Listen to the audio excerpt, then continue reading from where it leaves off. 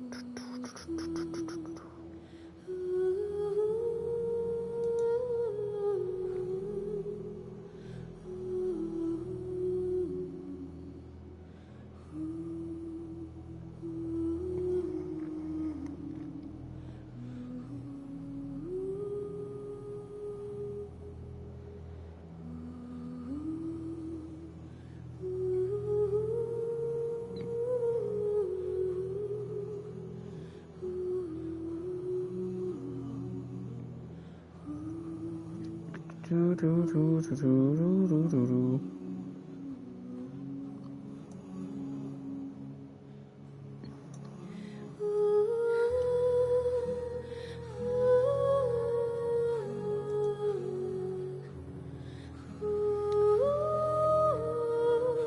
gonna do one thing real fast because I completely forgot about this.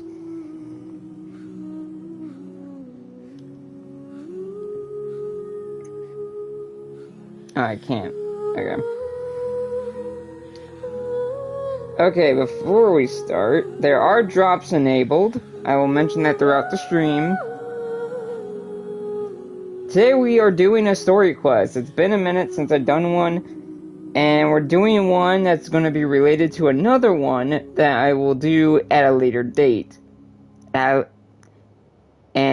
to specify, I'll be doing Lyney's character story today, as well as possibly Lynette's hangout, if everything goes well. Reason for this is because Alakino has been released. She's been released for 2 weeks now, and her character story came out. Since those characters are connected to her, it would only make sense to do their character stories first, even though you don't have to. Also, the event, the rock and roll event, is currently going on. I haven't done it yet. I will stream it soon, but the dialogue will pop up, like always, when I log in. I haven't logged in yet since the event started. So, when that happens, I will do that event probably sometime in the near future, probably before I do Alakino. That'll probably be the main thing. Like, probably Tuesday, most likely. I'll try to do it Tuesday. And then, we'll go from there. And then I will say Alakino's gonna be, her story quest is gonna be delayed for a bit, because I didn't realize how long I took off streaming. So I'm an idiot for doing that. I did not realize how long until I looked at my videos, and I'm like, shit. So, main thing I need to do is do Destiny focused streams sometime starting next week. Finish up Lightfall and finish up the seasonal stuff. I may not finish everything for the seasonal stuff, so I may do that stuff off stream and just link videos in the description of one of my videos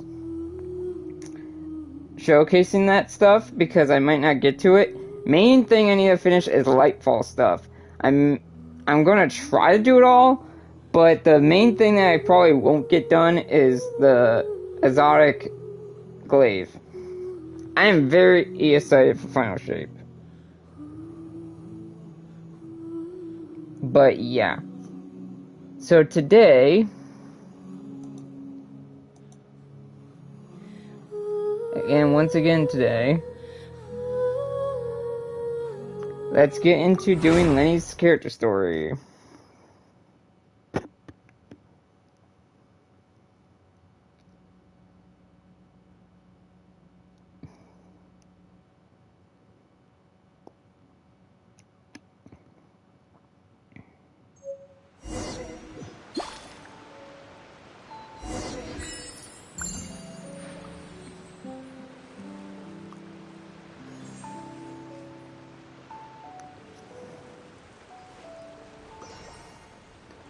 Also, where I'm standing is where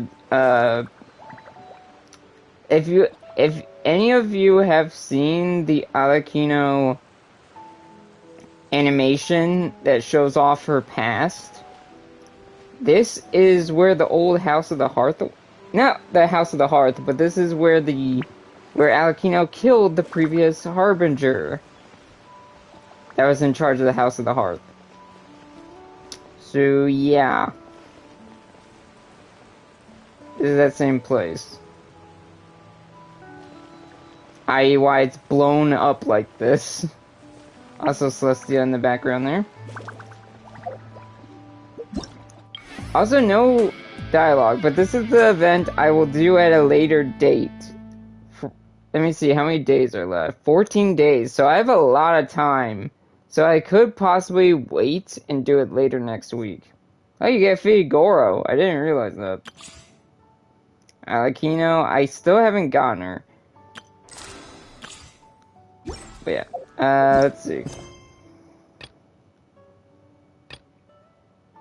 Oh yeah, I got the freaking... I did get that thing popped up, the invitation. I still haven't done Dea's. I'm gonna put a vote somewhere, probably on Twitter, of character stories that no one cares about. Like, what character stories do you want me to just not do on stream? Because I'm really debating on just not doing, like, Baizu's, for example. I'm debating on Dea's, but sort of not. Like, I do want to cover it still, especially since Sino's coming up. Yoimiya's is very interesting. And then, of course, we have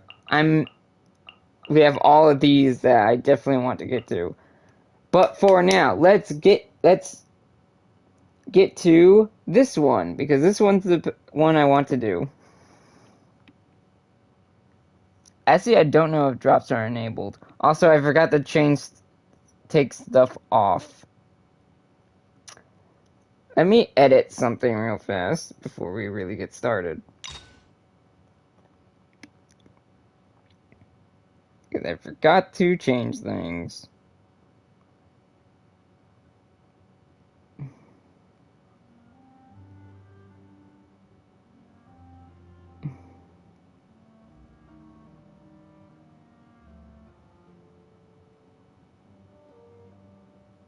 There we go.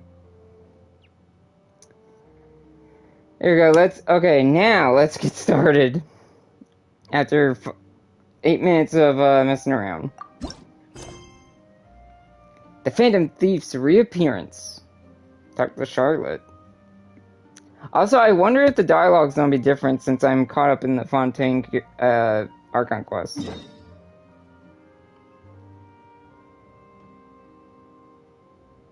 Also, I've done the world quest down here already.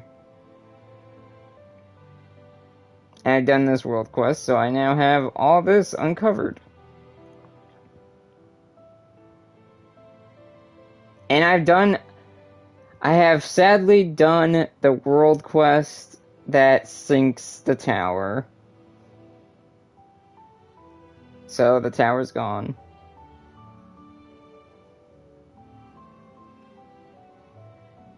Also, Alakino's world character story unlocks the second weekly boss, if you didn't know.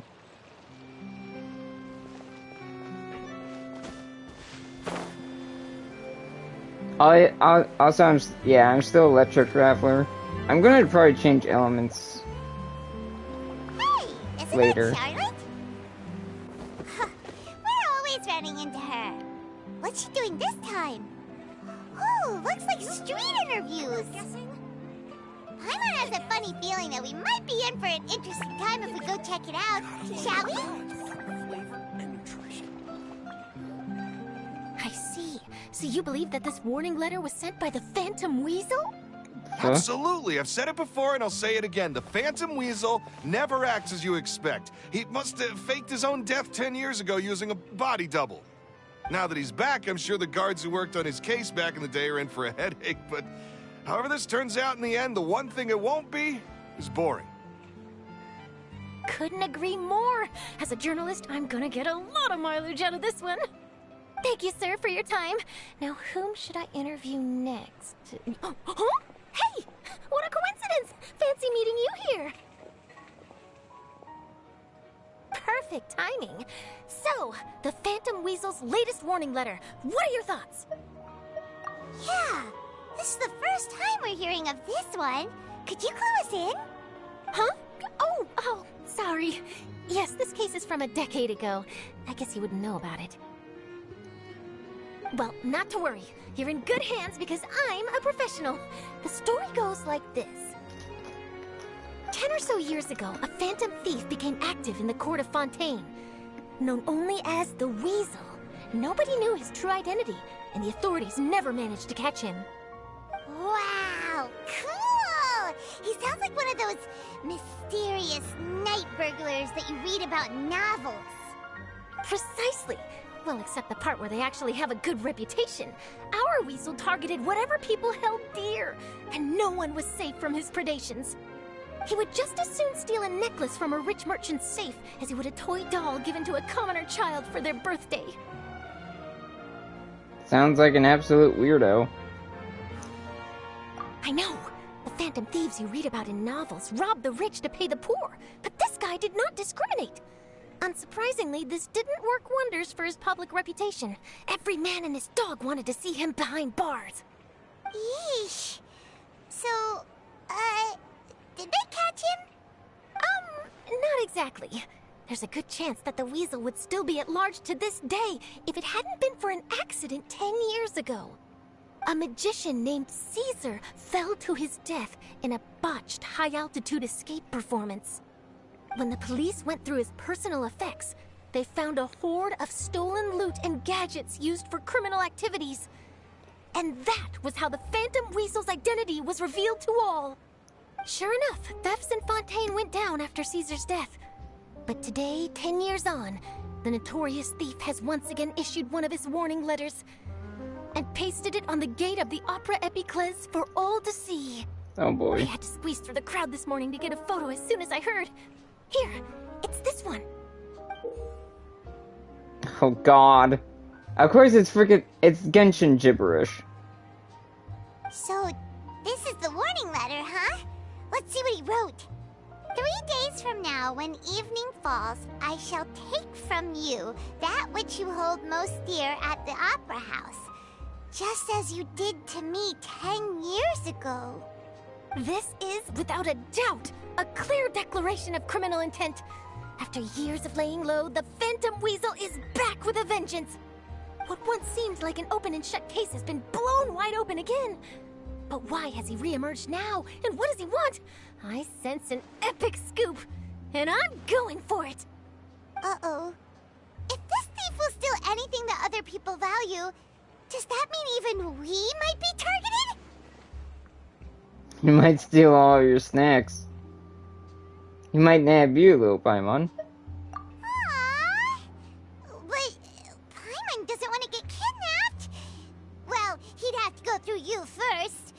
You would stop him, right? Okay, the people have spoken. It's clear that the public are very concerned about the Phantom Weasel's reappearance. Let's see, I've got a photo of the letter, my interview notes. Yep, that should be enough to form the skeleton of my article. It does feel like something is missing, though. Something exclusive. Who should I interview next? I need someone with a more concrete connection to the Weasel. Is that who I think it is?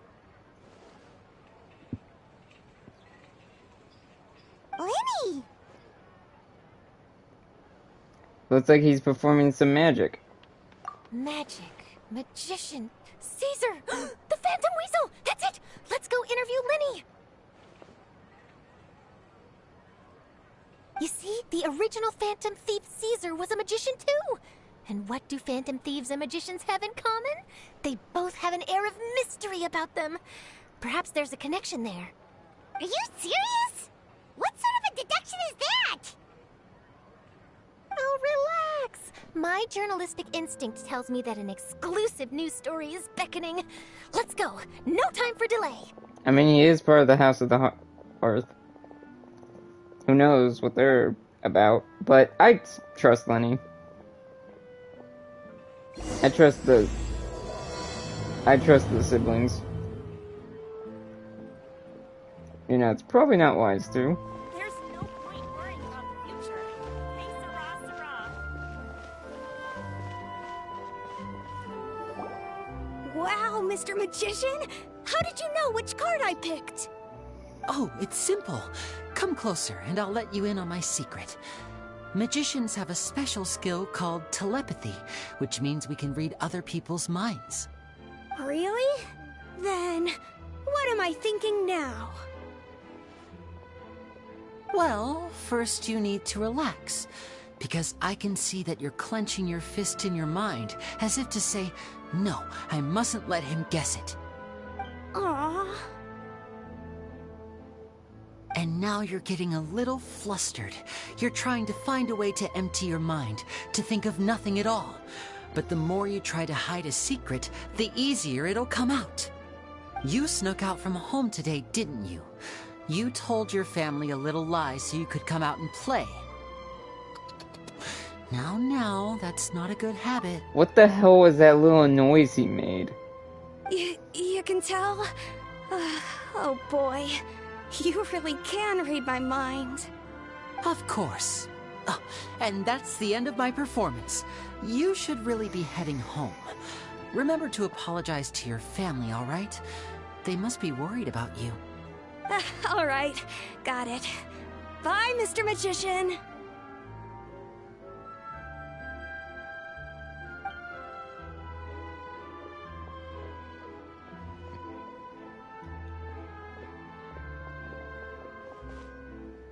Hey, Lyney?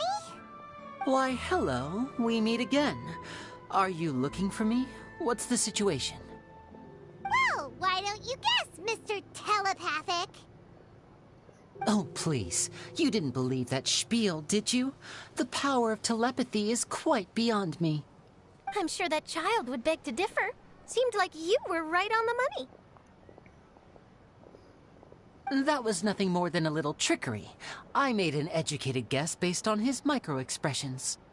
That, plus the fact that he was the only kid here without his parents, and he looked as guilty as sin. He made it easy for me. You guys, on the other hand... Let me guess. Don't tell me you're here for the Phantom Weasel, are you? Wow, got it in one!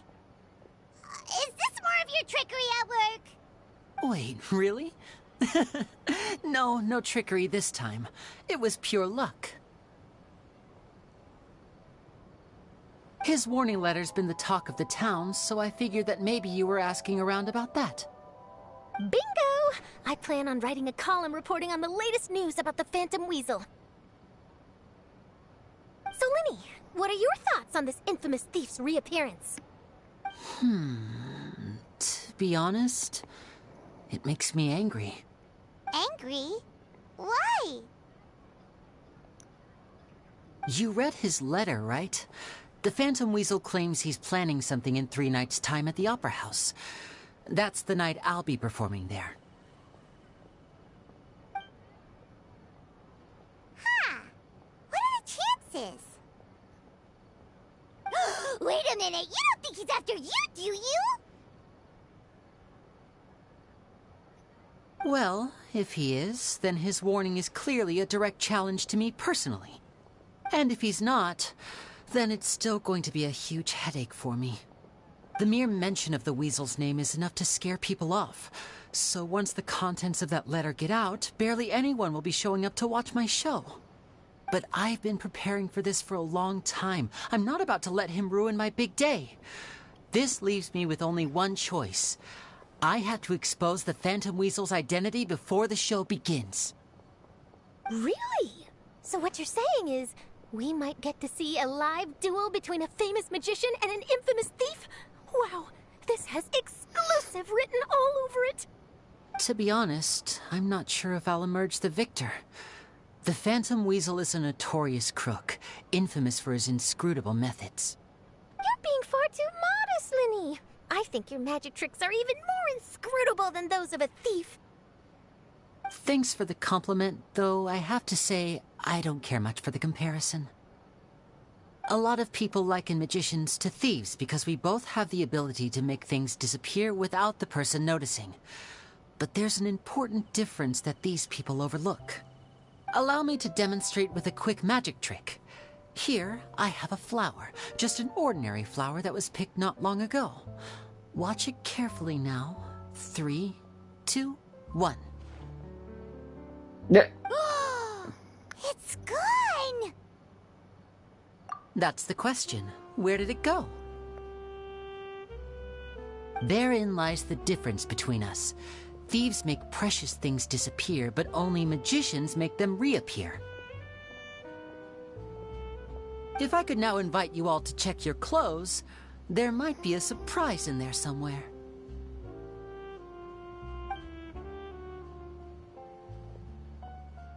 A surprise? Let me see! What the hell? Huh? It's right there! But how? You haven't moved this whole time! What an outstanding trick! Sorry, Lyney, it seems that my previous praise was woefully inadequate. Clearly, magic is the superior art form to theft. Don't worry, I didn't take offense. I just wanted to take the opportunity to perhaps change some of the preconceived notions you might have about magicians. Since Caesar's death, a lot of people associate magicians with criminality. It can be quite frustrating. I can imagine. Coming back to your trick just now, might I presume that you are well versed in floral symbolism? For example, magicians often use rainbow roses in their flower-related performances to represent passion and romantic encounters.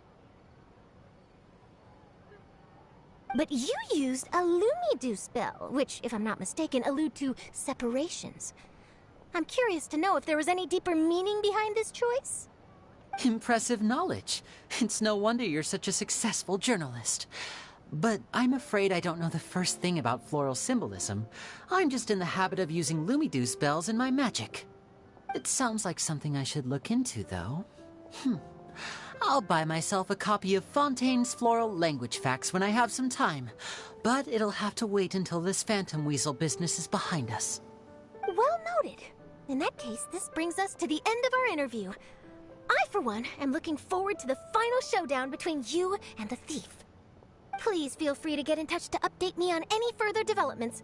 Otherwise, I will of course see you at your show in 3 days' time. But let's hope the Phantom Weasel is caught by then.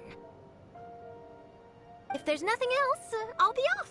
You've given me lots to work with here, and I've got no time to lose if I want to write that exclusive piece. I'll see you all later.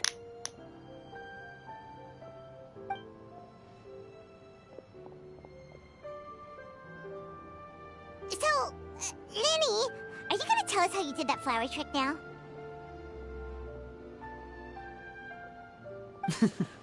I'm afraid that's my little secret.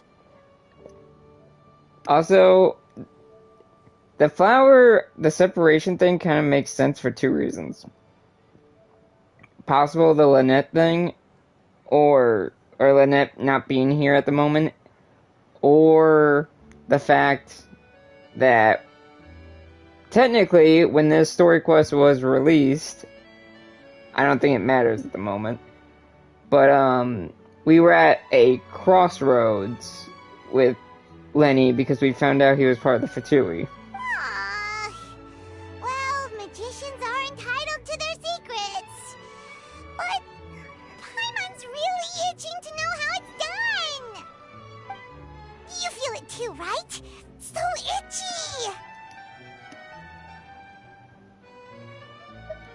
The Phantom Weasel, you sure you'll be able to handle him? Not so itchy then, huh? Well, since you're so concerned, how would you like to serve as my temporary magician's assistants and help me investigate? Magician's assistants? Oh, that sounds fun! Assistants are technically magicians too! Also, it'll bring us one step closer to figuring out how that darn trick is done! Shall we go for it? We'll help you with your investigation. What's your plan? The first thing we need to look into is who Caesar really was. If he truly was the Phantom Weasel, that means that the Weasel is dead, and whoever wrote this warning letter is just a copycat criminal. But if he wasn't the Weasel? Well, that'll make things more interesting. It would mean that the Weasel lives, and he's been laying low all this time in some corner of Fontaine. And if we're investigating Caesar, his fiancée Gemma is a good place to start. Word is that she visits the cemetery often, so I asked Lynette to wait for her there. Oh. We should make a move. Let's go and rendezvous with Lynette. Oh, okay. Also, this is again one of those rare instances that I want to do a hangout event on stream. Otherwise, I wouldn't be doing it. I technically can do a few of them. There's a few of them I can do that are connected to some of the events going on. Like like Shinobus and stuff, but this one I feel like is more personal to the Alakino quest.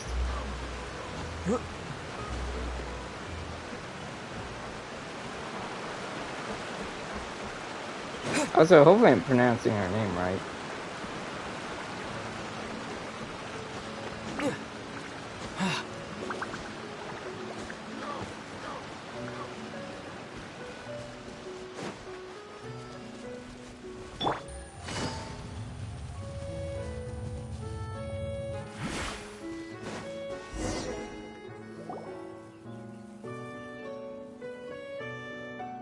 Aw, Silver. You took your time. Sorry, I bumped into the Traveler and Charlotte en route, and we ended up chatting for a while. It's been a while, Lynette. We're working as Lyney's temporary assistants in the investigation of the Phantom Weasel. Thank you. It's good to have you helping. So, what's the situation? Have you seen Gemma? Nope. I've been here a while, and she still hasn't shown up. How bizarre. Maybe it was bad intel. Well, we won't get anywhere by standing around waiting. Traveler, Paimon, let's go ask around. Isn't it rude to do that?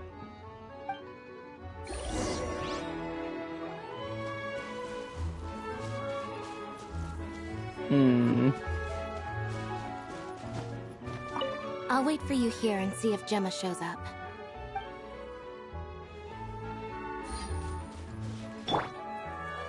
Also, I don't know why.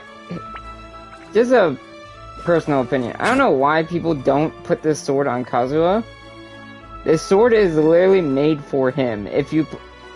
For those who haven't played his character story, you get this sword at the end of it, and he literally says in the story he's gonna take it with him. So technically, this is now his new signature sword, not the Flay Blade.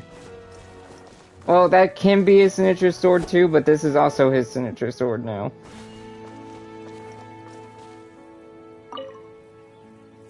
Excuse me, good sir. Do you by any chance know a Gemma? Gemma? You mean Caesar's fiancée? Sure I do. What's this about? I'm just trying to get a hold of her because I need her help with something. I heard she comes here a lot? Yeah, she does. Poor thing. It's no secret why, either. She's heartsick. Ever since Caesar passed away, she's been coming here once every week to clean his grave. Often, she just sits there in front of his headstone, lost in thought. Sometimes she talks to herself. I asked her what she was doing once. She said she wanted to speak to him again. She knows he's gone and can't hear her from the grave, but she just likes to spend time there, telling her fiancé all about how her life is going. And she's been doing this ever since Caesar passed away? Oh, so 10 years. Wow. Their love must have been really strong. I'll bet. Caesar's reputation fell apart after his identity was revealed, so no one else visits his grave. Gemma's the only one who still thinks about him after all these years. I don't know if the mind lives on in the waters after death, but if it does, I'm sure Caesar must be grateful to have someone who remembers him fondly. If I'm honest, I think this is all so unfair to poor Gemma. Her fiancé was a low-life crook. He doesn't deserve someone like her. Anyway, all of that said, she's running later than usual today. Normally, she'd be sitting in front of his grave by now. I wonder if she's okay. Well, that's everything I know, I'm afraid. You might have more luck asking some other people. All right, well, thanks for sharing all of this with us. We'll keep asking around. You're welcome. I just hope she'll be able to move on one day.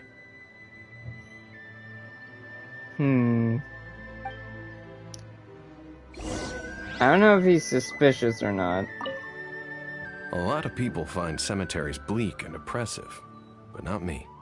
I find the silence gives me a sense of peace, and something about being in the presence of the dead and buried sort of puts all of life's woes in perspective. Okay, interesting.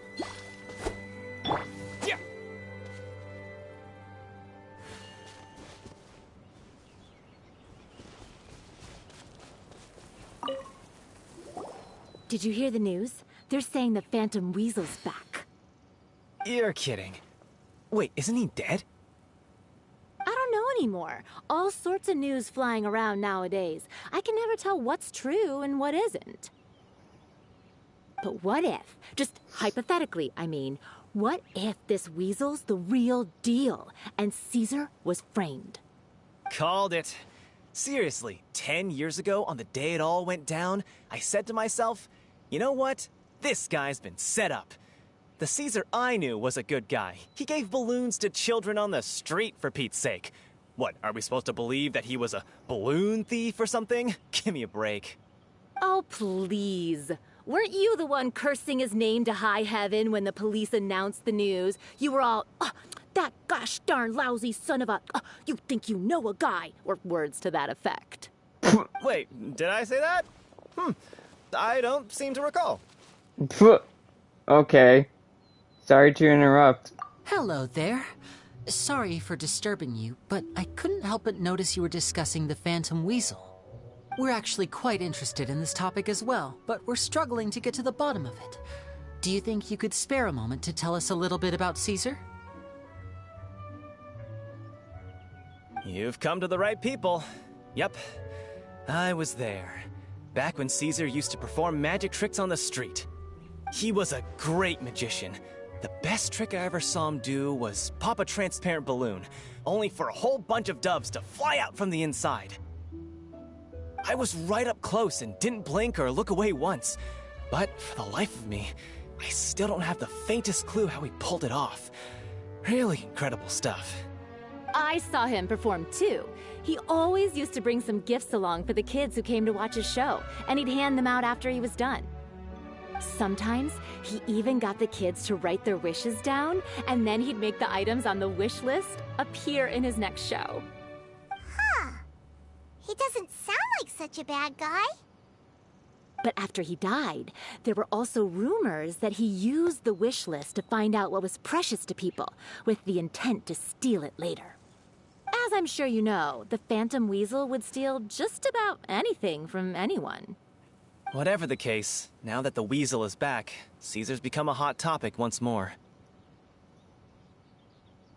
I bet Gemma must be pleased. If Caesar's name gets cleared, maybe it'll finally give her some solace after all this time. No, speak of the devil. That's her over there. If you've got any more questions about Caesar, she's definitely the one to ask.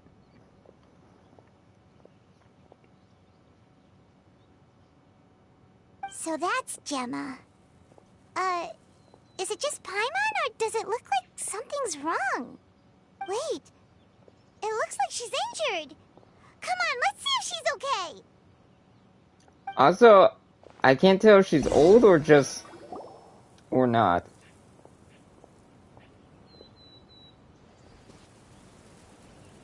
Hi there.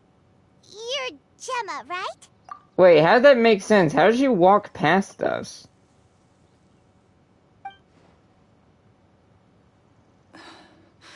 Who's asking? Don't be afraid, we mean no harm.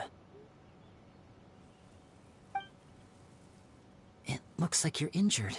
How bad is it? Thanks for your concern, but you didn't answer my question. Who are you, And what do you want with me? My name is Lyney, and this is my sister Lynette. My name's Paimon, and this here's the Traveler. We're investigating the Phantom Weasel. The Weasel posted a warning letter this morning. If he still lives, that means that Caesar was falsely accused. You knew Caesar better than anyone else. So if you're willing, we'd love to hear what you think about all this. I promise you can trust us.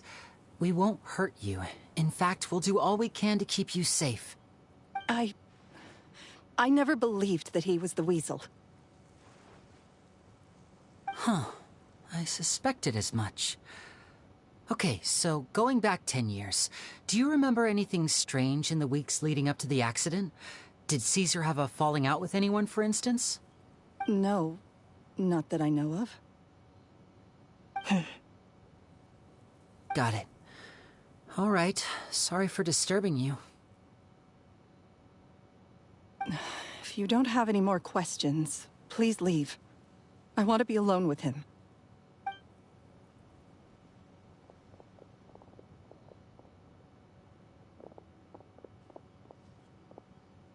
Judging by the look on her face, there's definitely something fishy about her. She's lying. She definitely knows something. Perhaps she simply doesn't trust us. That's fair. We're just a bunch of strangers who showed up and started questioning her about things that happened a whole decade ago. It makes sense that she'd be wary around us. Also, just a random thing. Lyney and Lynette. It's clear that they're blood siblings. They have literally the same eye color and hair color. Besides the little highlight. How the hell are they siblings if he has regular ears and she has cat ears? In any case, I doubt And we'll a get tail. any further here, so let's call it a day. Meet me outside Hotel de Boer tomorrow, and then we'll start the next step of our plan. Also, it's been stated that they are blood siblings. So, but I don't know how that's even possible considering the hair color. Or not, I don't know how they're siblings when she has cat ears. Gemma's hurt, you say? Now that you mention it, I did see her getting into a heated argument a while back. Maybe someone who hates Caesar was taking it out on her. People can be unbelievable sometimes. Oh, Caesar. Were you or weren't you the Phantom Weasel? A lot of people find cemeteries bleak. I find the silence gives...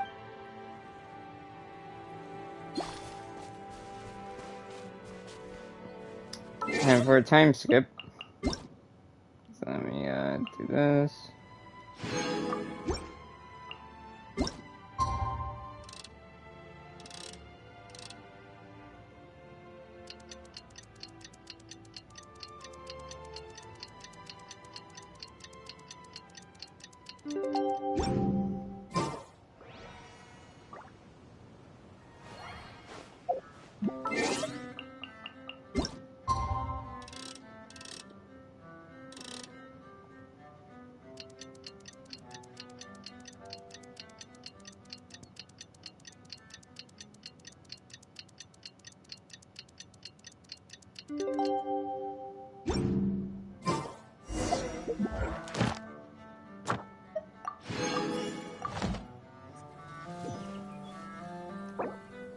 I keep hitting that button. I don't mean to do that. I'm just so close. I'm so used to Honkai.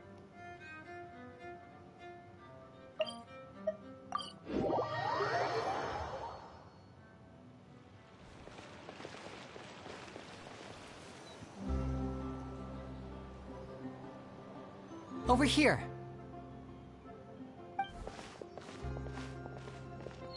Lynette's not joining us today? I've had her follow Gemma and see if we can make any inroads with her. They should be at a cafe right now. Still, I don't think that Gemma's likely to open up to us. So, we need a contingency plan. What should we do? Today we'll be looking into a guy named Lorenzo, Caesar's former pupil and assistant. When Caesar passed away, all the stolen goods discovered in his home were confiscated and returned to their rightful owners. But Lorenzo was the only one privy to all his magic secrets, and he inherited his craft. Before long, Lorenzo was the next big magician in town, his fame surpassing even that of his master, and it made him very wealthy. He's since left the magic scene, though, and these days, he's a wealthy businessman with his fingers in a lot of different pies. I had to pull a lot of strings, but I managed to get him to agree to a couple of drinks with me. Be warned, though, I hear he's got a hair-triggered temper. We'd best be careful.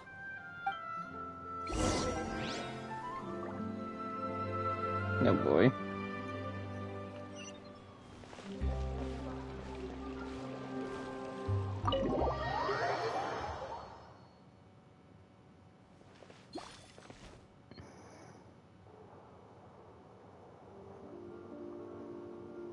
You neglected to mention that you were bringing 2 other people with you. My apologies. These 2 are my assistants. When they heard that I was meeting with the former magic maestro himself, they begged and pleaded with me to bring them along. And if it's no trouble, a couple of autographs would really make their day. I'm honestly surprised that there isn't anyone around that has similar outfits. Like, so far in every region, everyone's styled in their own way. And I doubt that Natlin or Seznaya is gonna look any... We kind of know what Seznaya people look like because of traders, but I don't think we ever see what Natlin people look like. So I doubt anyone is gonna have similar outfits to what we wear. Oh, forget the pleasantries, just sit. And that's the point.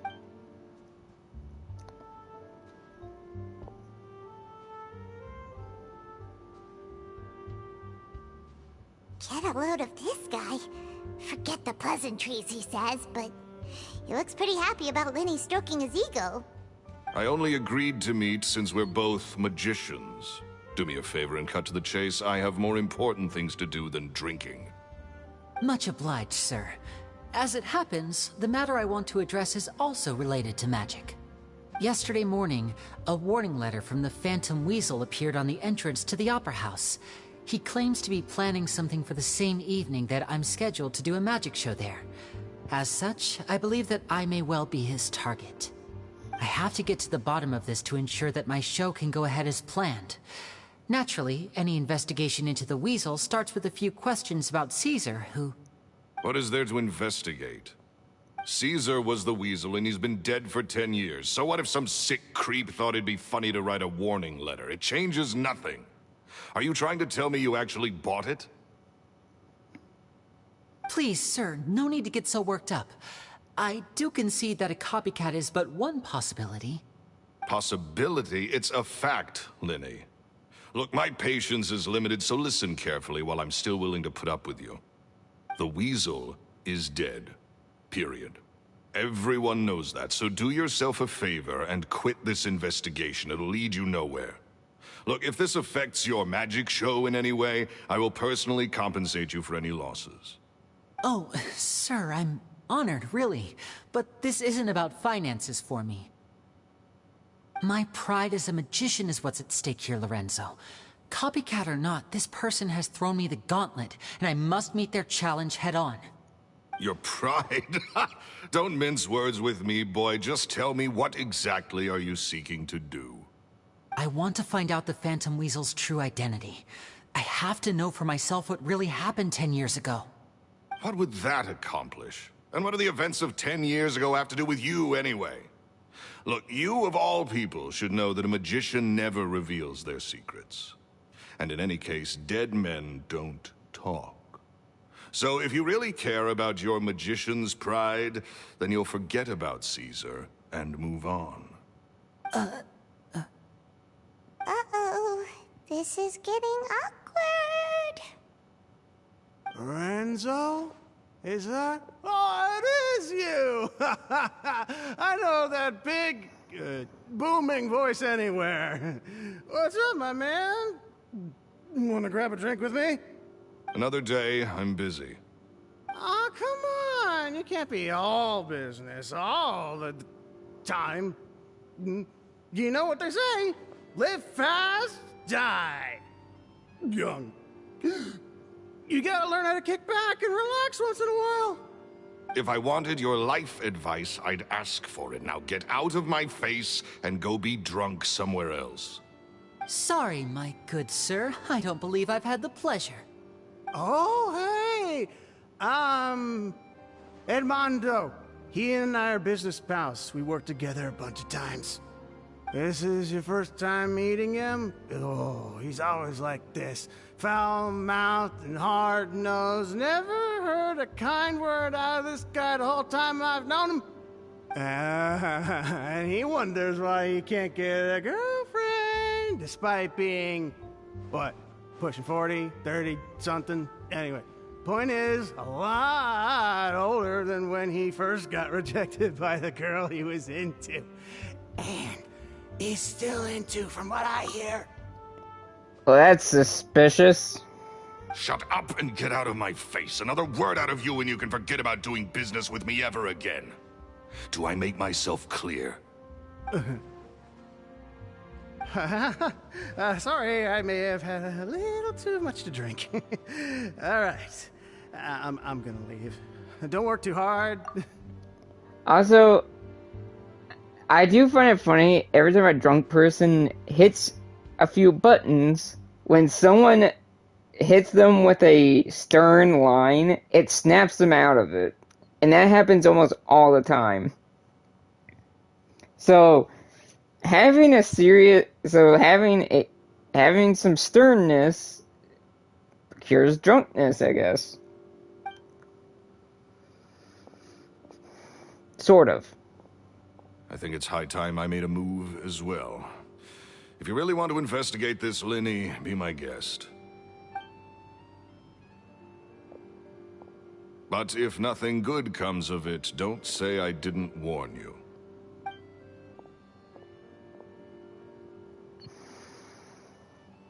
Well, that fell to pieces in a rather spectacular fashion. Any thoughts? There's something strange about him. Totally. And what was all that about compensating you for your losses?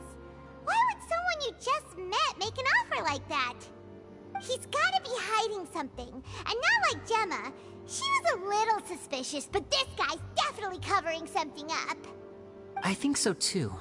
We need to look into Lorenzo more closely. That guy Edmondo seems to know a thing or two about him. He only just left. Let's see if we can catch up with him. That means a businessman. How the hell is he able to get drunk this often?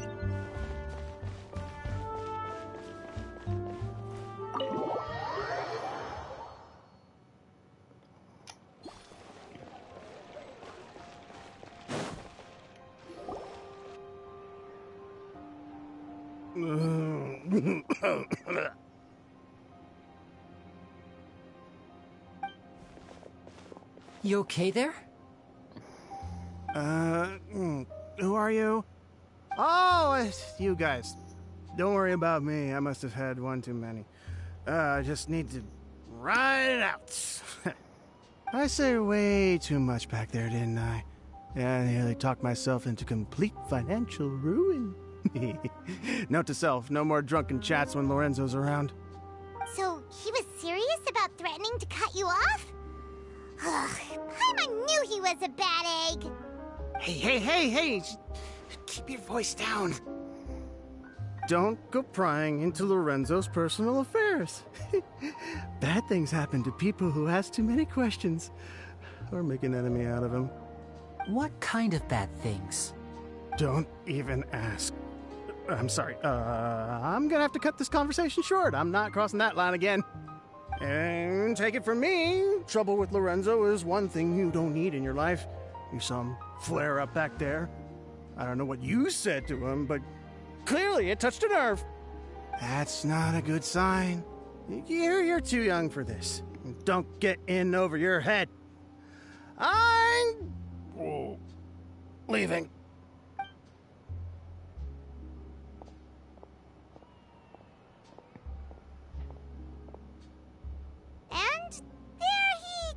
suppose. What do we do now, Lyney? Shh. I think we're being watched. Someone was listening in to our whole conversation. Don't say anything and don't look back. Any altercation in the city will attract the guards. We'd better take this elsewhere.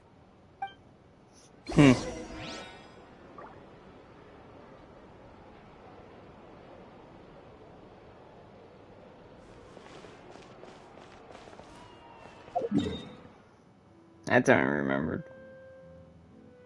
Damn! You want us to go all the way over here? Fine.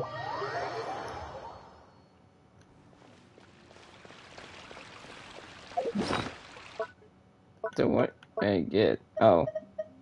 I got the flower.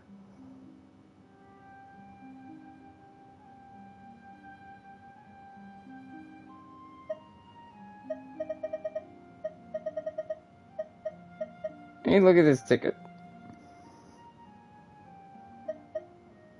Also the potion.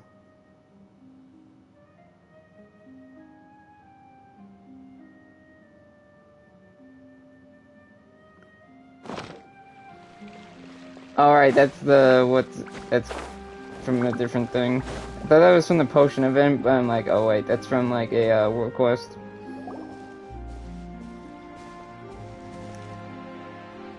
You followed us a long way. Why don't you come out and introduce yourselves? So you're Lyney. And where's your sister? Ain't she with you today? Save us the trouble and go fetch her for us. Let's not drag this out. Paimon doesn't like the tone of your voice, mister! Who sent you, huh? Save your questions, missy. You ain't gonna need answers where you're going. Capiche? Looks like we can't avoid this fight. Now, I'm not the strongest fighter, so I hope you're ready to back me up. That's bullshit. Don't worry, we got this! You were literally trained by Alakino.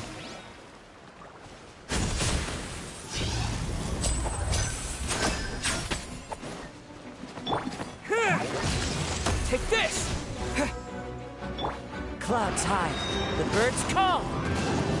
Also, let me show you the reason why this sword's good on him. Into the wind! That. It works with that move really well. Now disappear! Curses. They're tougher than we thought. Vision wielders are always trouble. Intimidation ain't gonna work like it did on the lady. Come on, let's scram! Hey, wise guys! We ain't through with you yet! Oh, they got away! Did you catch what they said just before they left? Something about intimidating someone else. Sounds like they just wanted to rough us up as a scare tactic, and they've already done it to someone else, but who? Could it be Gemma? You're right. She was injured when we saw her yesterday, and she acted like she had something to hide. Maybe she was too scared to tell us the truth because those guys had threatened her. Well, if that's the case, she should be more willing to open up to us once she learns that those thugs won't be bothering her anymore. Let's head back to the cafe and see if we can get any information from her. Also, she has protection with Lynette watching her back.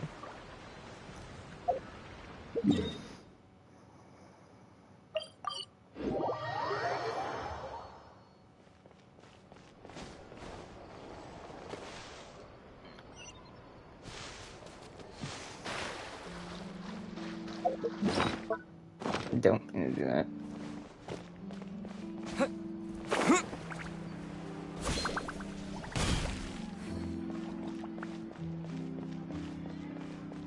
Yep.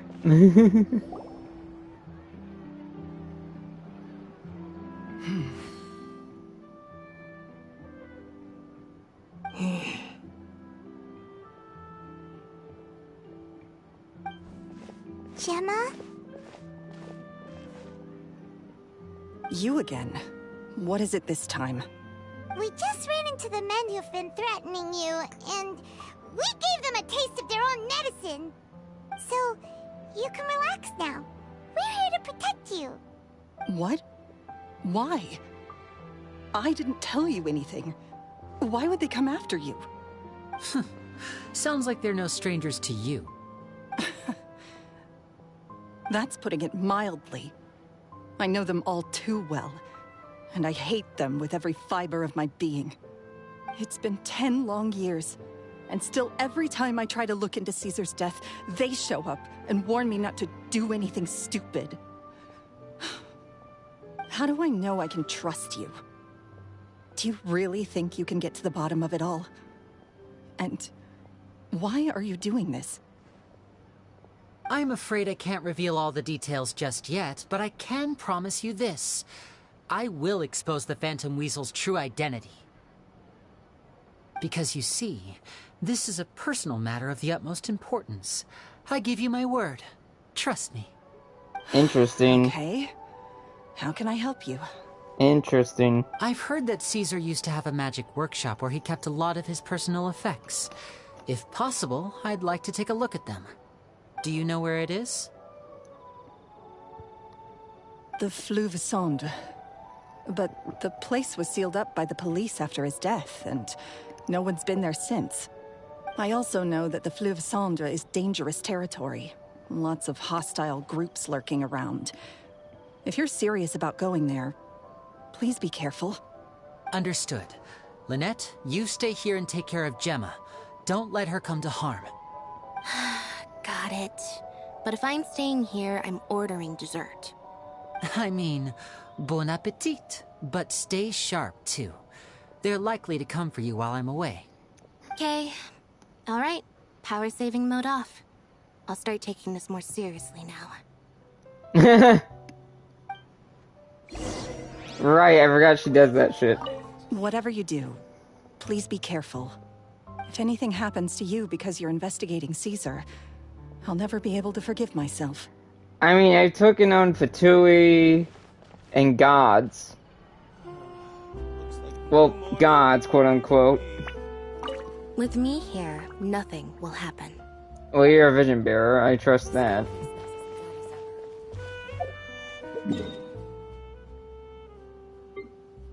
Oh, underground, huh?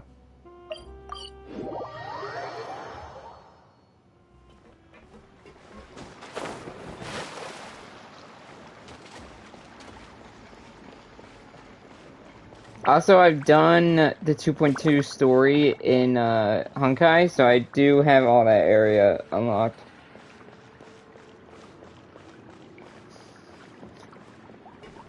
I don't have Robin yet, though.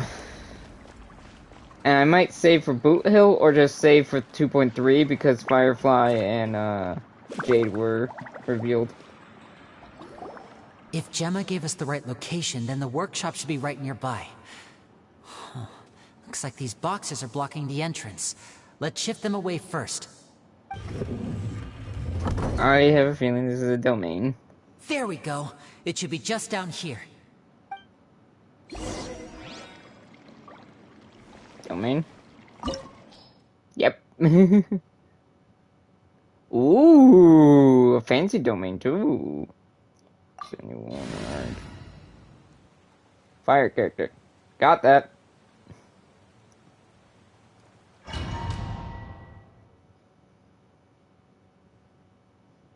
Also Lyney. With his signature bow. Oh, interesting. I didn't realize his, like, thing, like, glows. Bow's level 71. He's level 71. Noblesse. Instead of, Braveheart. Interesting.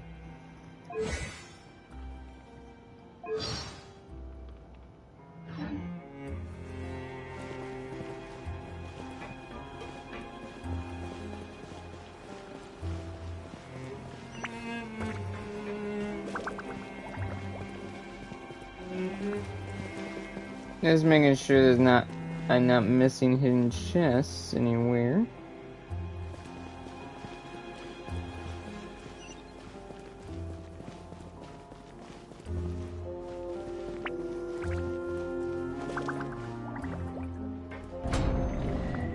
was about to say, it's So not your... this was Caesar's workshop. Nothing suspicious here, just normal magic props. Let's head in further. Yeah, that's totally normal. Here we go, now it's like... What was that? Oh, is this one of Caesar's gadgets? Guess we must have triggered some sort of device.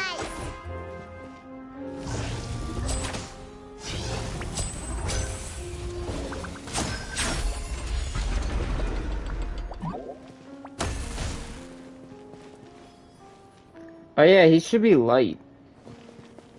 Good thing I have him because I don't have any Fontaine characters on me right now. Just checking if there's any hidden chests, because sometimes in domains, there's... And voila!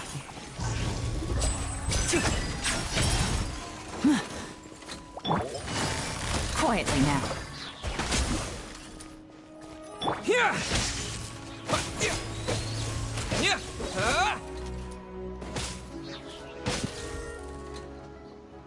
Whoa. Look. The doll in the box is glowing.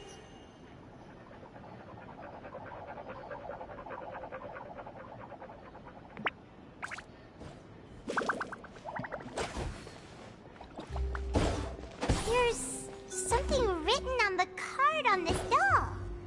Let's take a closer look. Huh.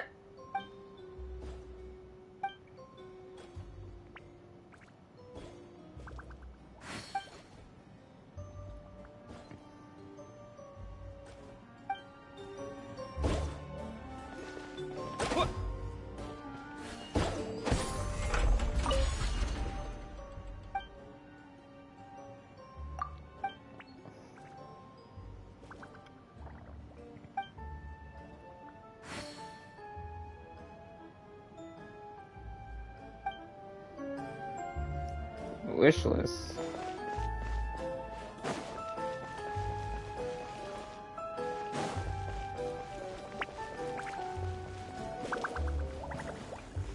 Just looking around just to be safe.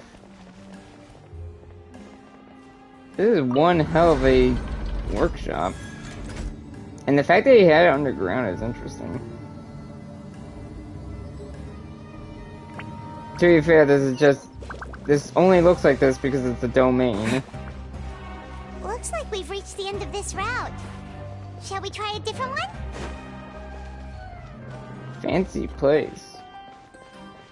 No hidden chests this time, huh?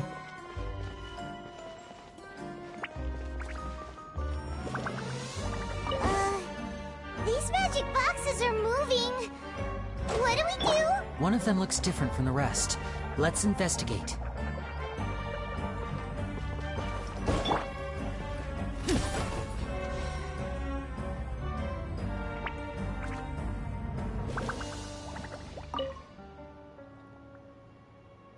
Oh.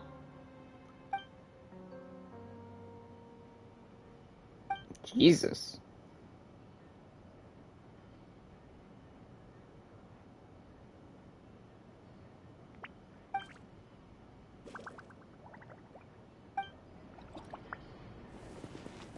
Jesus. That was dark.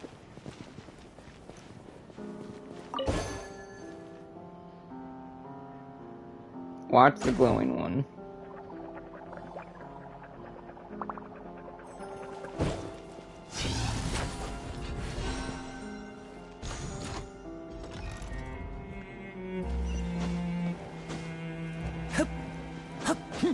I just want to read the wish list.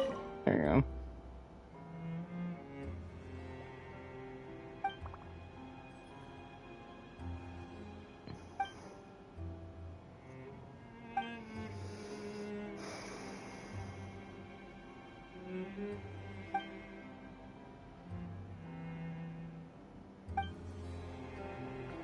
He wasn't dissolved. That's the big thing to take away from here. He was not dissolved by the primordial seawater. So by then it Or at least he wasn't, his situation wasn't that bad 10 years ago.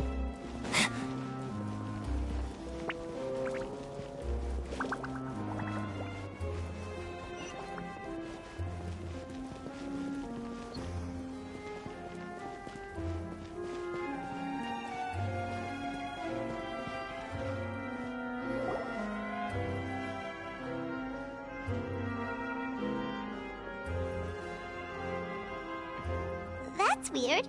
Have we reached the end already? There's nothing here. Maybe this was a wasted trip. Before I continue, I need to mention this. I forgot that there's a possibility that some of these character stories are actually shorter than I thought. I think the most amount of time is 3 hours. The least amount of time is an hour. And something. And I think this is one of those short ones. Because we trialed Lyney twice, one of them being in a domain already. Lyney, what are you looking at? This place seems a little too ordinary for a magician's workshop. There's a distinct lack of mystery. We've triggered quite a few devices on the way here. I'm starting to wonder whether Caesar built this whole place as one big, elaborate magic contraption. If so, then there must be more to this place than meets the eye. Maybe a hidden room somewhere. Aha! If I just move this book, then hopefully... and... presto! A secret passageway! How did you know? Classic. I'm a magician too. Oh, there's and the chest. apparently great minds really do think alike. Looks pretty big inside. Let's head in and take a look around. Also, we seem to not bring up the Fatui stuff at all in this, but that might be brought up... The House of the Heart stuff might be brought up near the end of this. I think that might be the personal reason that he's talking about.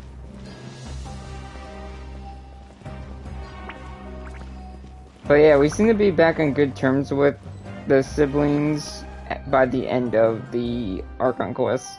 Also, if we don't get an interlude at all in this version, I believe next version or the version after will most likely get the Dane quest, which I'm very curious where that's going to take us. Because it could take us to the hidden door in Sumeru, or something could be brought up in Fontaine.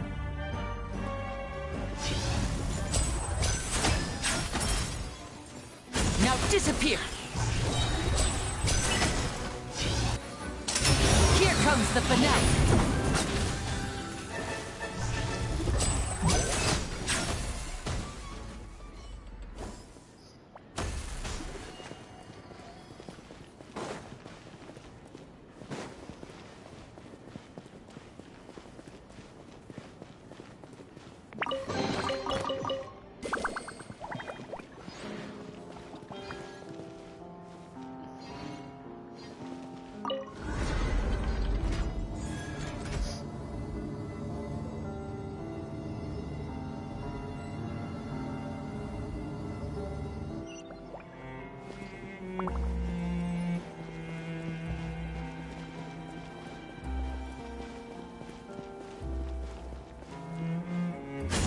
Right up.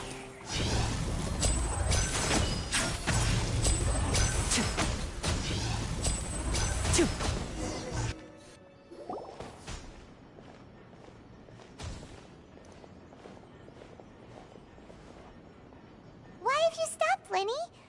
Is there some device in that box? Huh. It just looks familiar somehow. Let me check this out for a second while you guys go on ahead. If anyone makes a major discovery, let's rendezvous here. All right, see you in a bit. Oh, we don't get to play as him now. This kind of looks like the magic box he used during his trick with Lynette. The placement of this device inside. If I remember correctly...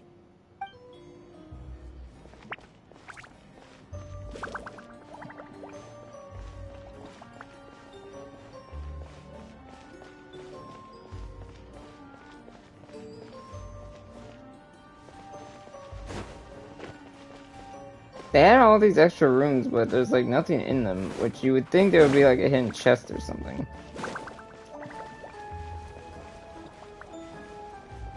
That's where it came from.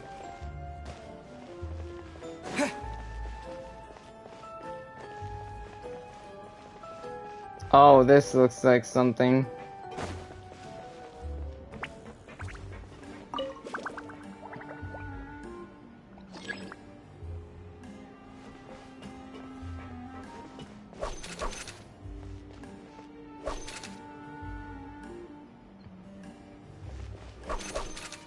Oh, I already made one mistake.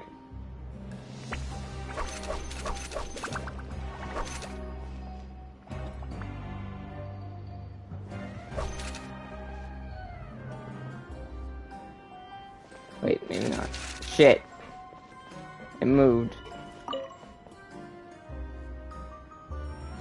This might be a little tricky.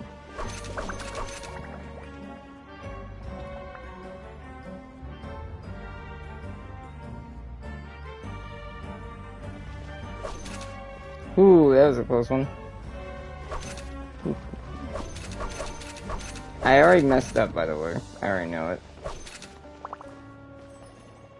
Oh, seems like we can't step on the same tile twice.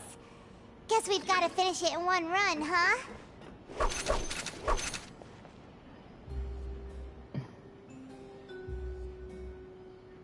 May have an idea.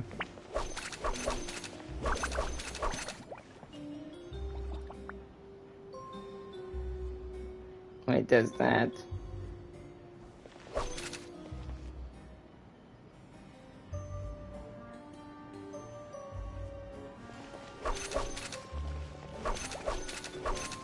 Ah, shit. Now I see the problem.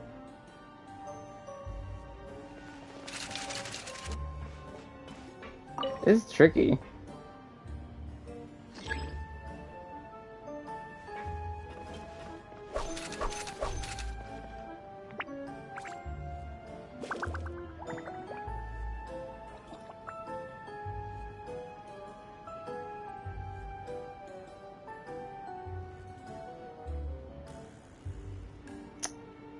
Ah, I see how to do it now.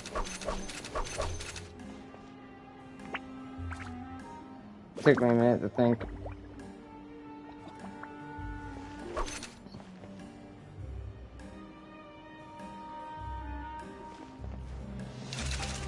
Oh shit. I messed up. I know what to do. Is that I kind of messed up there.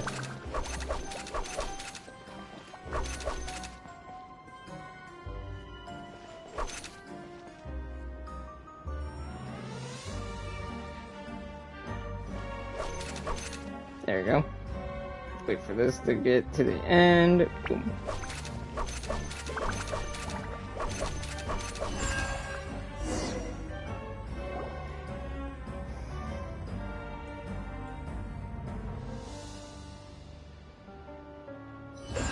Ah, I see now.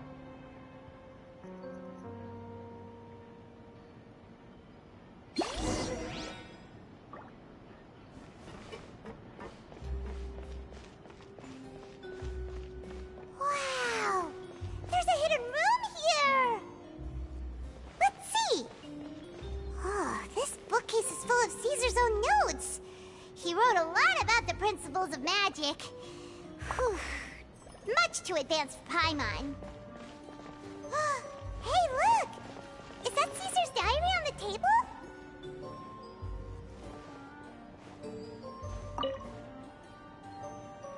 This book's thick as a brick!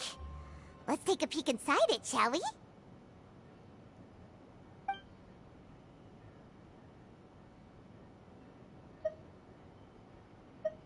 At one of my shows a few days ago, a child asked me how I pulled candy out of my hat. As a joke, I told the kid that the hat has a built-in wish-granting machine. Next thing I know, today a whole bunch of kids were pestering me to pull all sorts of things out of the hat. So I told them another white lie. The machine needs time to power up, But in the meantime, you can write your wishes down. Well, they took me up on that offer. Enthusiastically. As I write this, I've only just got back from running around all over town, buying the things they wanted. Boy, are my legs sore. I wound up saving very little this month, but that's not a major issue. I now have a bigger problem.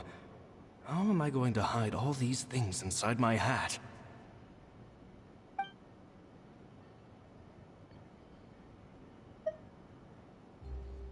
Two children came to talk to me after today's show. I don't know why they were out on their own. They looked much too young to be unsupervised. I do hope they got home safely. Anyway, they said that they wanted me to teach them how to do magic. It's not uncommon for children to ask this, of course, but I've never seen any of them as serious about it as these two. I told them that learning magic is very hard work, but that didn't faze them at all. It's like they already knew. They seemed so committed. I couldn't turn them down. It seems like something's bothering Lorenzo lately, but he won't open up to me about it. Surely he's not upset that I agreed to teach those two children. I'll have to talk him around. I have a good feeling about those kids. They're naturally talented, and it seems like they're not new to the world of magic. They have all sorts of fantastic ideas. All I'm really doing is helping them develop a more professional standard training plan. They wanted to call me Master, but I told them they absolutely mustn't. Any magician worth their salt could have taught them what I have. They're the geniuses here. Compared to them, I don't deserve to be called any sort of Master.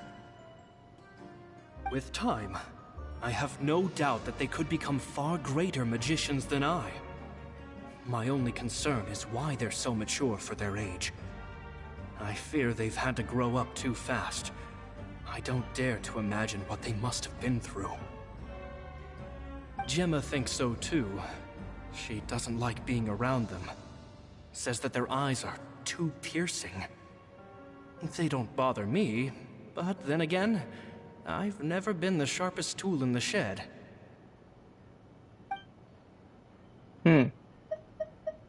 It's nearly time for me to go on tour. I asked the two kids if they'd like to come with me, but they shook their heads. I once overheard them talking about their father and their mission. Sounds like their parents have other plans for them. I guess we'll be parting ways soon. Oh.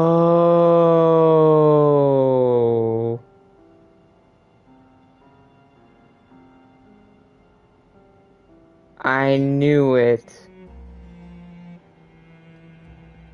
Father, i.e. Alakino.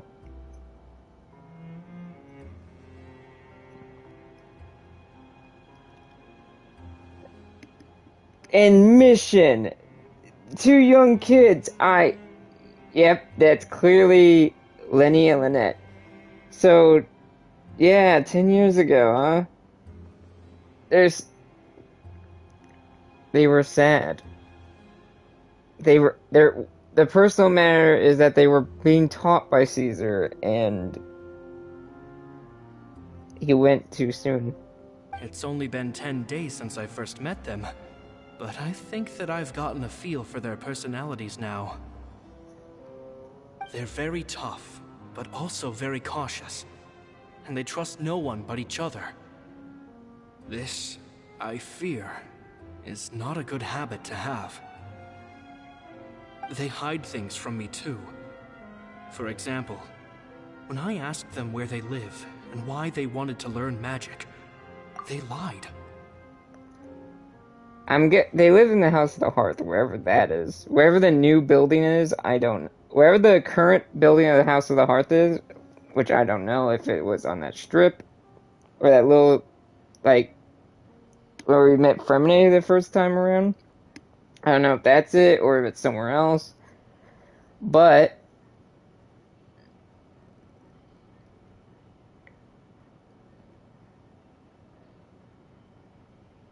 Yeah, that makes a lot of sense now.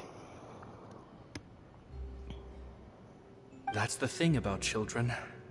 Whenever they're trying to cover something up, it always shows somehow.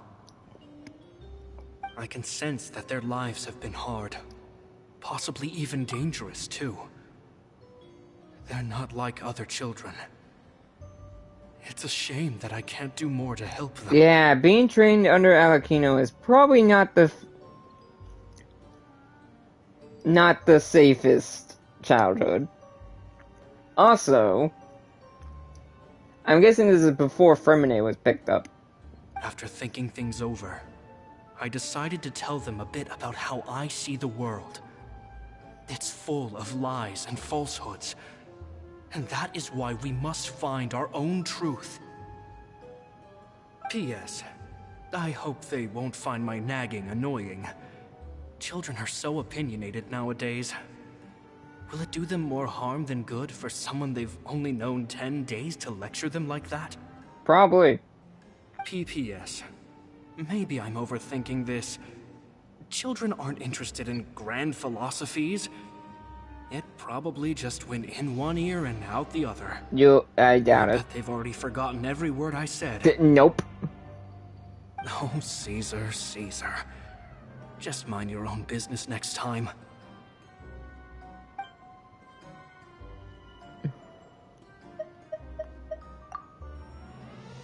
Two magic geniuses with a father and a mission, huh?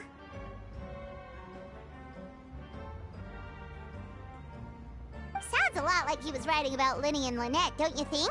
He probably was. So did they meet Caesar when they were kids? Let's go ask Lyney! The way she gasps was so funny. She does an over-exaggerated gasp and it's great.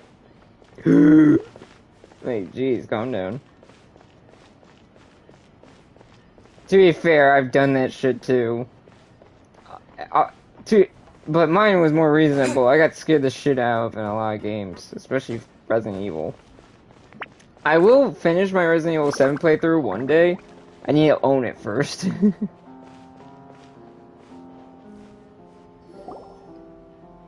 Lyney?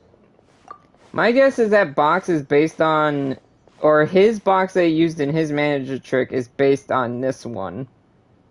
Shh, hold that thought. As I expected, there's a lot of fishy things going on in this place. Fishy? Uh-oh, what have you found?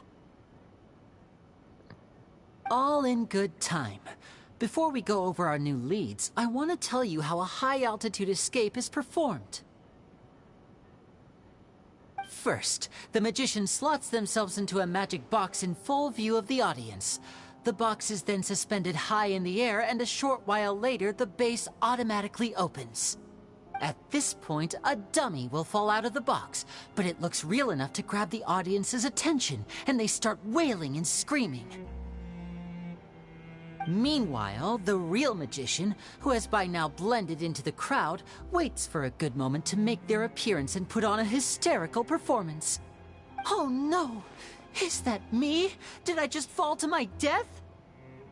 Very vivid description. Paimon can really picture it. And then what? The audience's gaze then turns to the magician, and by the time they realize what's happened, the dummy has vanished, as if everything that just happened was some sort of shared illusion. Of course, that's just how I think the process should work, theoretically speaking. What do you mean? The inventor of this trick never performed it successfully. When the box opened, Caesar was the one who fell out, and not the dummy. He fell right to the ground from the highest point of the opera house. No one could hope to survive that fall. Not without a vision, at least. Yeah, vision holders and are crazy. No one else has ever attempted this trick since. My understanding of how it works is just based on what it could gather from his notes, and the relevant gadgets here in his workshop. Especially animal users. Animal users literally can manipulate wind. So Caesar's famous high-altitude escape has never been done, huh?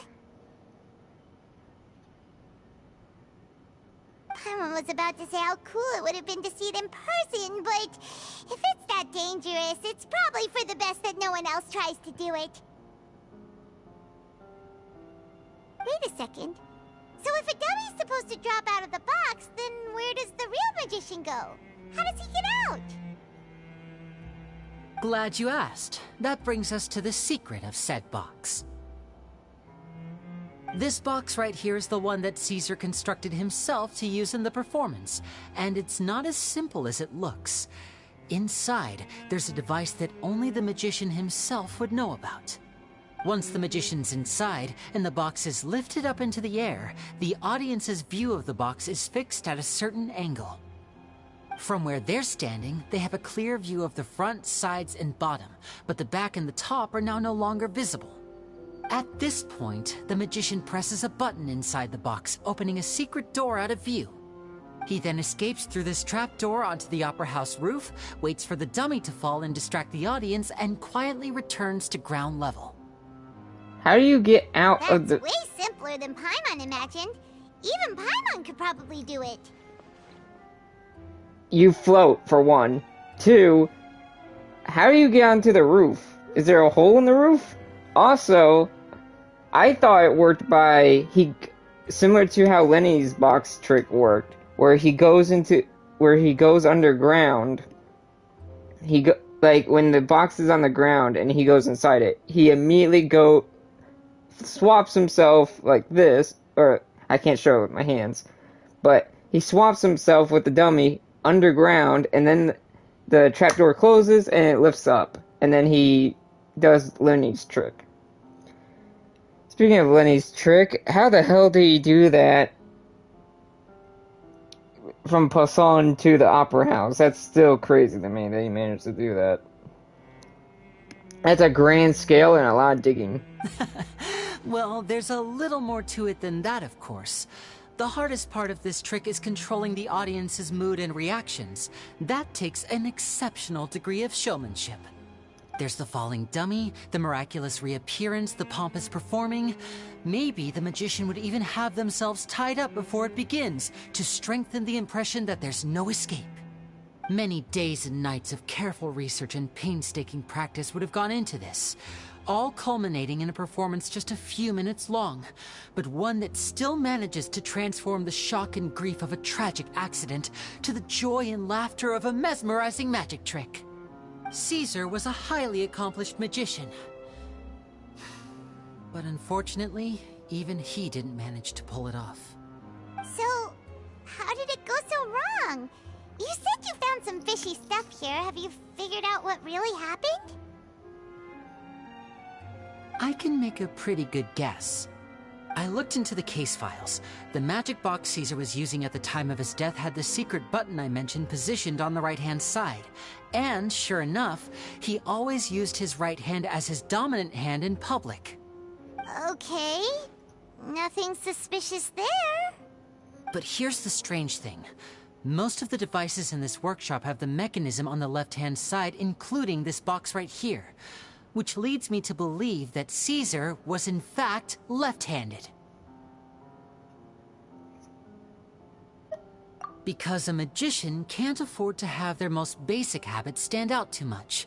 People naturally focus their attention on the most important details of the task or situation at hand. But a magician needs to be able to redirect an audience's attention at will, so as to avoid arousing their suspicion. The essence of magic is getting people to believe a lie. If even the truth raises eyebrows, the falsehoods become all the more difficult to mask. And so, Caesar trained himself to use his right hand to align with his audience's expectations. Great magic always requires sacrifices.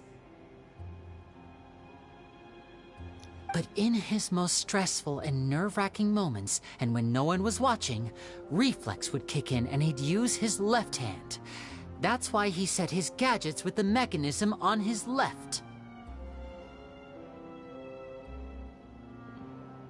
Maybe someone exploited that fact against him. Exactly. I think that's likely what happened. Most Caesar characters would have been under a lot of time pressure during the escape. he'd have had mere seconds to open the hidden compartment, retrieve the dummy, then open the secret door and make a swift escape. Most characters in this game are right-handed. But I'm sure he was confident. He would have rehearsed countless times to the point where it was second nature. He'd barely need to think about what he was doing because muscle memory would guide him through. So he opened the compartment, took out the dummy, checked everything was in order, and then went to leave. With his left hand, he reached for the button, and suddenly, his heart skipped a beat. It wasn't there. Much like when you reach for your keys but find your pocket empty, his mind needed a moment to process what was going on. Instinctively, his left hand would keep feeling around for the missing button, maybe for another second or two, until the bottom of the box gave way. With the stakes being as high as they were, just a 2-second delay cost him everything. The authorities would find nothing suspicious and conclude that his death was due to his own error. When in reality, someone switched the boxes, and they did it to murder him. But how would they be able to make the switch without being noticed? That would be difficult to pull off, no? It would have to have been someone who knew that he was left-handed, and who could move his props around without arousing suspicion. Someone who was always by his side. Isn't that right, Lorenzo? Yep. You just couldn't let sleeping dogs lie, could you? There's not a lot of people who'd go to all this trouble for some magician who died 10 years ago. I didn't want to have to do this, you know. Silencing you the hard way just creates more problems for me to deal with. Where literally, well, he's a vision bearer and I can manipulate 5 elements. You really want to try this? But I gave you your chance. I hoped you'd do what's good for you and back off like the lady, but you disappoint me. You mean Gemma? So you are the one who's been threatening her! Yes, although however stubborn she might be, she was never much of a liability. But you people, you never even knew him, but for some reason you just wouldn't drop it. Which is why you can't leave this place alive. Take them out, and make it quick. He did know him, but okay. Do your worst! Try it.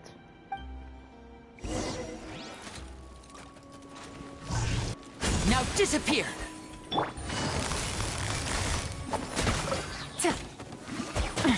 Gutsy. Take this! Is this blue bow really not used on her that much? I'm surprised.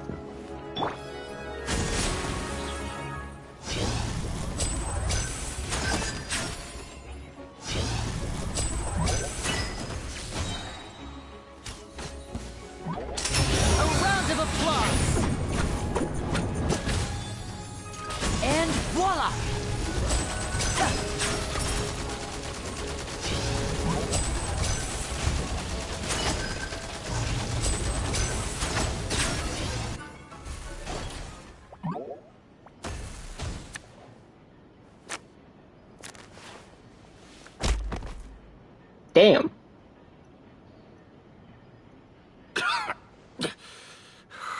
You kids are tougher than you look. Had enough yet, Lorenzo? Your cronies can't help you now.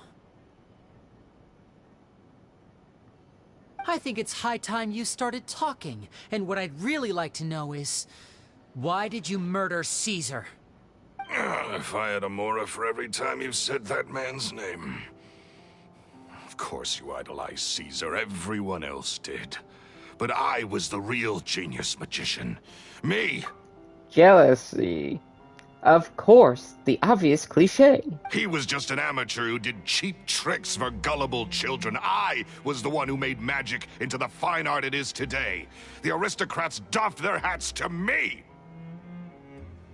So it was jealousy. Jealousy. Hatred, more like. I hated Caesar.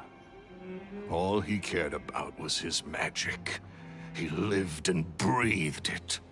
He poured everything into his street performances and his stupid tours like it was just a hobby to him, never bothering to think about Mora. What sort of fool devotes their life to the art of deception and never has a Mora to show for it? Right here. You're looking at one right here. I didn't mention this. So, the Abyss sibling clearly wants us to see the bad things of the world, so we would clearly agree with them on doing whatever their plan is, right? At the end of the journey. I don't think they realize, yeah, we see bad things in Teyvat. And who knows, there might be a bigger thing that we haven't uncovered yet. But we've seen so much good in this world, and we have turned a lot of people around, i.e. Raiden Shogun. Making her and Azuma a great place to live now. Regions collaborating. People working together that haven't in a long ass time. We've seen more good than evil in this world, and most of the evil we've seen is from the Abyss, which they're running. So I don't know what they hope they accomplish. We're going to end up fighting our sibling, which sucks. But the people loved him, didn't they? Oh, how they looked up to him. No one gave me a second look. All I ever heard was, "Oh, your master's amazing, isn't he?" Amazing. Yeah, so amazing that he was completely broke. Every other apprentice was living it up at their master's expense, but no, not me. I put in all the work, mastered all the skills, and it brought me nothing more than the life I already had. Why didn't you just leave? He forbade me from using magic to trick people out of their Mora. There was nothing he hated more than that. And with his reputation in Fontaine, it was too risky for me to go it alone. As long as he was alive, if I dabbled in my own brand of money-making magic, he would expose me, and it would destroy me. I had to kill him. There was no other way. He had to go. You couldn't just go to another region? Where he would not follow your ass? And this was your only motive? Unless his tour is that he goes to other regions. It was reason enough. What other motive would I need? Well, I was under the impression that there might have been other factors at play. For instance, maybe you were in love with Gemma, but she was engaged to Caesar. In love with Gemma? Don't be ridiculous. Guess I was wrong about that then. Next question. Are you the Phantom Weasel? I am. Caesar was so strict with me. He insisted that his way was the right way, that the sole purpose of magic was to bring joy to the world. He just admitted that. I did not expect him to just come out and say that. Also, he's clearly still hiding that he liked Gemma. I never bought into any of that. I was more interested in the practical value of magic. Sure enough, it helped me fill my pockets with all kinds of valuable treasures. But I heard the Phantom Weasel stole from the rich and poor alike. Oh, yeah! Charlotte told us that the Weasel would steal whatever people valued, no matter how much it was worth. That's just how it looked from the outside. What would any thief want with second-rate loot? I've only ever targeted high-value items. I stole cheap things as a way of practicing my craft. It was other people's overactive imaginations that conjured up the preposterous image they then dubbed the Phantom Weasel. So, that's the story, huh? Well, I hope you're ready to tell it all over again during your trial. What choice do I have?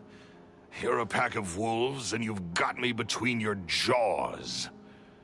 You've seen what's here, and my last-ditch effort to stop it getting out has failed. What else can I do? So be it.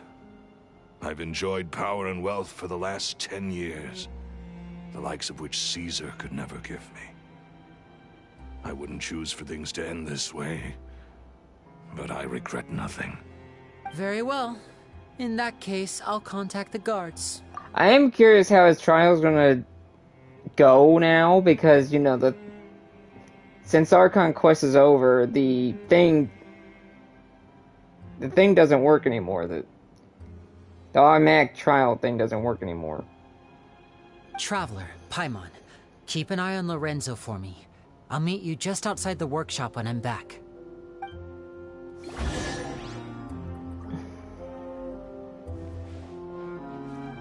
At least I can finally stop looking over my shoulder now. I have a bad feeling of what's gonna happen.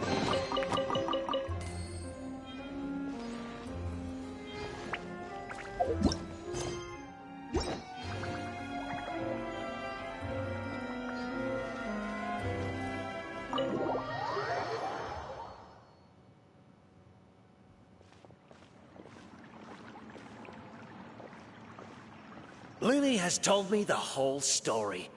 Lorenzo, do you confess to the murder of Caesar and to framing him for the Phantom Weasel's crimes?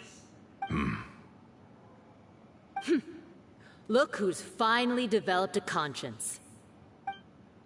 What kind of disciple murders their own master?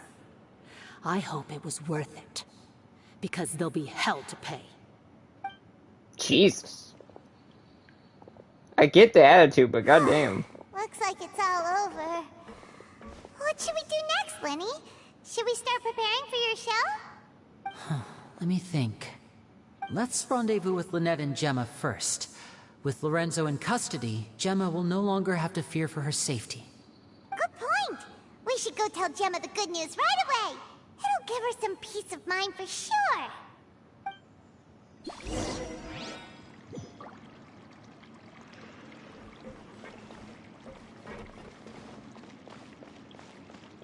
The boxes are back in place, and you can't even see the... Oh no, you can. Kind of see it.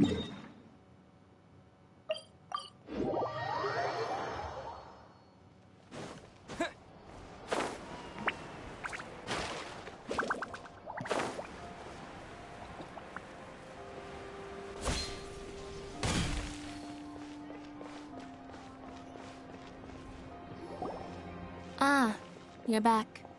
You were so quick. I've only just finished my third dessert. Your third? Lynette, come on, we've talked about this. Everything in moderation. You're not gonna have any room left for dinner now. It's fine. I'll shift to exercise mode and jog off the excess sugar. That's besides the point. Well, it's done now. But try to eat a more balanced diet in the future. Point taken. Did everything go okay? Of course! Lorenzo was no match for us. The guards are taking him into custody as we speak. Gosh, that's amazing. I'm sorry, I still didn't know if I could trust you, but now it seems I can. I had my suspicions about Lorenzo, but It's okay, we understand. He did threaten you. Paimon would find it hard to trust strangers in your position, too. But you don't need to be scared anymore. Everything's gonna be okay. Sorry. My emotions are all over the place right now. I've been waiting for this day to come for so long. I always wanted to report Lorenzo. He took all of Caesar's property, which I found suspicious, but I had people watching me all the time, so I couldn't risk looking into it. I was so afraid.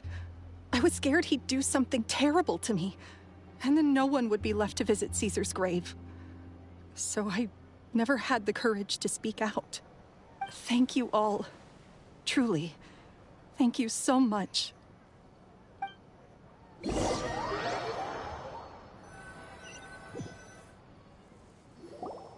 Thank you all for clearing Caesar's name.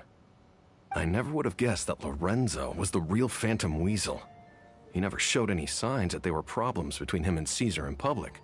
From the outside, it looked like they got along great. And to think that lowlife's been living life to the fullest all this time, while Caesar's name was getting dragged through the mud. It's a travesty. At least his soul can finally rest in peace now, thanks to your efforts. This sounds familiar to Navia's father's story.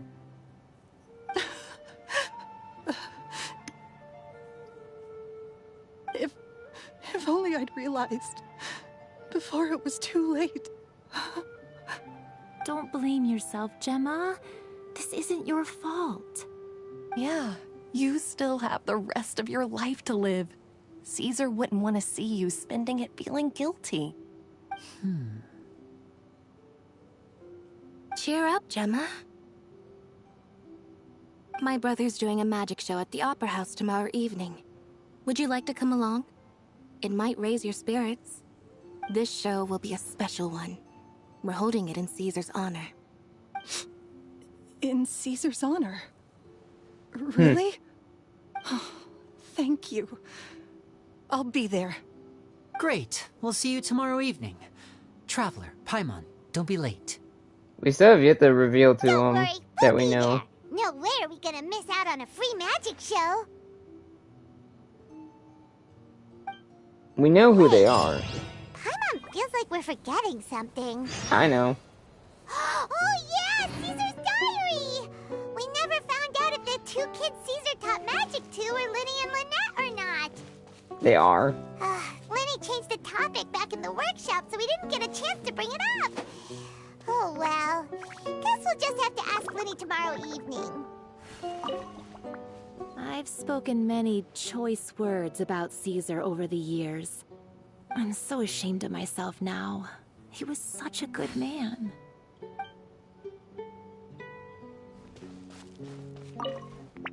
I can't believe Lorenzo was intimidating Gemma all this time. Have you met Lorenzo before? He comes around here sometimes. Not to clean Caesar's grave, though. He just stands off to the side and watches Gemma from a distance. She must have known, but she never asked him to leave. I wonder why that is.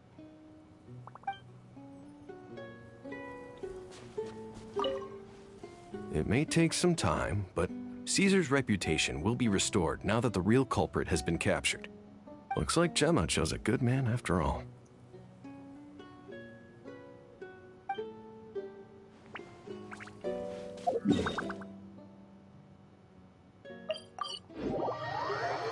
Before I do a time skip, let me clean this shit real fast. Ad Astra. Thank you for completing. Ad Astra.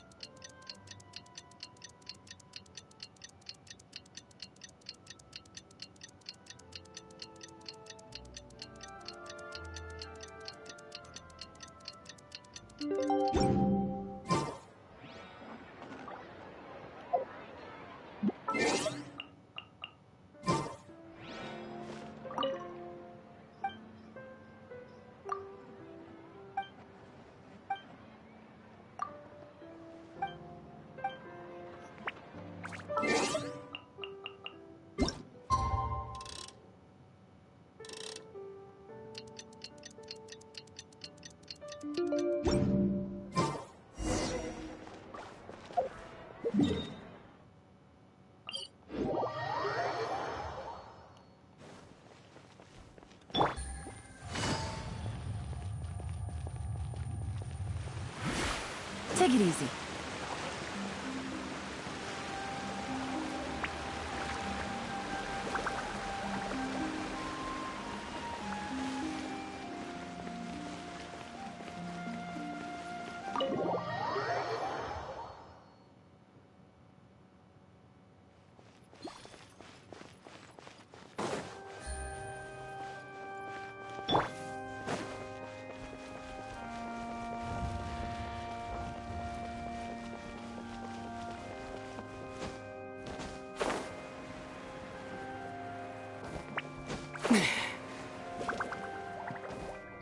Wait, what? Why is Lynette... Hey, there's Charlotte. Paimon's excited to see another of Lyney's magic shows! Wait. Lynette, shouldn't you be on stage by now? That's what I was gonna ask. Not this time. My brother's going solo today. So, I'll be watching with you. Good evening, ladies and gentlemen. I hope everybody's ready because the show is about to begin. The great magician Lyney has prepared a spectacular show for us all tonight, concluding with an all-new grand finale that no audience has ever seen before. Oh, I wonder. Thank you all so much for coming. Now, prepare to join me on a journey through the mystical and miraculous.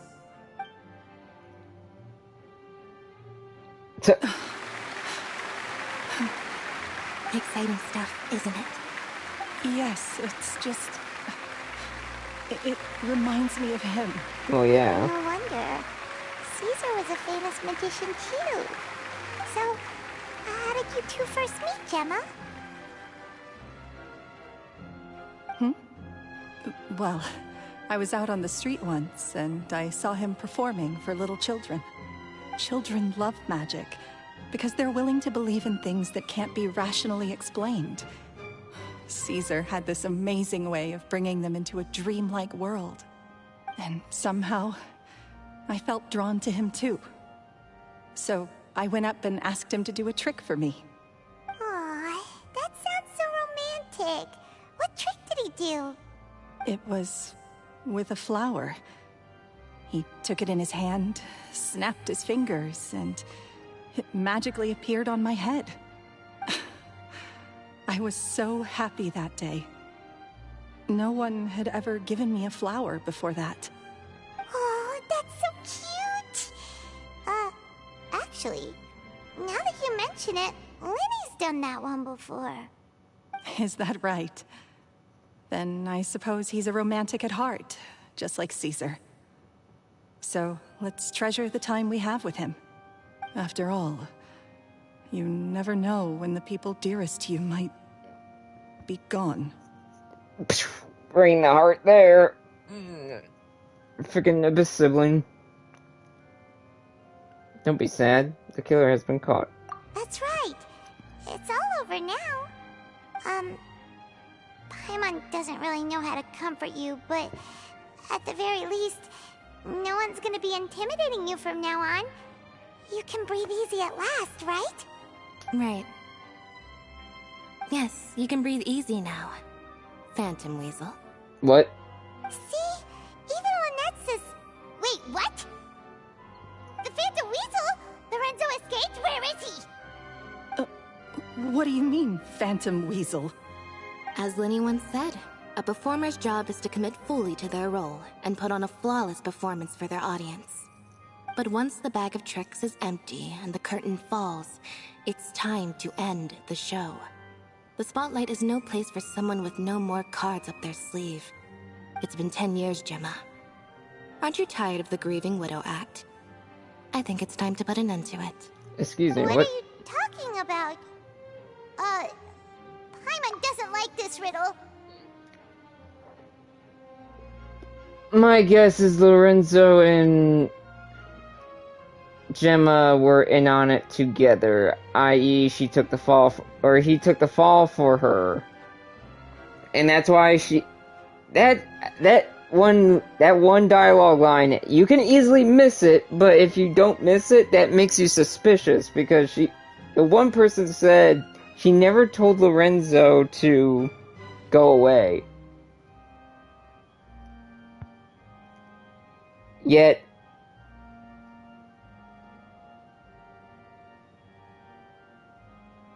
and she let him watch her. They were in on it together to a certain point, I think.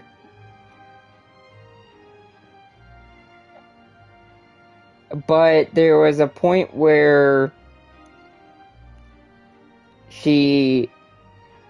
killing him was probably too far, and she was not okay with that. Traveler, Paimon doesn't like where this is going. Come on, say something! Ladies and gentlemen, I hope you're all enjoying the performance so far. There will now be a brief intermission, after which Lyney will perform the most electrifying act of tonight's show. The one we've all been waiting for. Also, how is no one hearing us? The final performance will take place outside of the Opera House, so please make your way outside in a calm and orderly fashion. Excuse me, what? How? If it's that Phantom Weasel never did like public places, did they? Also, did the fall... Wait a minute, if he's gonna do this falling trick, how the hell is he gonna do it outside? Don't worry, this place will be quiet soon. Let's talk somewhere else for now.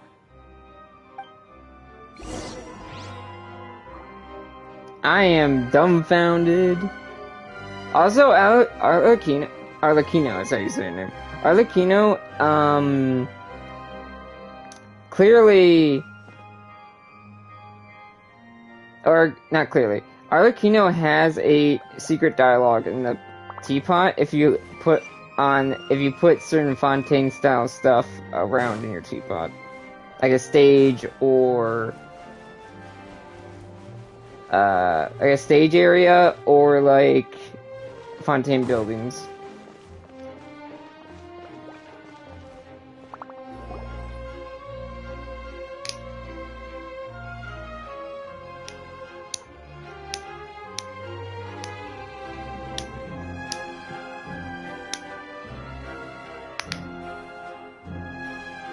Dear me, this is awkward, isn't it? And unfortunately, I'm all out of gadgets, so I'm afraid I can't do any tricks to liven up the mood. This is a big mistake for a magician to make, but thankfully, I do have a backup plan. Now, who wants to hear a story? Oh boy. Lyney, don't we have more important things to address right now? Lynette accused Gemma of being the real Phantom Weasel a moment ago. Oh, what the heck's going on? All in good time. Magicians are good at guessing what people are thinking. I know the questions you want to ask. And as it happens, the story I'm about to tell might answer a few of them. Really? Well then, let's hear it! Paimon's dying of curiosity here! Let's go back to the very beginning. A decade ago, when the Phantom Weasel was terrorizing the court of Fontaine.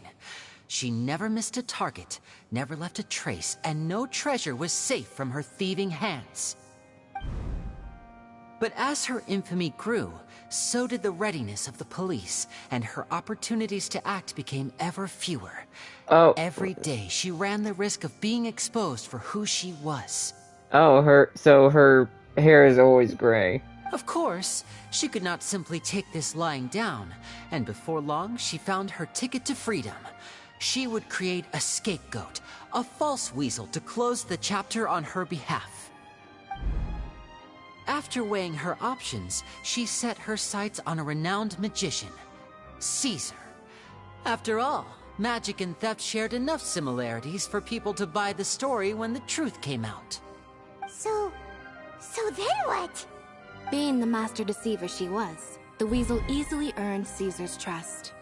Now, all that remained was to frame him for her countless crimes. But as she was considering how to make her move, she noticed Caesar's aggrieved pupil, and a new thought entered her mind. Maybe I don't need to get my hands dirty after all. At her encouragement, Lorenzo tampered with Caesar's magic box, causing him to fall to his death. Afterwards, Lorenzo seized his master's property, and the weasel set about tarnishing Caesar's reputation. Two co-conspirators committed the perfect crime.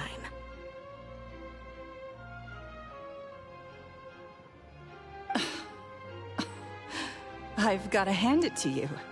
You're both exceptional storytellers. It's enough to make even me wonder whether there was really another mastermind behind all this, pulling the strings. But I just have one question. You seem to think that I am the villain in this tale. What's brought this on, Lyney? Is it something that Lorenzo said? Don't worry, Lorenzo said nothing at all. But I never believed that he was the Weasel, and in fact, my investigation only made me more certain of that. He was too forthcoming with his confession, as if there was something else he was trying to hide. How disappointing. So you'd sooner trust Lorenzo than me? Even without a shred of evidence? A magician is an expert at playing the audience to get the result they want. And I have no doubt that you, Gemma, are equally talented in this regard. With a little help from Lorenzo, you put on a very convincing performance. The lovesick fiancé, whose devotion to her betrothed is unshakable, even under threats of violence. Caesar was maligned and hated by all for 10 years, but you? Everyone sympathized with your plight. Who would suspect for 1 second that the lovely young lady always seen weeping in front of Caesar's grave was actually the mastermind behind his demise? No, not that poor lady. Perish the thought. Wait, so you mean the whole intimidation thing was just a hoax? Gemma and Lorenzo were both in on it? That too. But why would Lorenzo agree to that? And why didn't he sell her out, even at the end, instead of admitting to being the Weasel himself? I forgot that that's a possibility. We never saw what happened. Yes, why indeed? Maybe Gemma herself could enlighten us on that question. Well, Lyney, if you're so confident in your version of events, then I think the answer should be obvious. Having killed Caesar with his own hands, Lorenzo was plagued by overwhelming guilt. Revealing the Phantom Weasel's true identity would serve no purpose. But if the Weasel remained free, then she could take care of Lorenzo's loved ones.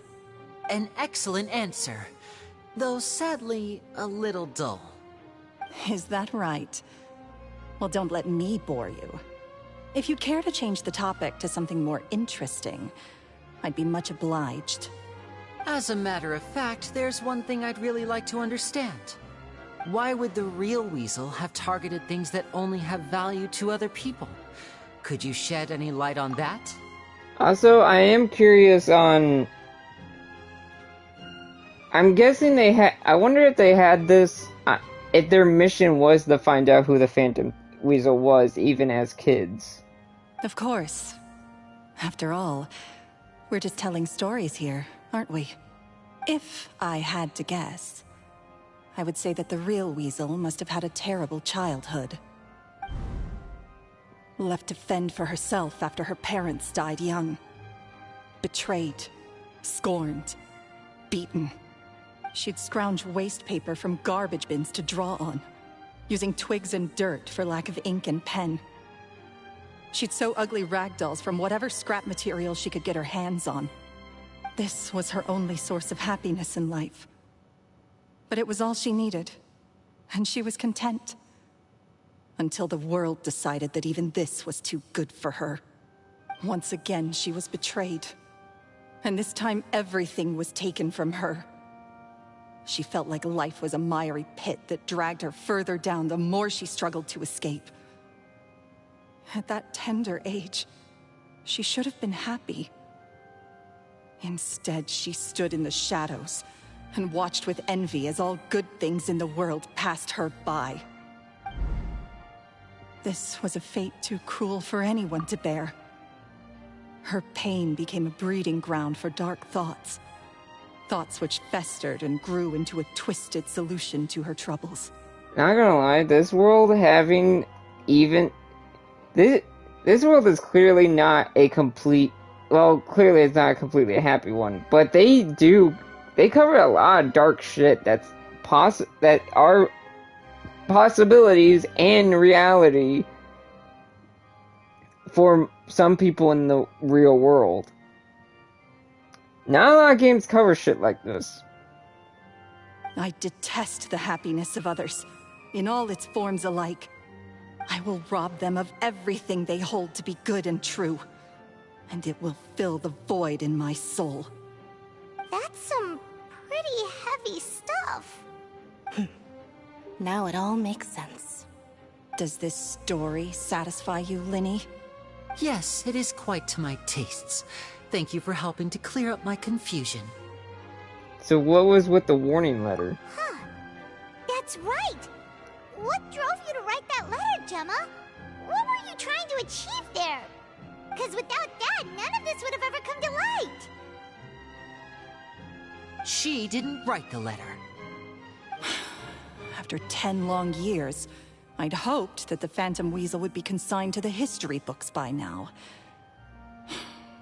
But it seems like someone still wasn't ready to let her finally be at peace.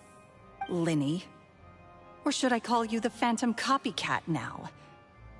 You were the one who posted that letter outside the Opera House. But why?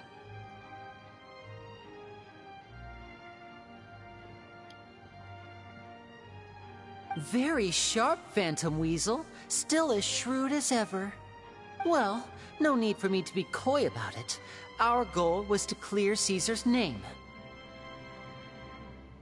The most straightforward way to change the public's impression of Caesar was to force the Weasel to show themselves. That's it? You had no other agenda? Also, to be fair, Lorenzo does deserve a trial. He took the fall for her, clearly, but he deserves a trial for killing him, for killing Caesar. Of course we did. We made it quite clear in the letter, I believe. I shall take from you that which you hold most dear, just as you did to me 10 years ago. 10 years ago? You mean Caesar's death? You met him? Wait. Oh, I get it. You were those two obnoxious kids. It's been so long, and you're all grown up now. I didn't recognize you. He taught you magic back then, didn't he? For what, 10 days or something? And you went to all this trouble. Why? Because you feel like you still owe him something? We remember all our debts, however great or small. 10 years ago, Caesar's reputation was torn to shreds, and his legacy was thrown out. 10 years on, and no one cares what the truth is anymore. But we did not forget, and so we came to find you. And it's not only that, it's also part of the House of Hearth. They were raised like this thanks to the knave. And? What exactly did you take from me? I'm still standing, as you can see. Lorenzo has admitted to everything. I'm free. Free? Do you really think so? Oh boy. Caesar once told me that even though the world is filled with lies and falsehoods, we must find our own truth. Here's the one problem, even though it's shady. You're talking to two members of the Fatui here. I think that applies to you too. Truth can take many forms. Prized possessions with nostalgic value, fervent hopes and dreams, and irreplaceable people. Life took many things from you, and those wounds never healed. When they ached unbearably in the dead of night, stealing became your way of numbing the pain. What are you trying to say? I'm saying that for the last 10 years, you've been living a rather uneventful life. Perhaps that's because you found something other than a life of crime to fill the hole? Back to Lorenzo for a second. He murdered his own master, played along with your act, and took pains to make sure any suspicion would be directed towards him. But what did he have to gain from all that? He knew who you were and the things you'd done, and despite that, he was willing to give everything up for your sake. He's the reason that you haven't felt the compulsion to steal in all these years. You're more than just accomplices in murder. You're the only real friends each other has. So I think you know, deep down, that he is the only truth you have in your life. But that truth is gone now, and I guarantee you, you'll never see it again. Congratulations on your freedom, Gemma. Your freedom will cost you dearly. From now on, you'll be all alone in a world full of lies and falsehoods. I do hope you'll be able to bear it. You've still got a long life ahead of you, after all. Gather round, one and all. The time has now come for the amazing Lyney to perform his final act in tonight's show. Okay. I'm glad they didn't bring up the Fatui stuff, but Jesus Christ. I knew it about... I didn't know it, but I had a when they said they were in on it, I had a feeling they liked each other. Especially with that one, what that one character said, Diona, I think, or Donna, or whatever her name was. She said something about that. And that got me suspicious. I'm sure you're all wondering what he has planned for the grand finale. Well, wonder no more, for the answer How? is a death-defying high-altitude escape. How is he gonna do that outside when everyone can see his trick? Unless he's gonna do it through the ground, like he did with the other trick. A high-altitude escape? I'm sure you all remember the magician Caesar. This was the very trick that led to his fatal fall, after which he was dubbed the Phantom Weasel.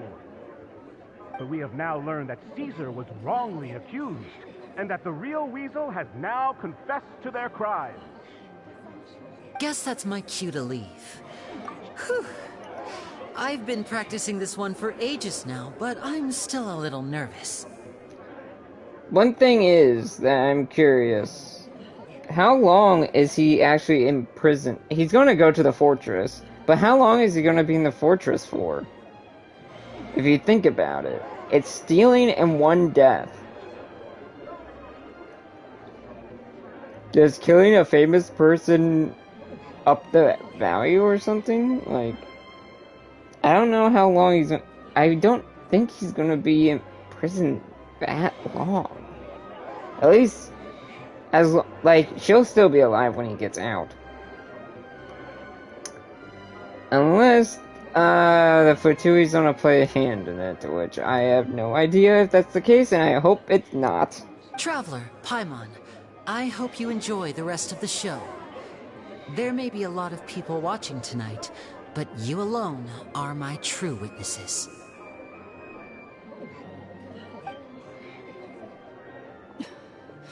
Lyney, wait.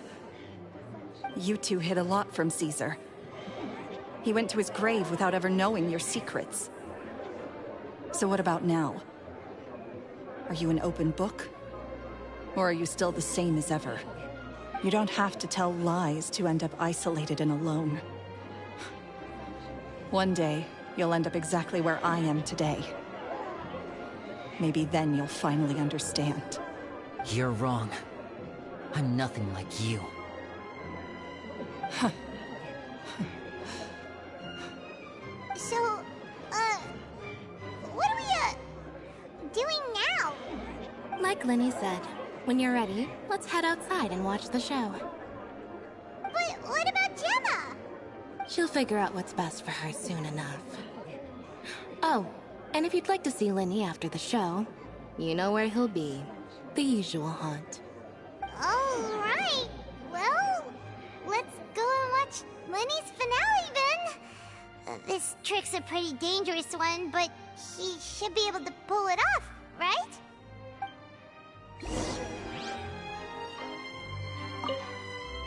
Magicians are not like thieves. Thieves only tear things apart. But good-hearted magicians, they put things back together. I know we don't know everything about Lyney, Lynette, and Fremine, but we, I believe, know enough to trust them, and we know they're good people. Yes, they do missions for the Fatui and the Knave. But as we're learning more about Arlecchino and Lyney and Lynette, I feel like they have a good reason to do stuff. Not the Fatui in general, but Arlecchino roughly, like, that's a stretch, but there's reasons. Lyney and Lynette, we know their reasons. We kind of know where they're coming from, so we can trust them to a certain extent of they're not our enemies. They're our friends.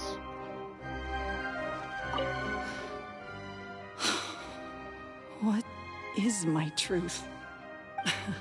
Sometimes I think I'm like a gambling addict. All I care about is winning, and it doesn't matter what's at stake. By the time I come to my senses, I'm left with nothing. Oh, if I had my time again.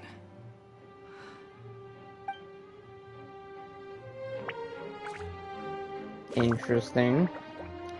Also, I wonder... She's like the reverse Aventurine. I'm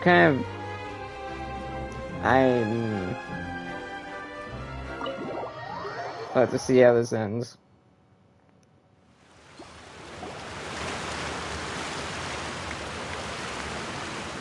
Charlotte's over there to the left. Jumping for joy. How'd you get up there so quick? Lynette. Magic should be mysterious, surprising, and defy logic. Ooh. Magic is hard work. Every single movement has to be practiced thousands of times. It's alright. We're used to that.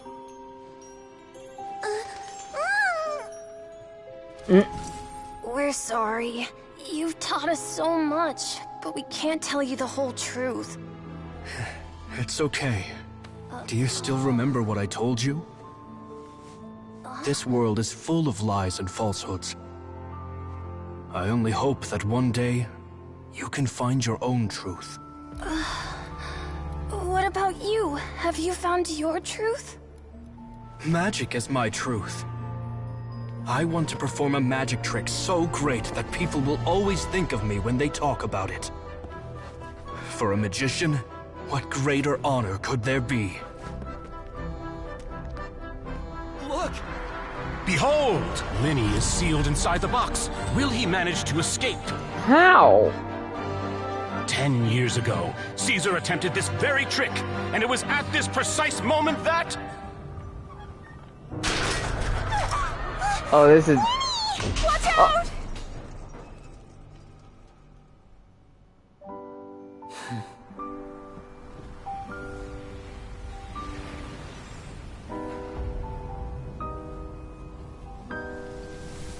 Mysterious. Surprising. And logic-defying. Isn't that right? This honor belongs to you, Caesar.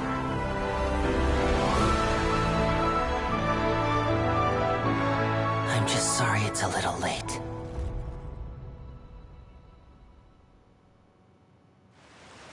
Also, props to them animating Paimon like that. 1 minute he was falling, and the next, he turned into flowers. Props to... I did not expect Paimon to be animated like that. That was crazy. Also, that was really, really beautiful. I was about to say, how is that gonna work? How is he gonna get out of that? How could he possibly have done that? How mysterious. I didn't blink once. He just vanished right in front of my eyes. What a heart-stopping magic show. This was really worth the trip. Caesar's name has finally been cleared, and Fontaine's new star magician Lyney has fulfilled a wish on his behalf. Oh, I couldn't ask for a better grand finale. It will make a great headline for the Steambird tomorrow, even if I do say so myself. Wait, they're not... No one's waiting around to see Lyney reemerge? What? What's going on? Wait, you're supposed to wait until the guy comes back out somewhere. Looks like everyone really loved Lyney's grand finale. Where is he? Even though they don't know the full story. Paimon doesn't see Lyney anywhere. Where'd he go? No shit. Oh, Lynette said he'd be waiting for us at the usual hunt. But,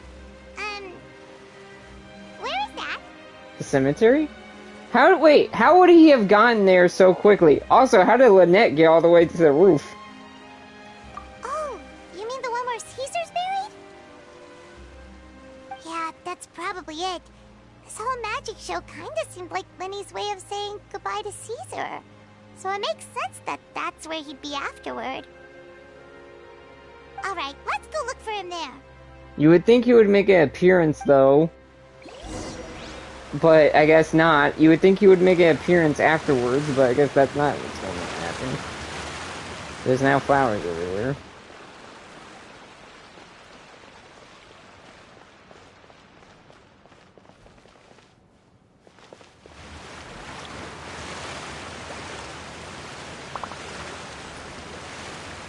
I wonder... There's really no one left to... I'm gonna go inside and check. I have a feeling either Gemma's gonna be over there, or... Or she's in here. But I doubt it. Same with Lynette. Lynette was outside. Yeah, thought so. Let me see if those flowers are still there now.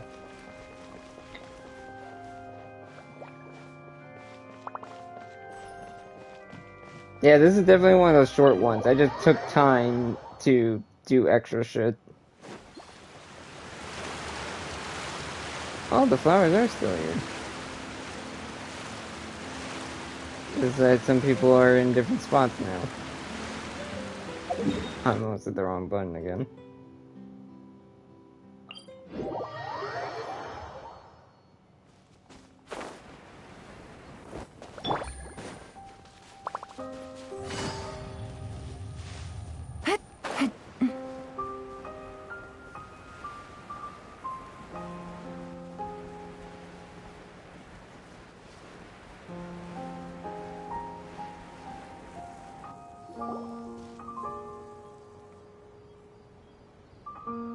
Lyney! There you are. Are you alright?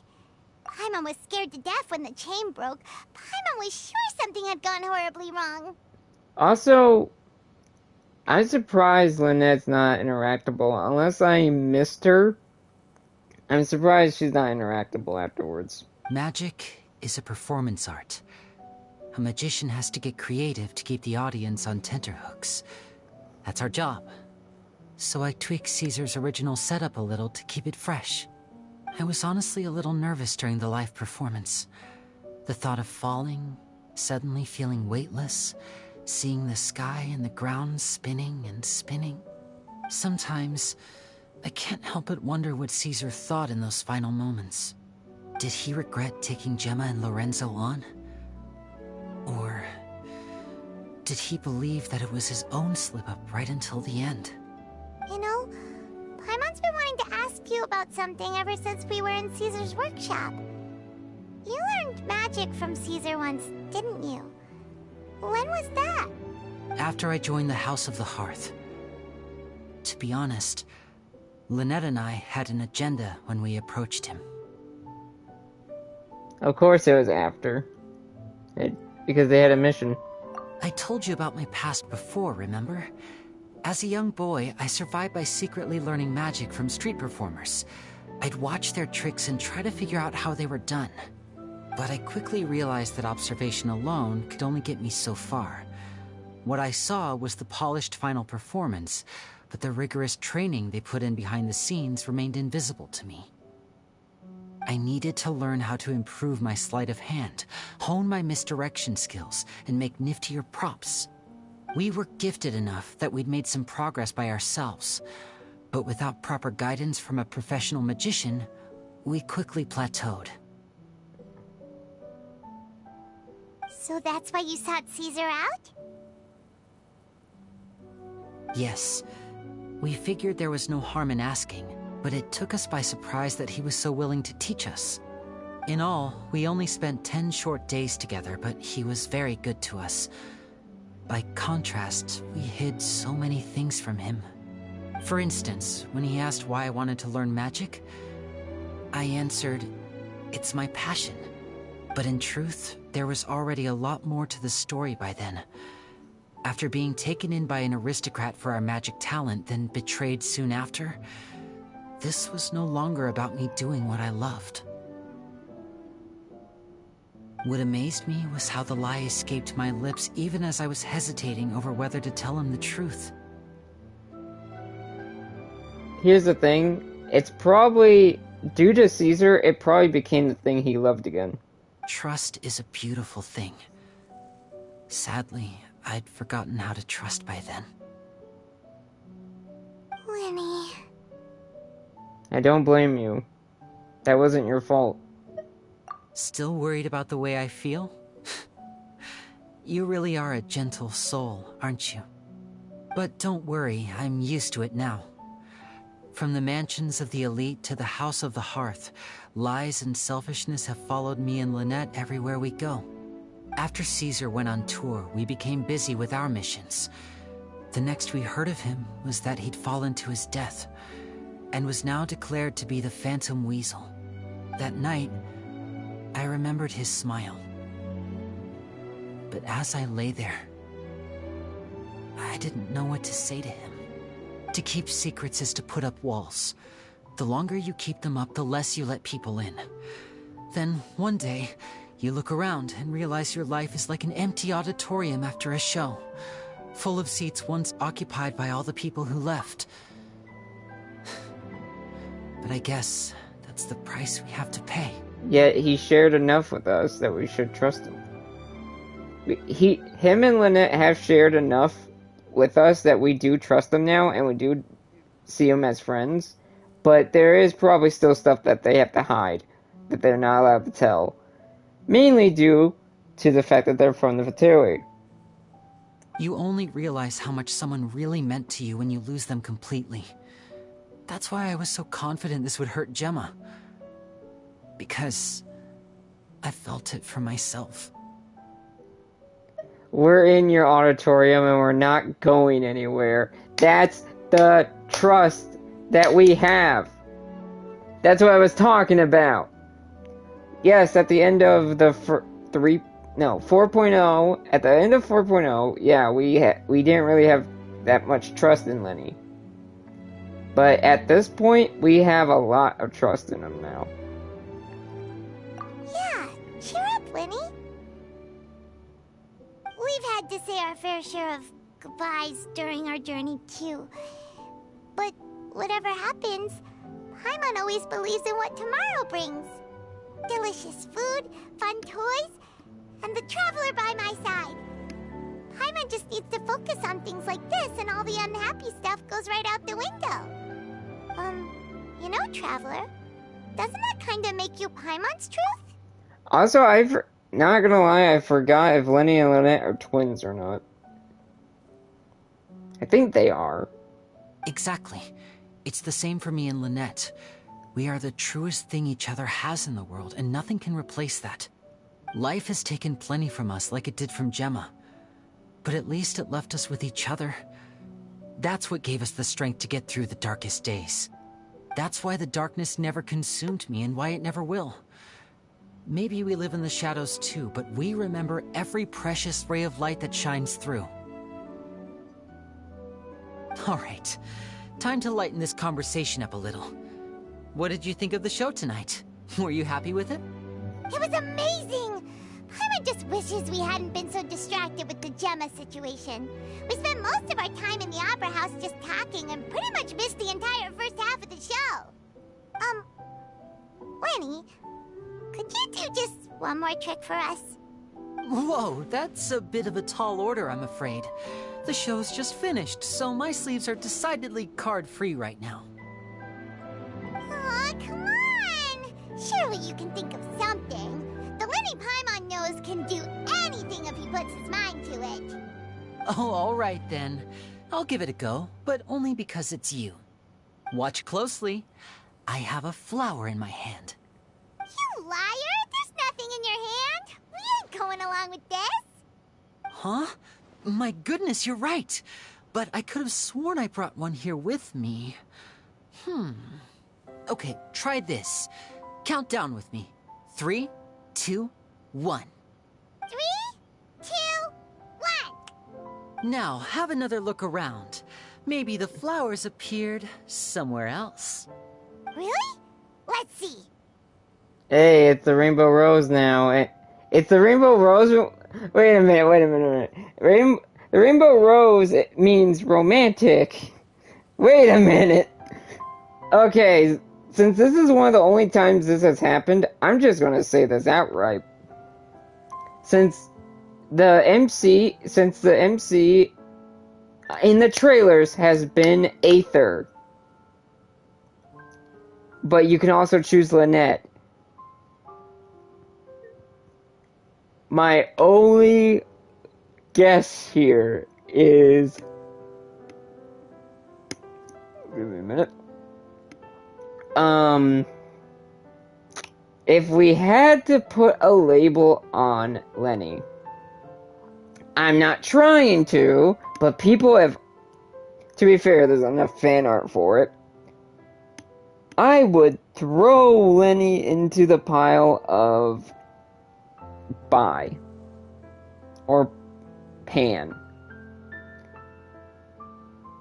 Any of the ones that where he can like any gender, basically.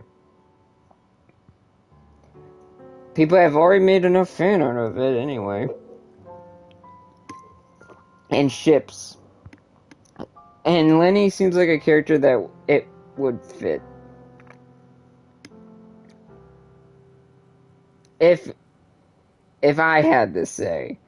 Not saying it's my headcanon or anything, or what the game says, but that's my only guess, especially if he knows what those flowers mean, and since Aether is the main MC, and you can be Lumine as well. That means this would happen for both, and if that is romantic, then it's obvious he likes both versions of the MC. And that I dove too much into it. That's all I'm saying. It's obvious with some characters. I'm still waiting to see a Bronya in this game. Unless Barbara is supposed to be Bronya. But I doubt it. Same with Sela. Who knows? Natlan might be the whole Honkai references. Wow, there it is! Oh, this is a different flower from the last time, right? This one's called, oh yeah, a rainbow rose. But more importantly, Paimon has to know how the trick is done. Please, Lyney, pretty please! Well, if you want to learn magic, you'll have to start by addressing me as teacher. Oh god. Fine. Please, teacher, please! Since you asked so nicely, I'll share one little tip with you. Namely, the student of magic cannot solely rely on others being prepared to reveal their secrets. You have to observe, think, and find the answers for yourself. Is that it? Look at the time. We shouldn't linger here too long. Thanks again for coming to see my show. I bid you both good night. I look forward to seeing you again. All right, fine. See ya. Shall we head back now, too? Oh, Paimon can't wait to read the Steambird tomorrow. Paimon bets Lyney and Caesar will be plastered all over it. Let's head to the Steambird's offices tomorrow morning and see what we can find out. A lot of time skipping. Also, still waiting for Lynette. Where Lynette is. Delightful encounter.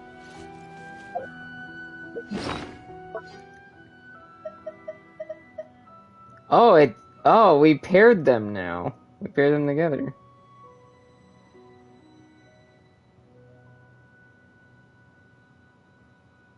Passion.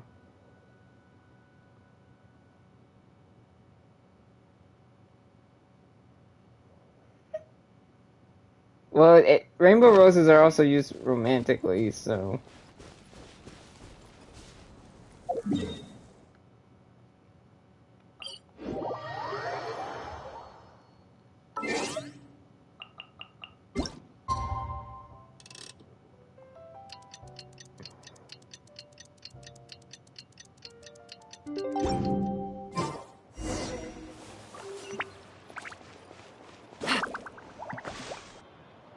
I'm very sorry, Charlotte, but my sister and I are quite busy today. I'm afraid we'll have to decline this interview. Oh, please, Lyney, I'll only take a moment of your time, if you would be so kind. Huh? What's happening here? I spent all night writing my piece about the Phantom Weasel, and it was going to go to print this morning. But just as dawn broke, I suddenly received news that Caesar's fiancée, Gemma, had contacted the guards and confessed to having been the real Phantom Weasel all along. Oh? That was quick. Hmm? Too late, bro. That was quick, you say? It sounds like I've got some catching up to do. Please, fill me in. Whoops. Aha! My instincts did not lead me astray. You do have something to hide. Gemma turning herself in must have something to do with Lyney's performance last night. Maybe watching my high-altitude escape trick reminded her of a better time with Caesar, and she could no longer ignore the voice of her conscience. Huh. Okay, then. Wait, no, there must be more to it. If that's all it took for her to have a change of heart, how did it take her 10 whole years? Well... Charlotte's journalistic spirit is burning red. We're gonna have to distract her somehow. Oh, I remember now. You and Gemma were nowhere to be found after the show. What happened between you? Quickfire question. Where did you all go after the show? Oh, we went to the cemetery and Lyney did a private magic trick just for us. Actually, glad you mentioned it, because that reminds Paimon, guess what? Lyney started using rainbow roses in his tricks. What? I don't recall ever having received a rainbow rose from you myself. Is this supposed to mean that they're more important to you than your own sister? No, I just, What now? Oh, did Paimon say something wrong again? Let me guess, she knows about the flower thing. He doesn't, or he just learned about it. But she knows about the flower trick. This is getting pretty awkward. What do we do, Traveler? Seems like this interview wasn't meant to be. Well, never mind. There's always next time. Forgive my persistence, but when there's explosive news waiting to be found, I can't turn away. The news about Gemma has already made waves, and I'll stop at nothing to get to the bottom of it all. Apparently, one of the things she said to the guards was that her final wish is to see Lorenzo one last time. There's clearly a web of complicated relationships there. Can't blame me for being curious. All right, I guess I'll leave you to continue the rest of your conversation in peace. Bye for now. Now, here's the thing. We don't know any other prison in Fontaine, so they're both going to the Fortress of Mirapede last time.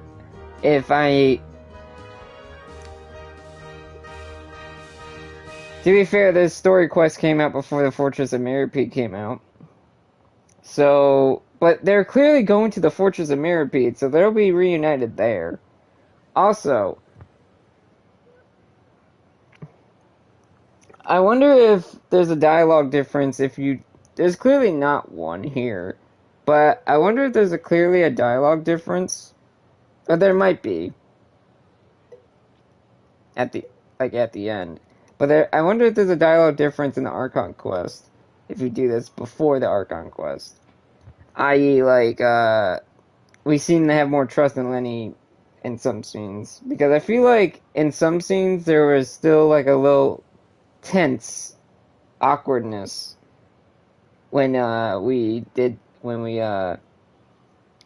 saw Lyney again.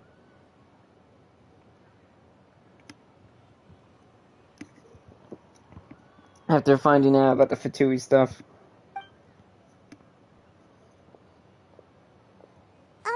Lynette? Paimon didn't mean to... Don't worry, I wasn't angry. I was just trying to distract her. Oh, really? Oh, thank goodness. You scared Paimon there. Phew. You and me both, Paimon. You and me both. At least it did the job, right?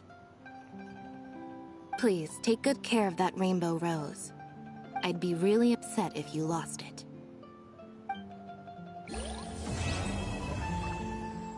Well, no shit.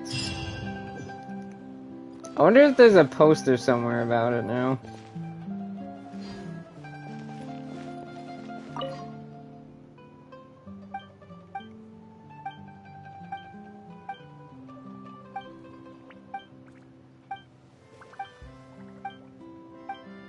Okay, why is it... There you go. That took way too long to read.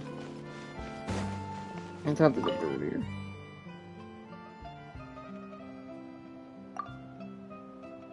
What the hell?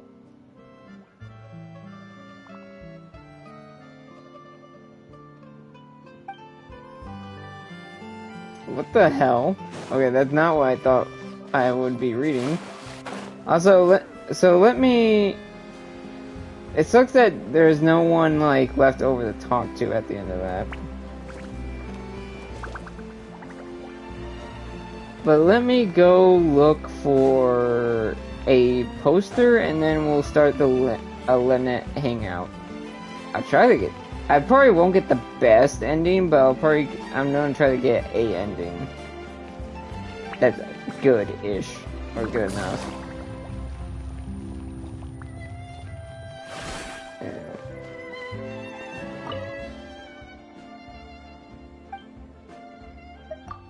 Yeah, thought so.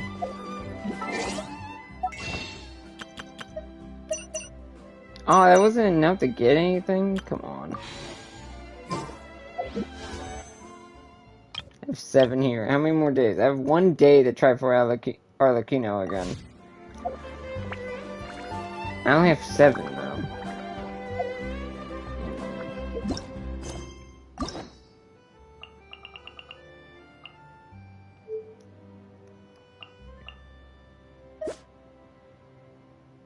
Oh, this should be good. Now, switching over to Lynette's hangout.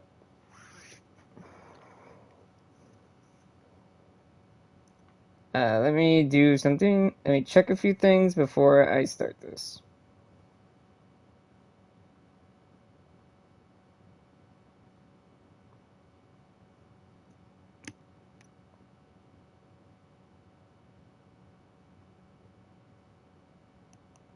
Let me also refresh a few things.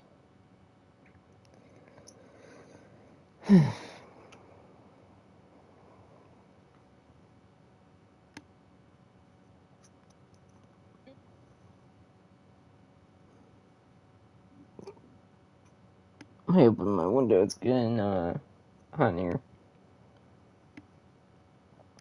Also, of course, it's gonna be a late... This is, of course, a late stream, if you're watching live. But this will probably be posted in the afternoon.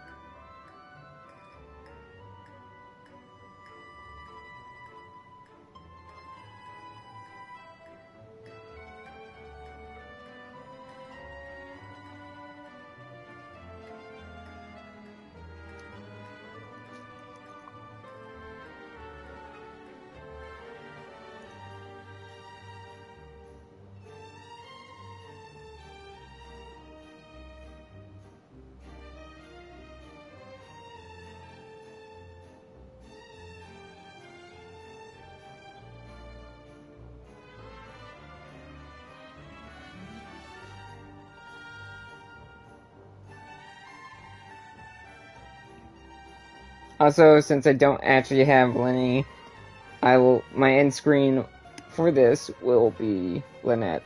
because I actually have one. They give you a free copy of her.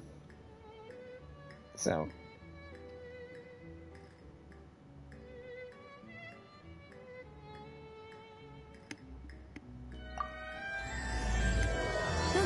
Good roll.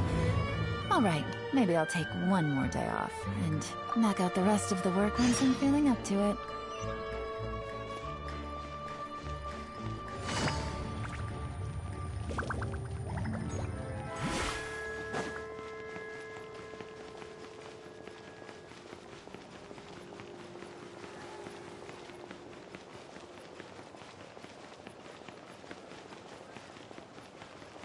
There she is. With a cat. Is that Lynette? With a little kitty? I have to watch those hearts.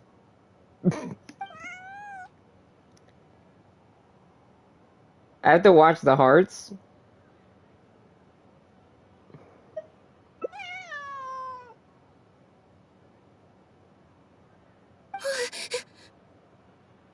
Oh, it's you. 1 second. Now activating chat mode. Okay. You made me jump there. I thought they'd finally caught me.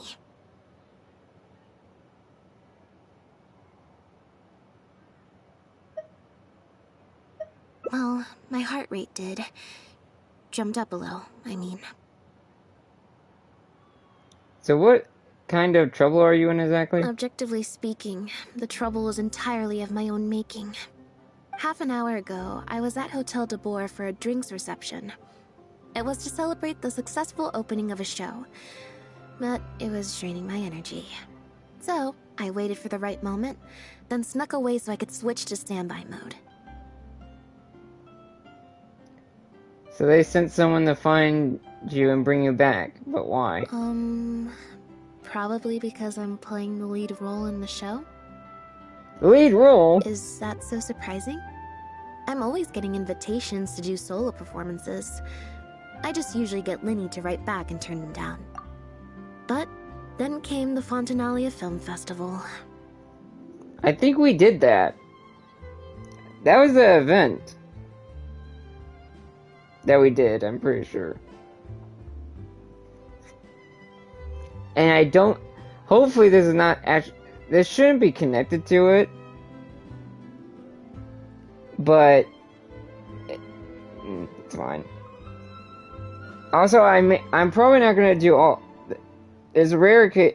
the other hangouts I'll probably do off stream. Unless I need to do them. Also, it's nice hearing her, like, talk consistently, I guess, in, like, long intervals, because it's different from the one sentences she usually gives. We took all the kids from the House of the Hearth out to see a film, and after it finished, they all started clamoring for me to try out acting for some reason. Even Lyney was chanting along with them. Anyway, it just so happened that a director called Mary who had sent me an invitation right around then. I'll spare you the details, but basically, I ended up accepting it. So this is the dramatic debut of the magician's puppet, huh? Yep, you nailed it. I'm playing the role of a puppet. In fact, the show's called The Lost Puppet, and it's a masked mime show. So I don't have to do any facial expressions or say any lines. Literally just a series of physical movements. The director says it's a very avant-garde art form. Okay, the fact that she did the double thumbs up freaking got... I almost lost it.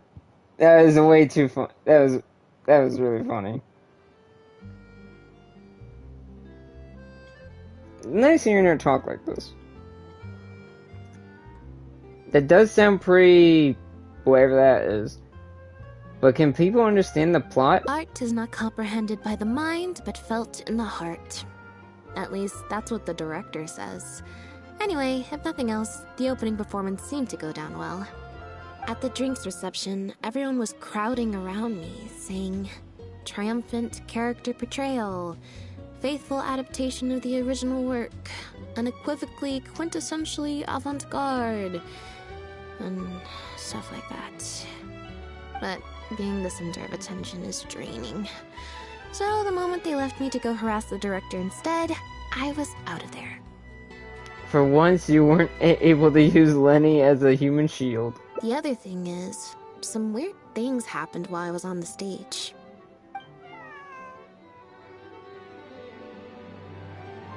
Oh, sorry, Bonnie. I didn't mean to leave you out of the conversation. My bad. I take it Bonnie's your pet cat? No, we just met. We bumped into each other right after I slipped away. And you've already named her. Well, it'd be kind of difficult for us to communicate otherwise. Besides, I think she's taken a liking to the name. Haven't you, Bonnie?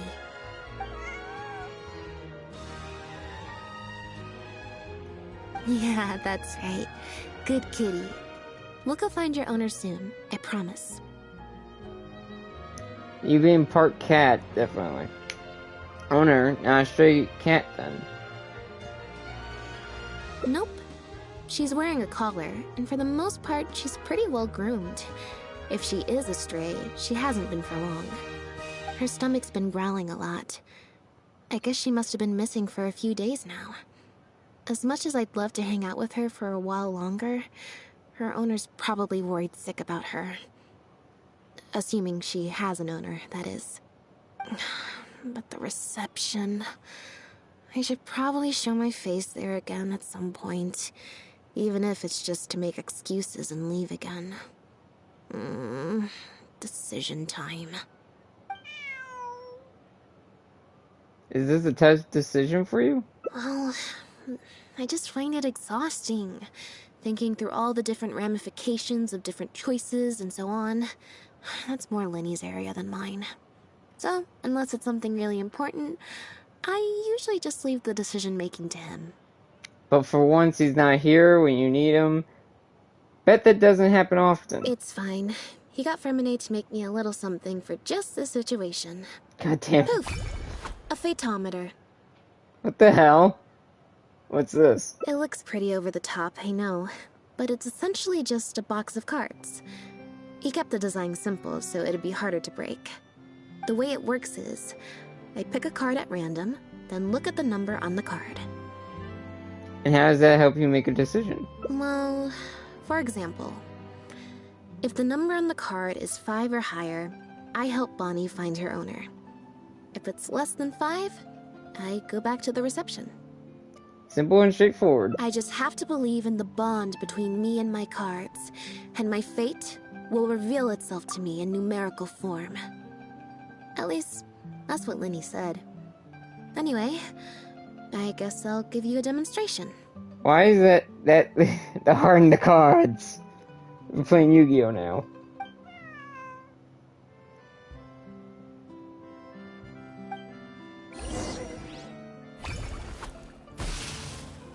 Huh, I didn't like that. Was I using it wrong? Maybe if I just... Oh boy.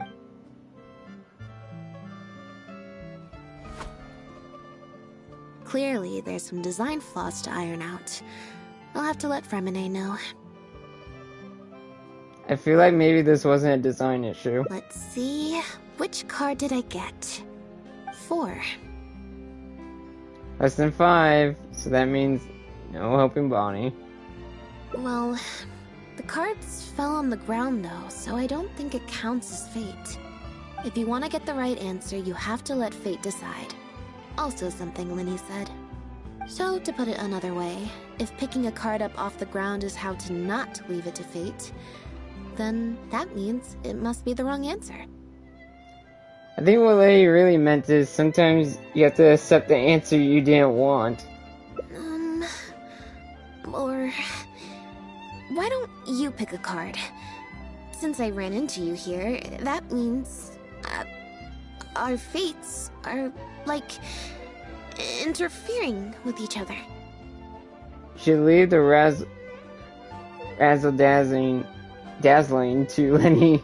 Alright, I'll pick up another card for you. Thank you. This one is final, I promise. Here, take the fatometer. If it's 5 or above, that means fate successfully changed. Anything lower than 5 is a fail. Also, if you have your own thoughts about what I should do, feel free to share it. Now that I've got a good problem solver here to help, I don't need to run every little thing by fate.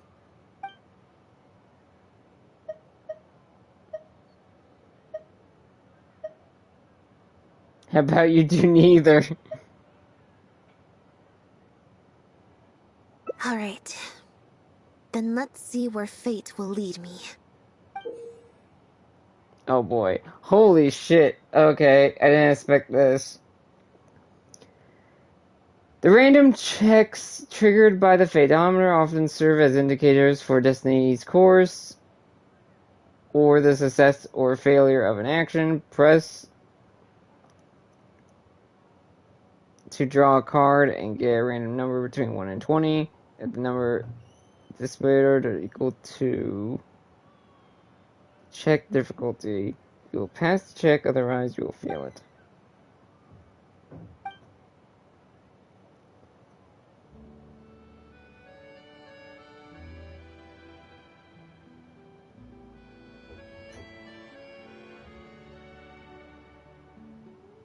Interesting.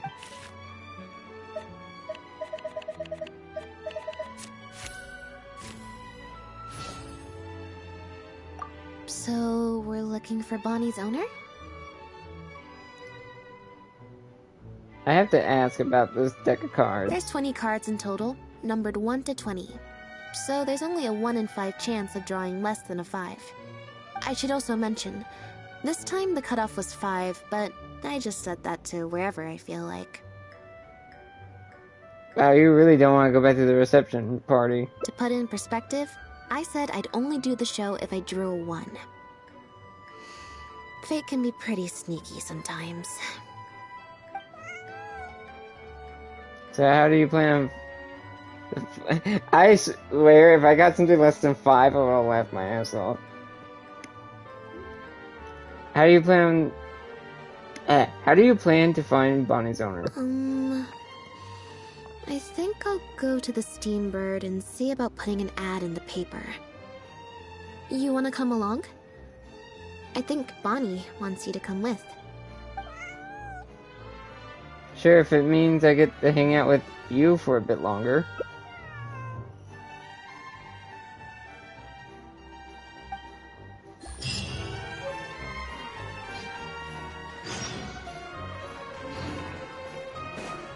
I don't know how long this hangout's gonna be. Usually they're around an hour. If the previous one served any idea, like an hour and a half.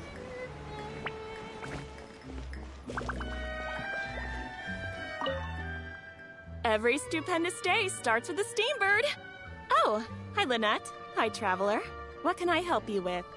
Wanted to ask you about the latest Tales of Humanity any commissions in there about missing cats? I don't think so. Have you picked up a stray? Yep. If there's no commission to follow up on, could we post a notice about the missing cat instead? Why, of course. What a kind thing to do. Just fill out the form.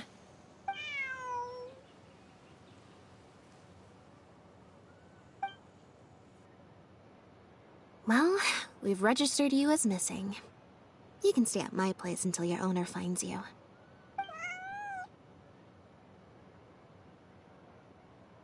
Also, I just wanted to say thanks for keeping us company for so long.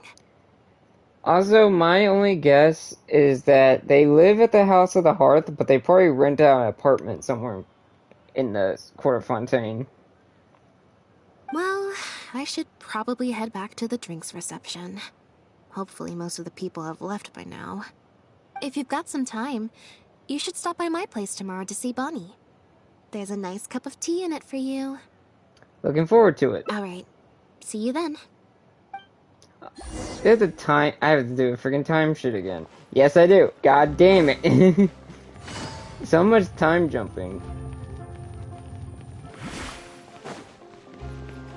Not really many hangouts do the time jumping shit. Wait, what time is it? 7.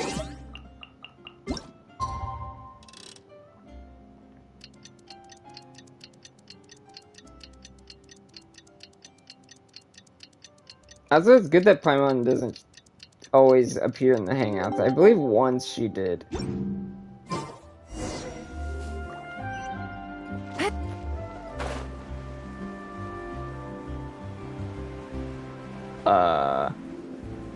This doesn't look good.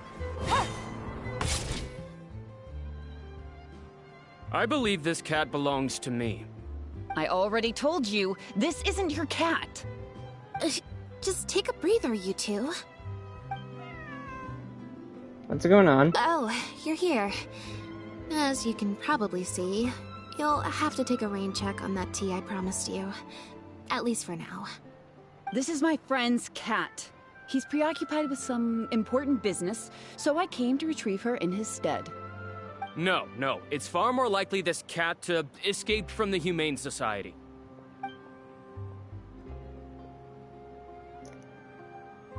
You sound full of bullshit.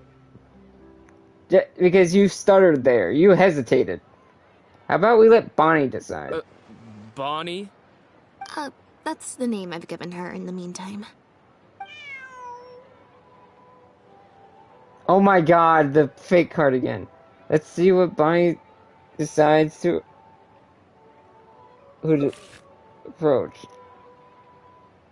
Oh my god. Damn it!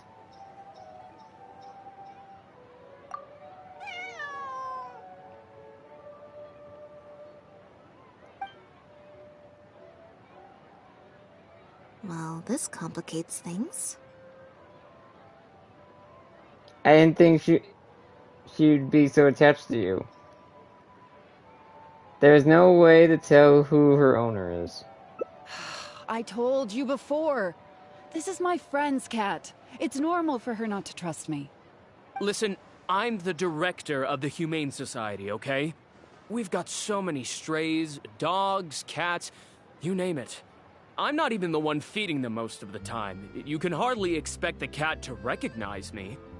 Then how are you so sure she belongs to you? She just looked somewhat familiar, so I came to check, just in case. If she turns out to be one of ours, I'll take her back. Simple as that. Even if that's not the case, the Humane Society could still take her in, if no one else comes to claim her, that is. You sound so full of shit right now. What's the Humane Society? We're an organization that specializes in rescuing and sheltering stray animals.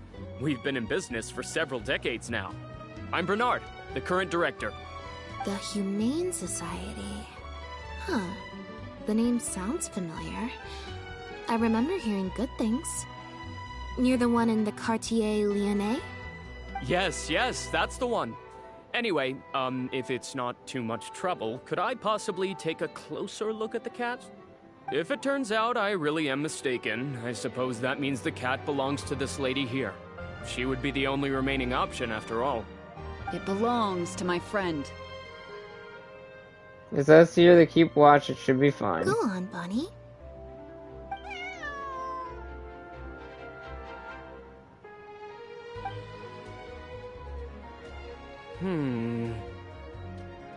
Oh, nope. Looks like I was mistaken. They do look similar, but there's an ever so slight difference in this one's fur color. Deepest apologies, friends. Well, I suppose this means I still have a missing cat to search for. Apologies again for the confusion. Oh boy. So is this your friend's cat?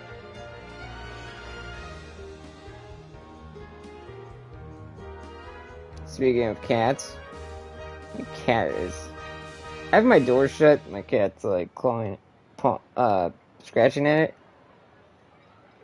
Cat has everything she needs, mind you.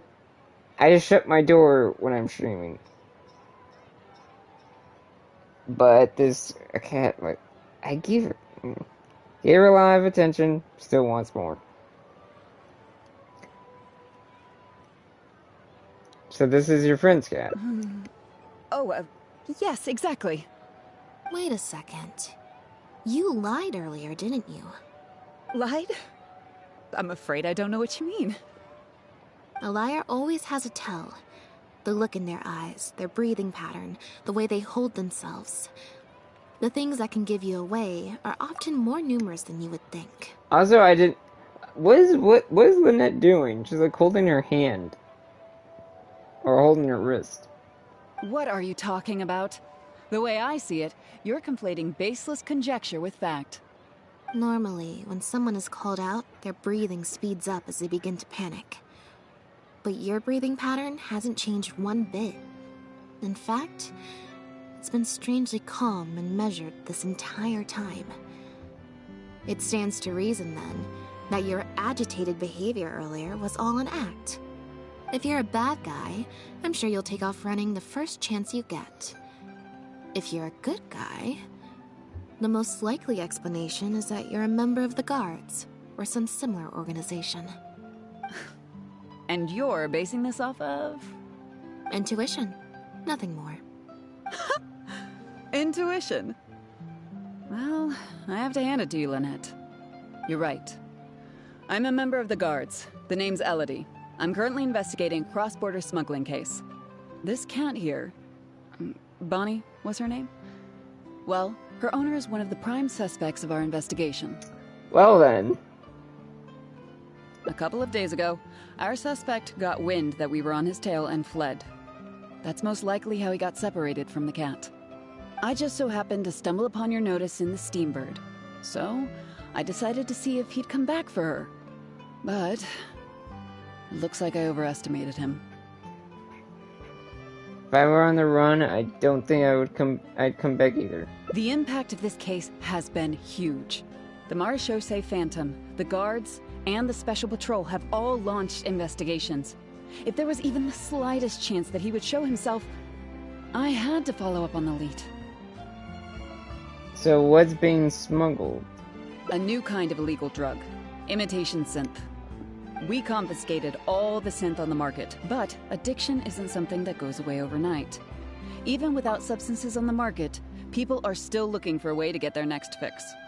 So, that's post the first act of the Archon quest, I'm pretty sure. Like, 4.0. I think. Might be wrong on that.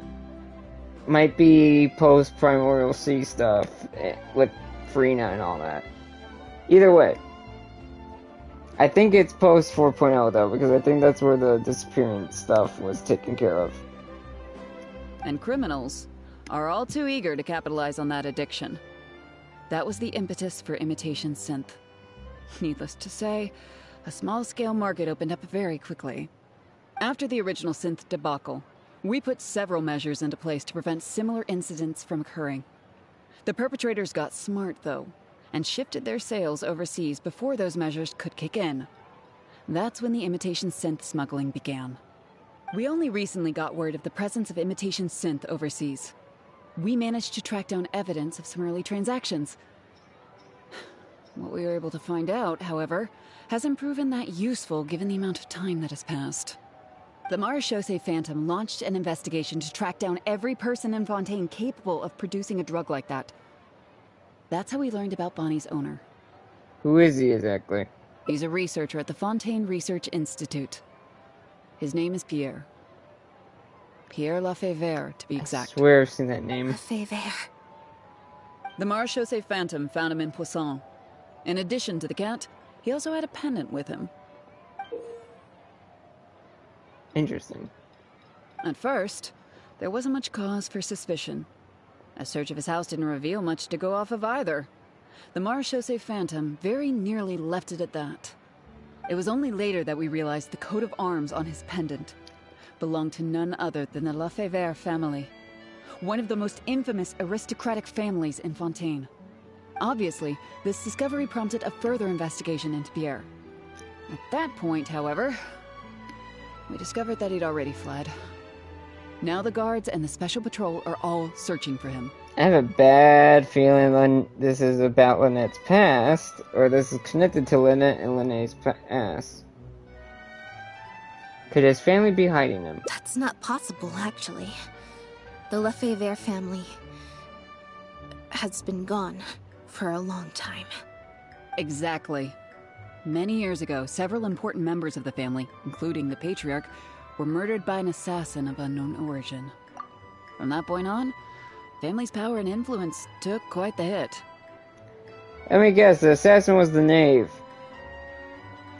Also, her voice sounds a lot like Beto's, but I don't know if it is. It definitely sounds familiar to a lot of other voices I've heard in anime. The family is engaged in all manner of crimes.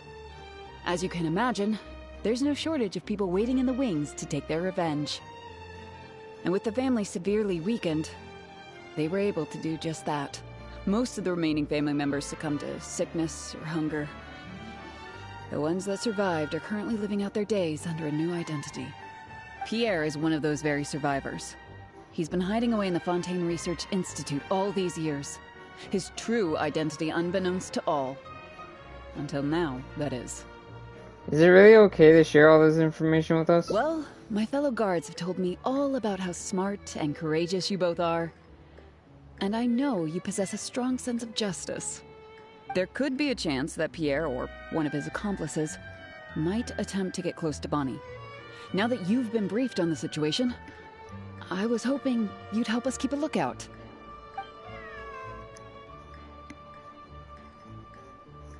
If I take Bonnie back to the guards with me, there's no way Pierre will try and come for her. Not even the most daring of criminals would attempt something like that.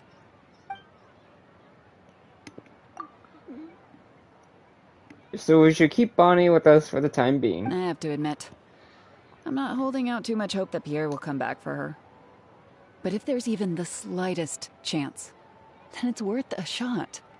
Well, I've got some other leads to follow up on. If Pierre does appear, please contact me right away.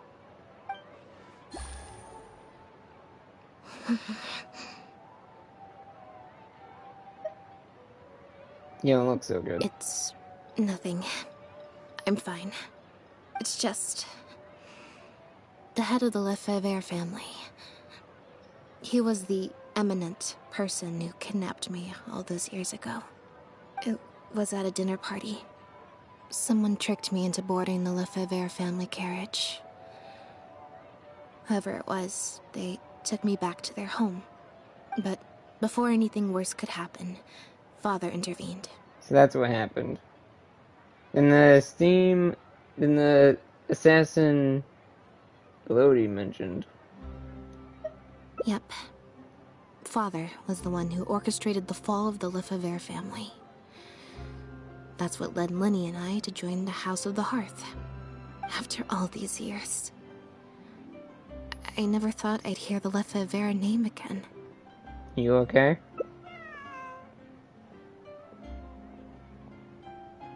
Don't worry about me. I wasn't feeling sorry for myself. I was just thinking about Lyney. He's been acting strange recently. He avoids me for days on end, consumes himself with some secret investigation, and then out of the blue pushes me to do that acting job. Thinking about it now, it's almost like the one I drew from that deck of cards was part of his plan all along. He must have asked Fremine to help him out. In any case, I know he's hiding something from me. He's really pulled out all the stops this time. You think he knows about Pierre? It's very possible. I'm sure he tried to send me away because he was afraid it would bring up some painful memories for me. It wasn't necessary, though. Even after all these years, he's still as overprotective as ever. You'll have to help me teach him a lesson if we run into him along the way. Along the way? Are you going somewhere? Yep. I want to head to the Fontaine Research Institute to learn more information about Pierre. Just let me activate search mode and then we'll head out. Who knows? Maybe we'll run into Lyney along the way. Are you trying to help out Lyney with his investigation, or are you trying to prove yourself? A little bit of both, perhaps. For the most part, though, I just have the sense that something's not right. Something isn't adding up about Pierre's story. I'm just not sure what. I also want to know what secrets he's hiding. Sometimes you just got to take the bull by the horns, right?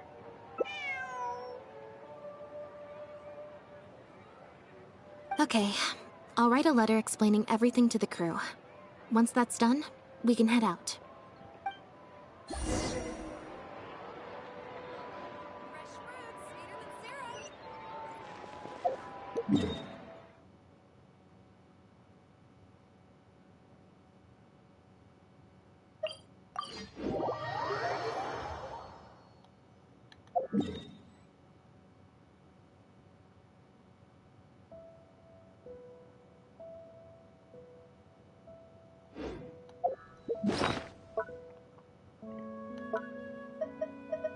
Oh, I got a new gadget now.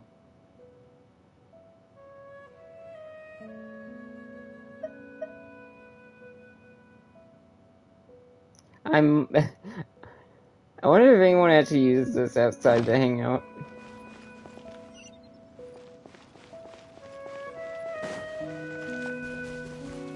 Hey! Chevalus, I think is her name? And Lyney. Lynette, you're, not at rehearsal? You can drop the act, brother. In fact, I don't think either of us will have a need for acting anytime soon.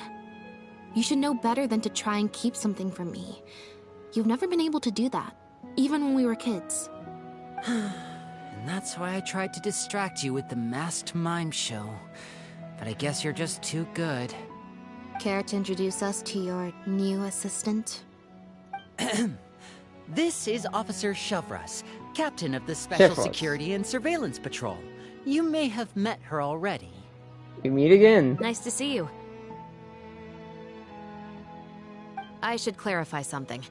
Mr. Lyney's here at my invitation, not the other way around. To borrow your expression, Miss Lynette, I suppose that would make him my assistant more than anything. Two things. I hope she gets her own hangouts, and it's interesting seeing more than two characters, or more than one character besides the hangout character in said hangouts. Especially another character like her. We've run into her a lot lately. She's like part of 2 events, I think. She was definitely part of something else besides the one film festival. We've brought on Mr. Lyney as a consultant in the past. He was instrumental in helping us crack a case involving a perpetrator who used magic tricks to commit crimes. I was hoping he'd be able to provide some valuable insight this time around as well. That sounds familiar. Are you here because of the fairy case? So you've heard everything then? That's exactly why we're here. There's always been questions surrounding the fall of the Lefebvre family. Some people even believe the House of the Hearth was involved. Whoever was behind it all was extremely cautious. They didn't leave a shred of evidence. This very fact, however, leads me to believe it was indeed the work of that harbinger. I took a look at the entrance and exit records of all the carriages that night. Let's just say it wasn't hard to deduce that there's ill will between you two. Don't worry, I don't have any evidence to that effect, and I certainly don't plan on going to bat for such a despicable family. Plus, you were victims back then more than anything. I sought Mr. Lyney's help with the smuggling case. Nothing more. You're really teaming up with the House of the Hearth. I mean, you're teaming up with Lyney and Lynette, specifically. And they're victims of the family, so you're not technically teaming up with the Navier. Also, goddamn, she is smart to deduce that, even with no evidence, the Knave was clearly the one that did it. That killed the guy. The way I look at it, it's a collaboration between us as people, not the organizations we represent. Besides, by working together, we can expose the truth as quickly as possible. You can hardly say that's at odds with the justice my organization strives for. I'm assuming you won't be opposed to some extra help? Not at all. I was planning to invite you from the very beginning, Miss Lynette. It's just that my assistant here raised some objections. Lyney, I'm not the same person I was back then. That little girl who did nothing but cower in the corner in fear, she doesn't need saving anymore. I know you want to protect your little sister, but little sisters don't stay little forever. I'm the little brother in my family. I'm sorry, Lynette. You're right. I let my concerns get the better of me. Oh, and the next time you want to distract me, you should try a different approach.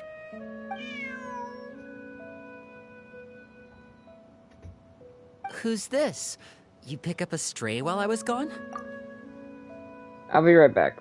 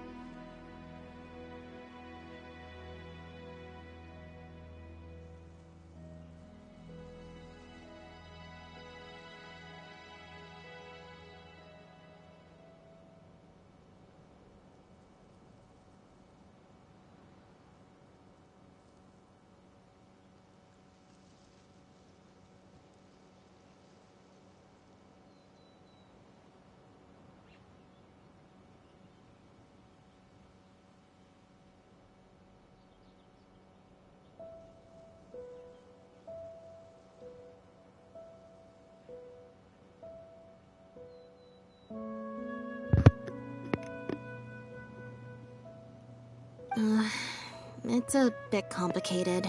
I'll explain later. Anyway, her name's Bonnie. Well, if there are no objections, then I suppose the only thing left to say is... Lynette, Traveler, welcome to the team. It appears the Lefebvre family was very particular in their use of insignias and emblems. The family would use different emblems to mark differences in status, blood relation, and the like. In fact, the insignia that was discovered on the pendant was used to represent an illegitimate child. So that would mean... Okay! I did not expect that. To be fair, you don't see cussing in this... Well, you see cussing, I think, more in, Honkai? But you don't see that much in Genshin. And I did not expect our character to just straight up say that. God damn.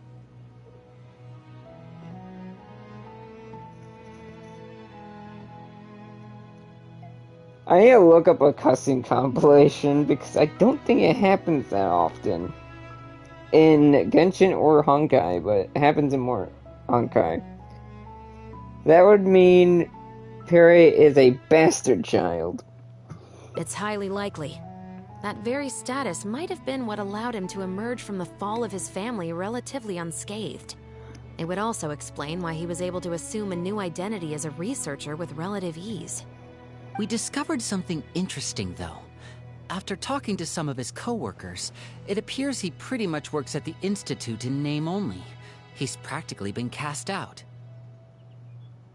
Wait, what happened? Apparently, Pierre was once addicted to synth. He tried to use the resources at the Institute to create a substance with a similar effect. He claimed it was just for research purposes, but the Institute revoked his access to the relevant materials regardless.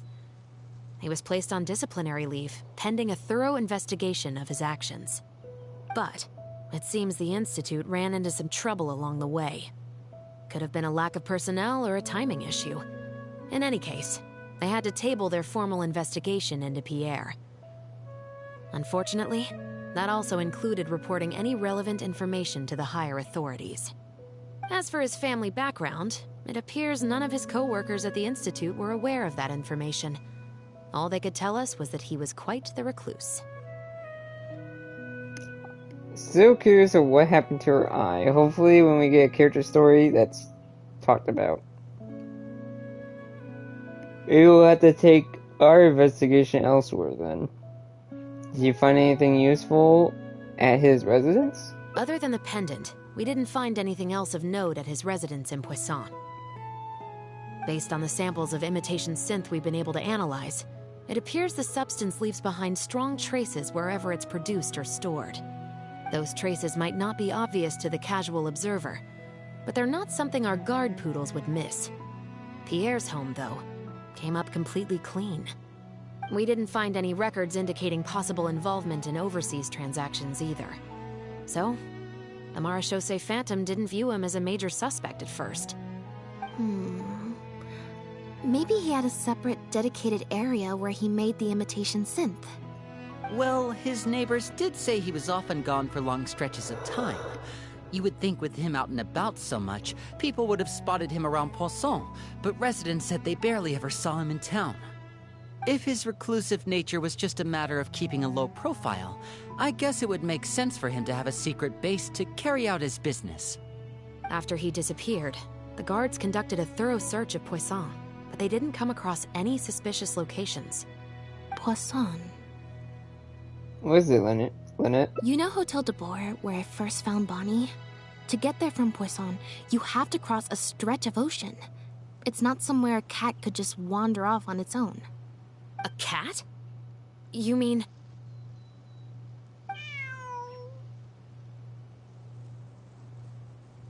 Bonnie is Pierre's cat.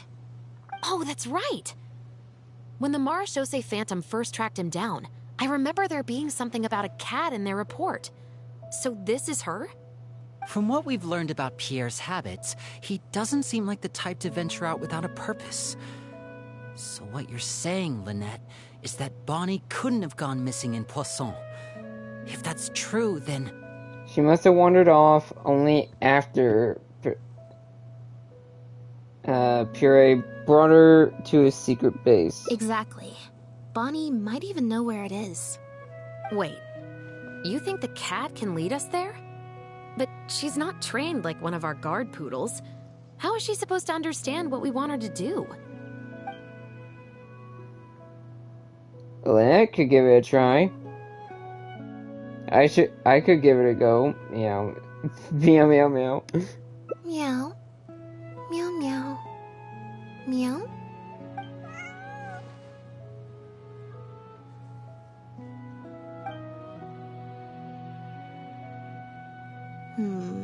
Near the coast, the beach, and beneath the cliffs. The place we're looking for is most likely north of the court of Fontaine. Well, I've certainly never taken a witness statement like this before. Well, if it works out, maybe it's something worth getting used to. Cats and humans are actually pretty alike. When it comes to communication, most of what we want to convey can be accomplished through body language alone. But humans tend to rely too much on speech to ever take advantage of that fact. You being a mix of both makes sense that you would understand that. Of course, body language has its limitations. You're not going to be able to get across anything too complicated. The important thing is that we now have a lead. Let's try and find a place that matches the clues Bonnie gave us. It is one interesting hangouts. This hangouts is actually not as solo as you would think. Usually hangouts are just solo. This one not so much. Like, it's just you and that person. Maybe it's because I drew a low hand there.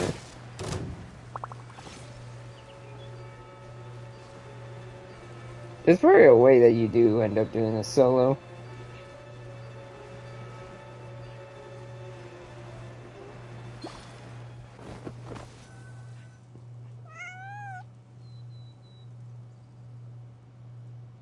Seems like Bonnie is trying to take us somewhere. Was that needed?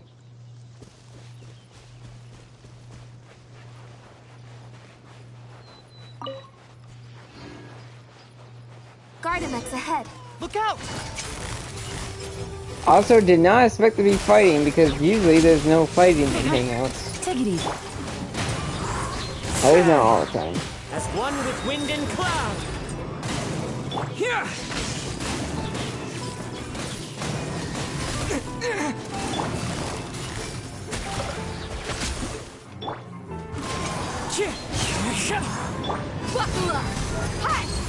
Lightning slash! Gotcha. Things are about to get dicey.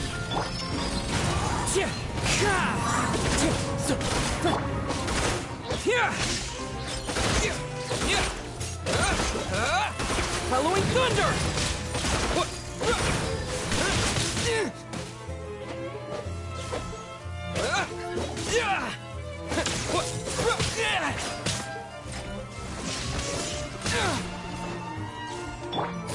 Quietly now.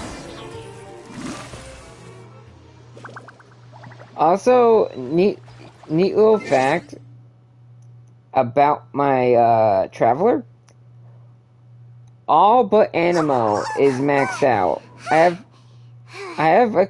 have max constellations on my traveler except for Animo. And maybe Hydro. I forgot if I haven't maxed on Hydro. But Animo, the only reason for that is I would have to go upgrade past the next world level. I would have to do the Transcendence again because it's locked behind Adventure Rank level.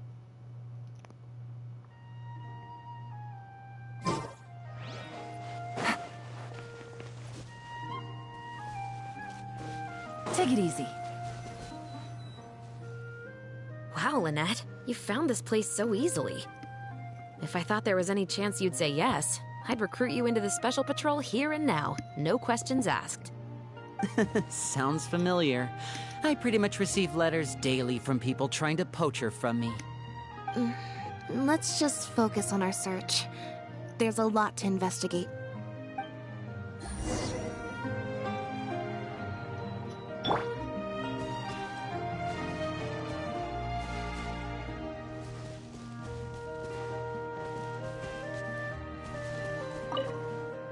The material these bags are made of, it's quite rare.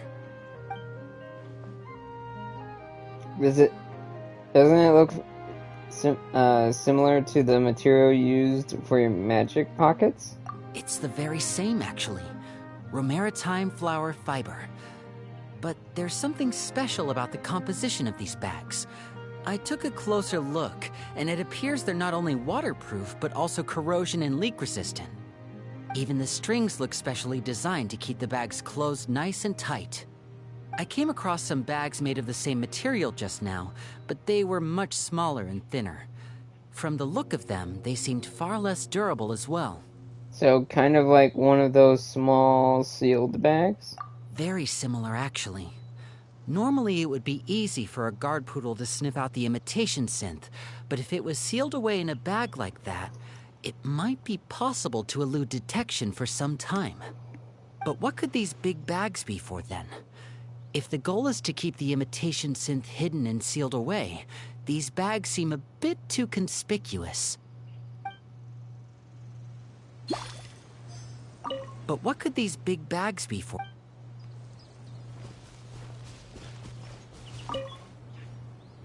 Aha! Just as we thought. This is where the imitation synth was being made. These bottles and jars, they're all imitation synth?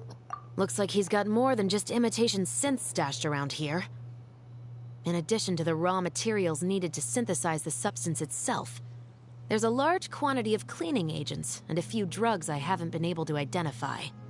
These cleaning agents are likely used to dispel traces of the substance, like its smell. The Special Patrol did some digging into imitation synth. Our records indicate that it's very difficult for ordinary people to detect traces left behind by the stuff. I'm sure that was the case for Pierre as well. It must have taken a considerable amount of time and skill to ensure all those traces get washed away. But what are these other drugs for?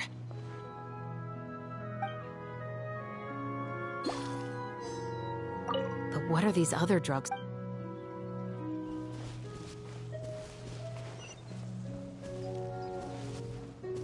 Oh, I didn't even notice Lynette down there. When the Marechaussee Phantom searched Pierre's house, there was no sign of these barrels, right? I can't even read that. He must have moved them. But carrying them at all the way out here would attract way more attention. You're right. That doesn't seem like his way of doing things. How did he get them here then?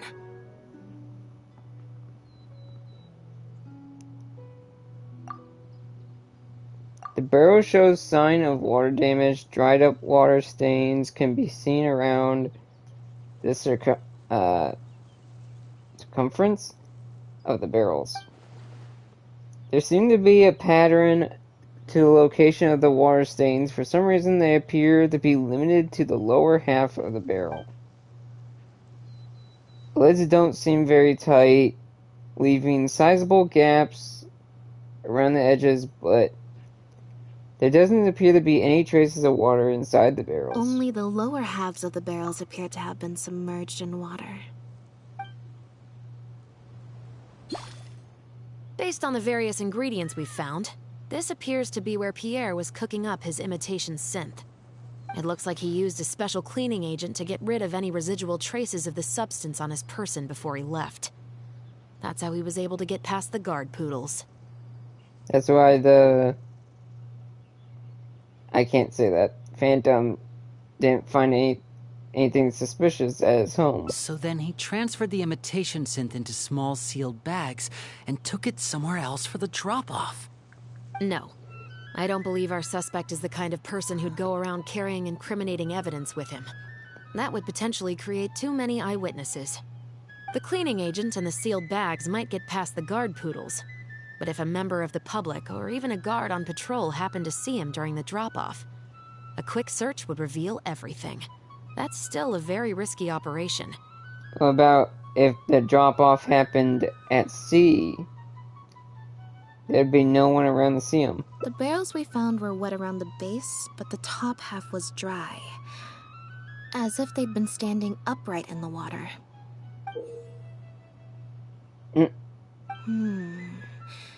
If you put a barrel in the water, it will normally float on its side. Unless it's heavily loaded, in which case it'll sink. He must have used something to tightly seal big bags full of air, turning them into airtight flotation devices. Yes. With flotation rings around the body of the barrels, they'd stay upright in the water. And then he could afford to load them more fully. You think he used floating barrels? I suppose if he acted at night, when there are very few other boats around and visibility is low, It's a valid theory. We can't rule it out. But then, wouldn't the barrels be carried off by the waves or the currents? How would the person doing the pickup know where to look? Barrels that could float away and get lost at sea. Sounds difficult to keep in one place, kind of like certain pets.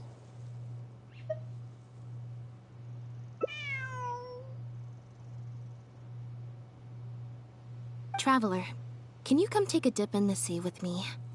I have a feeling that somewhere down there, we might find some rope. If a rope can be used to keep a pet from running away, then why not a barrel? Give me a leash. I can't believe how much progress we're making with this investigation. Without your help, getting this far would have taken me an awful lot of time and manpower.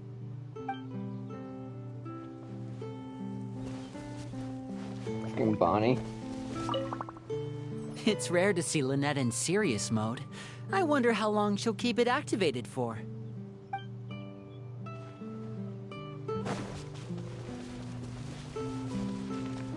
Time to go swimming.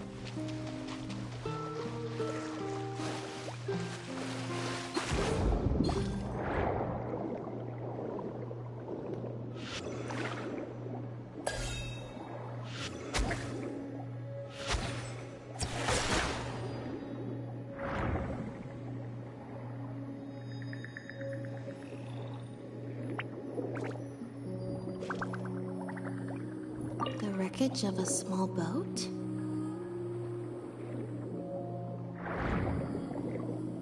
This isn't the place.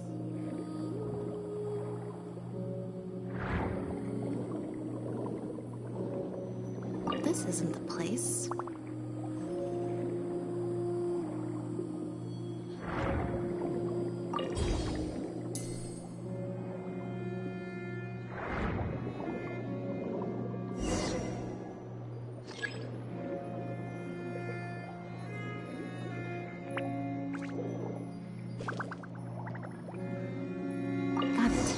Time to go up and report.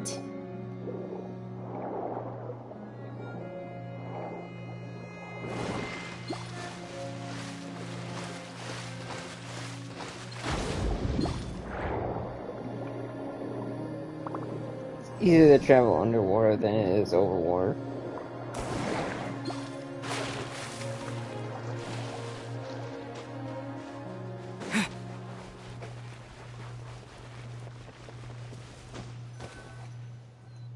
As expected, we found a few pieces of rope and some anchoring stones underwater.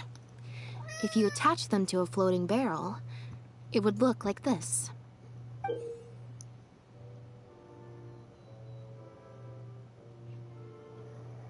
With this anchoring system, it would be possible to use floating barrels for the drop-off.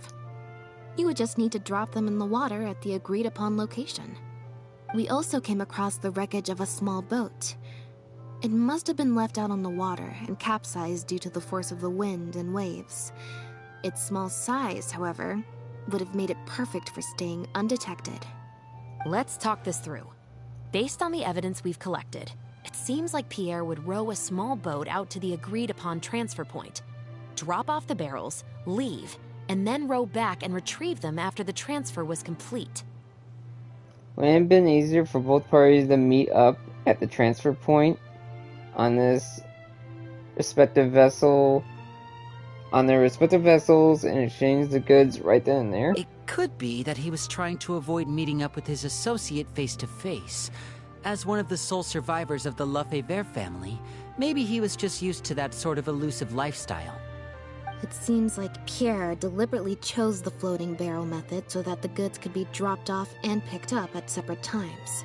That way, the two parties wouldn't have to meet each other. Well, if that's the case, they must not have a very close working relationship. Let's not jump to any conclusions just yet. Assumptions can be detrimental to solving a case. It's possible they were just trying to keep a low profile.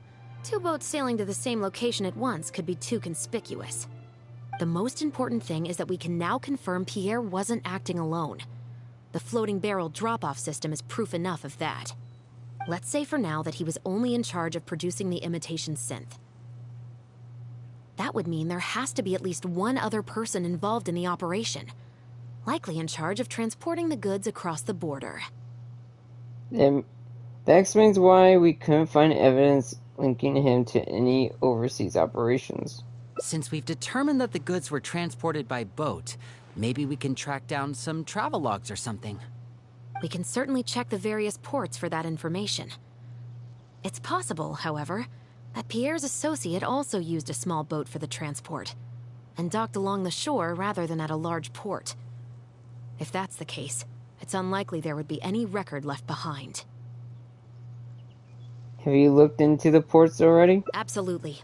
Before Pierre disappeared, we made sure to investigate all sorts of outward-bound vessels. We also had port authorities keep a lookout for anything suspicious. Unfortunately, we were never able to find out how they managed to get the imitation synth across the border. A small boat and a few barrels isn't going to get you very You're right. far. Whatever vessel was used for the pickup, the person responsible for smuggling the substance out of Fontaine would have had to use a larger vessel for the actual transport. That's the only way they would be able to smuggle on a large enough scale to make a profit.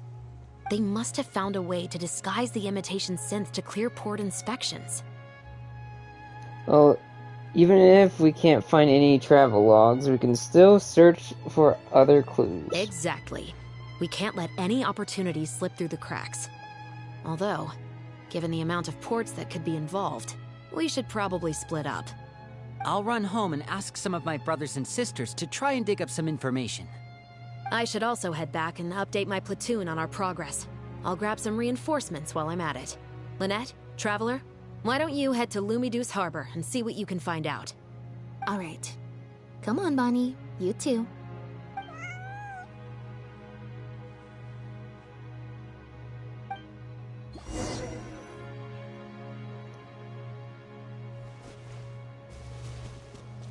Ooh.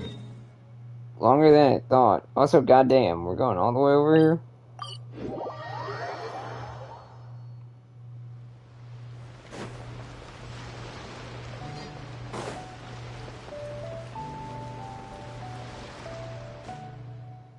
Oh, Lynette, Traveler.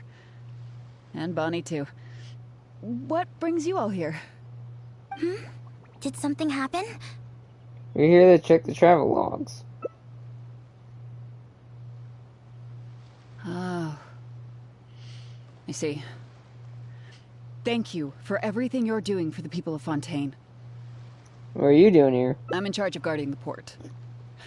You mentioned you were after some travel logs, right? I can go fetch those for you. Looks like I've got another hard day of work ahead of me.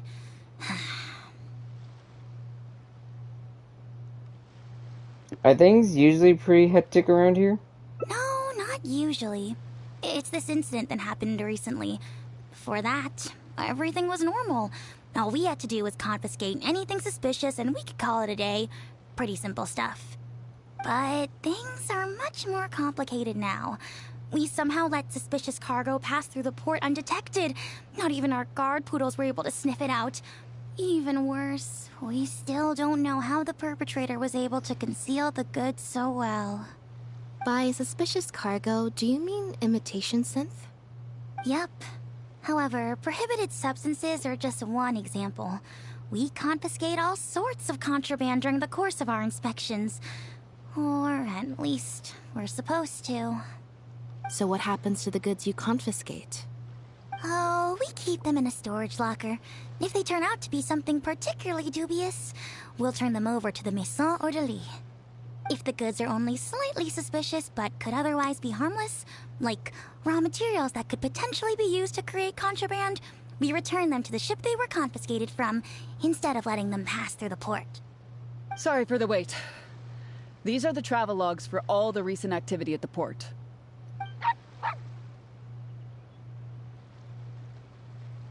Oh, you brought Gerard with you. Actually, he followed me here himself.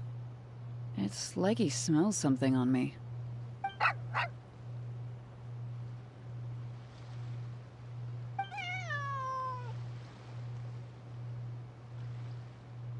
Huh.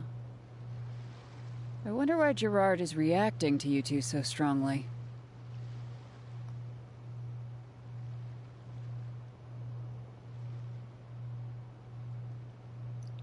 Could be because we just left the place where the imitation synth was made. Huh? We were so careful not to touch it, but we still ended up with traces on us. If it leaves a residue so easily, I just don't understand how the culprit was able to disguise the goods at all. Why don't you have a look at the travel logs first?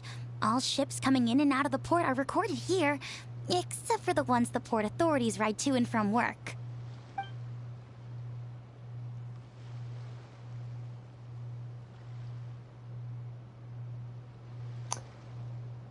Well then... The Humane Society.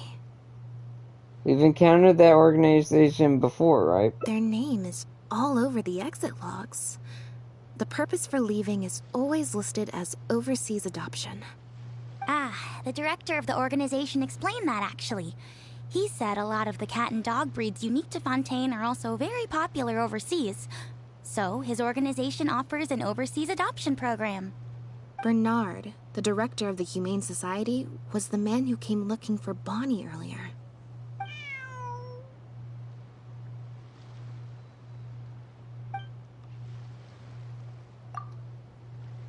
The cat that fled from Puree looks just like the cat that the Humane Society is looking for. Could that really be a coincidence? It seemed as if Bernard was also hiding something. He seemed so insistent, but only ran a courtesy check before just leaving it like that. He came looking for Bonnie earlier. What if he wasn't actually there to check if Bonnie was his missing cat? Maybe he was there for some other purpose. Have you figured it out too, Traveler? The way the criminal disguised the goods?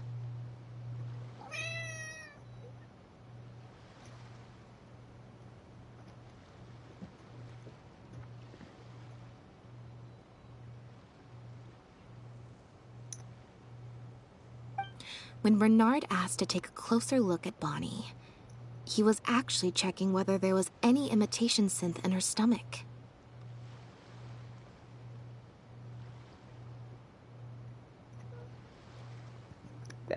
That's fucked up. Also, give me a moment.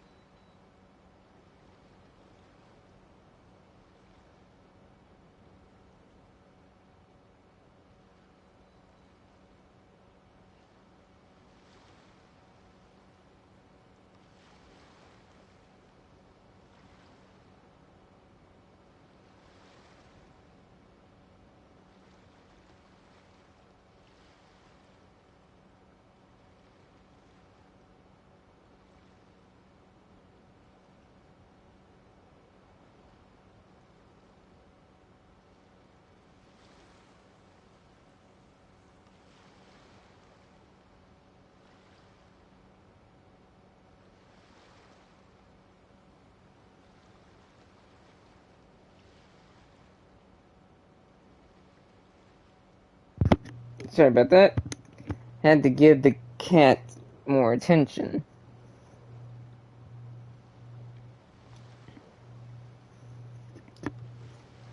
If he was using animals as his using the animals as a shelter to smuggle the imitation synth. Wait, what? The sealed bags we found at the secret base. They were specially made to be corrosion resistant. So they wouldn't be digested. There were gaps around the lids of the barrels, and airbags were used to keep them upright in the water. So that the animals would be able to breathe. Those drug shovers found at the secret base. She most likely didn't recognize them because they're not used on human beings. It's an anesthetic used on pets. The perpetrator must have given it to the animals. So they would keep still in the floating barrels. Pierre must have made the animals swallow the sealed bags full of imitation synth at his secret base. Then he stuffed them into floating barrels and left the rest to Bernard. The sealed bags combined with an animal's body odor would certainly be enough to mask the scent of imitation synth. During our inspections, we would have never thought to inspect the bellies of those animals for anything suspicious. Even if we tried to feel around for something, I'm sure it would be difficult to detect. Exactly. I bet Bernard even transported animals with synth in their stomach alongside ones without. That way, it would be even harder to say with certainty that something was amiss. Do you think Bonnie could have imitation synth in her stomach? She's probably in the clear. Otherwise, Bernard would have never left without her. I'm guessing he didn't know whether Pierre had already hidden the next batch of imitation synth before he fled. Just imagine. He sees the notice we put in the Steambird, and it turns out that one of the very cats he gave to Pierre for the smuggling operation is out in the open, roaming the streets of Fontaine. If Pierre had already hidden the next batch of imitation synth, then Bonnie would practically be living proof of their crimes. He would have had no choice but to go after her. So, that's why he came to find you and insisted on taking a closer look at the cat. Must have fled in a hurry. That fact is practically what spared Bonnie. Wait a second, I'm a little lost here. I get the part about hiding the substance in the pets, but those... what did you call them again? Floating barrels? Why even put the animals in there in the first place? If you've got something as convenient as a floating barrel, why not just stuff it with the imitation synth directly? Why not wait to hide the stuff until after the exchange has been made? In order to make sure the animals could swallow the sealed bags, they made them extremely thin. Had they not done that, the animals would have likely bitten or chewed through them. And if any of the imitation synth leaked out, they also would have needed a lot of cleaning agents to get rid of the resulting smell. That step would have required a lot of energy, as well as a certain amount of technical expertise. So it was better left to the more experienced Pierre. We've already proven how easy it is to pick up trace amounts of imitation synth, so I'm sure Bernard was taking all the precautions he could to avoid the same fate.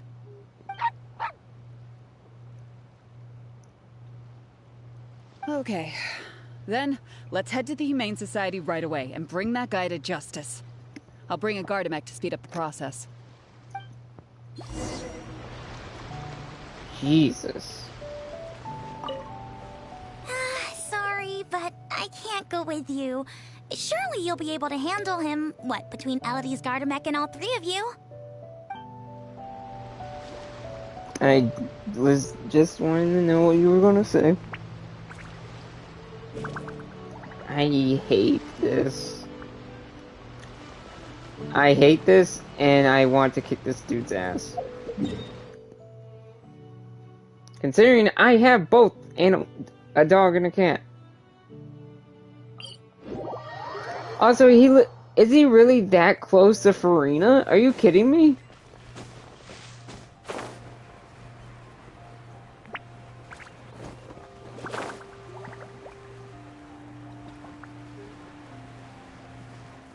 Because Farina's right there. That's her house. The headquarters of the Humane Society should be somewhere around here. Bernard could show up any moment now. Ah, you're the people from earlier. Wait, you're from the guards?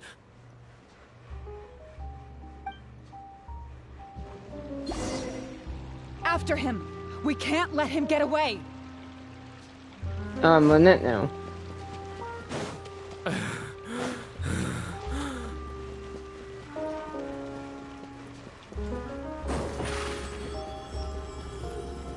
Step on up! Give it up, Bernard. Mercy. Have mercy. I'll talk. I'll tell you everything I know. The Humane Society has done so much good over the years, and yet you have committed such an atrocious deed in its name. Look, I didn't have a choice, okay? My father cared about those blasted animals so much, he didn't bother to take care of his human wife and son at all. While those animals were showered with love, I lived worse than a dog. No one asked. Tell me, how did you first get to know Pierre? Damn. Well, after I took over the Humane Society, it gradually became harder and harder to maintain its operations. Until one day, someone suddenly passed me a letter. It said that I could stand to get a large sum of money as long as I helped them to transport some animals abroad.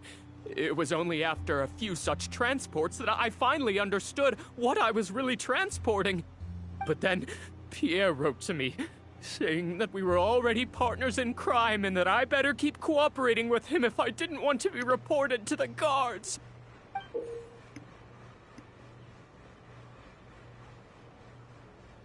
Passive checks are a special type of checks that need not to be actively triggered, but instead will automatically trigger at specific times. If you pass, you will find some hidden information, such as irregularities in the person's attitude or certain details.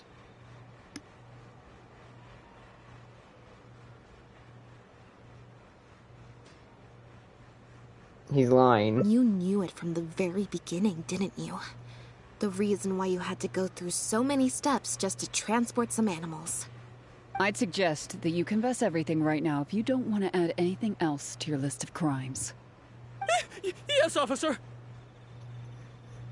I would order wooden barrels and flotation devices according to his instructions, and then load the sleeping animals onto a boat.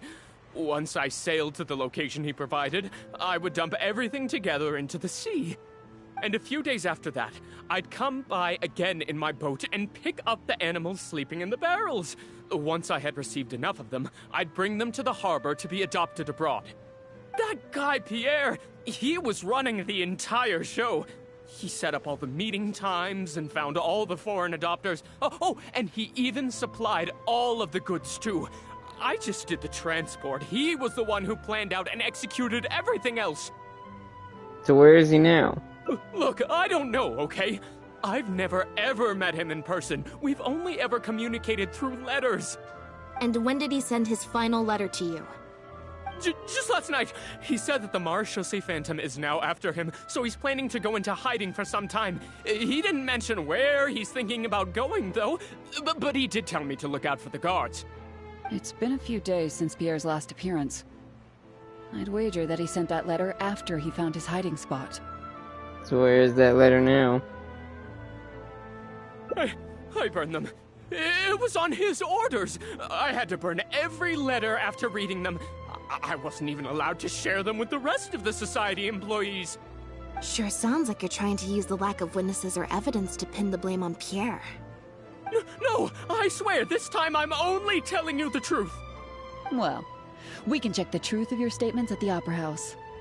I hope you know what'll be coming for you if I were to find any discrepancy between the evidence and the testimony you just gave. I know, I swear I was just telling the truth. My thanks to you both. Had it not been for you, I really don't know what would have happened to this case. Bonnie helped, too. That's true. It was all thanks to her that Bernard was finally exposed. And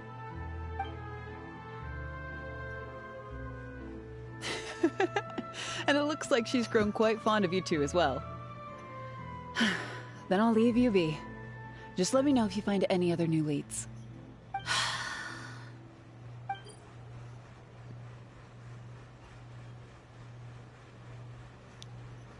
So something on her mind.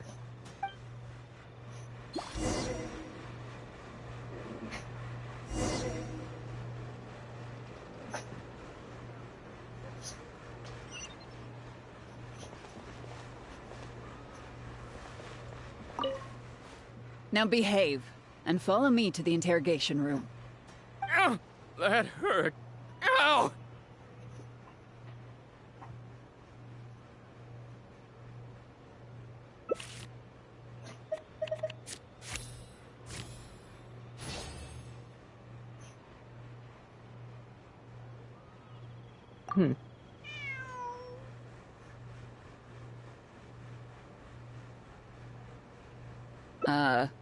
Is there something else you need from me, Traveler?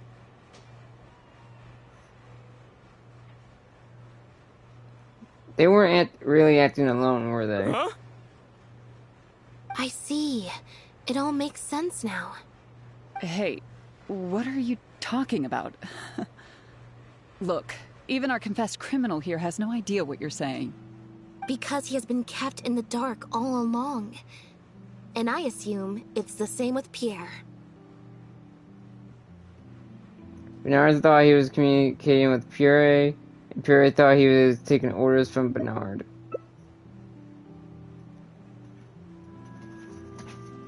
But for all this time, neither of them knew that there was a third person all along.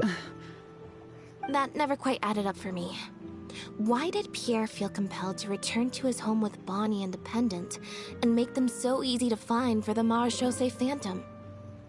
Any animals Pierre received from the floating barrel should have been taken directly to his base. And considering his precautious situation, the pendant should have been the last thing Pierre would leave lying around. Both of these things are in stark contrast to his usual meticulous and vigilant behavior. There's only one reasonable explanation. He was following orders, just like Bernard. Also, I did not expect this to happen, so I should have probably talked to Lynette first. Unless this is actually the better ending. Well, unless that would have... If that would have ended it, then this is definitely a better outcome. He probably received the following instructions right before the Phantom came knocking on his door. Bring the cat and the pendant, and our undercover agent will be sure to help you. Unbeknownst to him, however, the third person who wrote that letter to him had long decided to sacrifice him and Bernard to save themselves. They instructed the two men to communicate through letters and barrels specifically so that they never get to meet each other. Honestly, there's a person probably planned to sell both of them out from the very beginning. What? You can't be serious. There was a third person involved? If you focus only on Bernard's testimony, it's easy to believe that only Bernard and Pierre were working together. The case appeared extremely simple. Bernard did the trafficking, Pierre the imitation synth production, drugging, and stuffing. With everything accounted for, the third person would then be cleared of all suspicion. Wait. But that doesn't make any sense. If that's the actual truth, then as soon as Pierre is caught, he'll explain his side of the story and the third person will... Yep, which is why the third person made sure that Pierre would never be found again. Once they had instructed Pierre to expose himself, the third person wrote to Pierre again, suggesting that everything had been taken care of, and he should take Bonnie and safely return to his base. They then ambushed Pierre and made him disappear. Of course, Pierre's disappearance at such a sensitive time immediately made him a prime suspect. Knowing that Bonnie had last been seen with him, all the third person would have to do from that point on would be to lead the Phantom to investigate the Humane Society and get Bernard to confess the truth. Bernard would then testify that Pierre was the one who came up with the whole plot, and Pierre will be seen as having gone into hiding in anticipation of getting caught. Wait, so you're saying that the letter I received yesterday, the one that made me think Pierre was still alive, it was also sent by the third person? Is that what happened? I'll get back to headquarters right away and reinvestigate this case from the top. Not so fast. Chevra said that assumptions can be detrimental to solving a case. Someone among us, however, has been feeding us all kinds of preconceived notions ever since our first meeting. They suggested that Pierre's disappearance was an attempt to escape the judgment of the law, and that Pierre was a scion of the Lefebvre family. But if the disappearance is truly just a cover-up for a murder, then couldn't the true scion have been an illegitimate daughter, rather than an illegitimate son? Miss Elodie the area. Huh? Haven't you taken this joke a bit too far? You're right. I did let a lot of assumptions get to my head when I first started to talk to you about the case. I'll make sure to correct my behavior.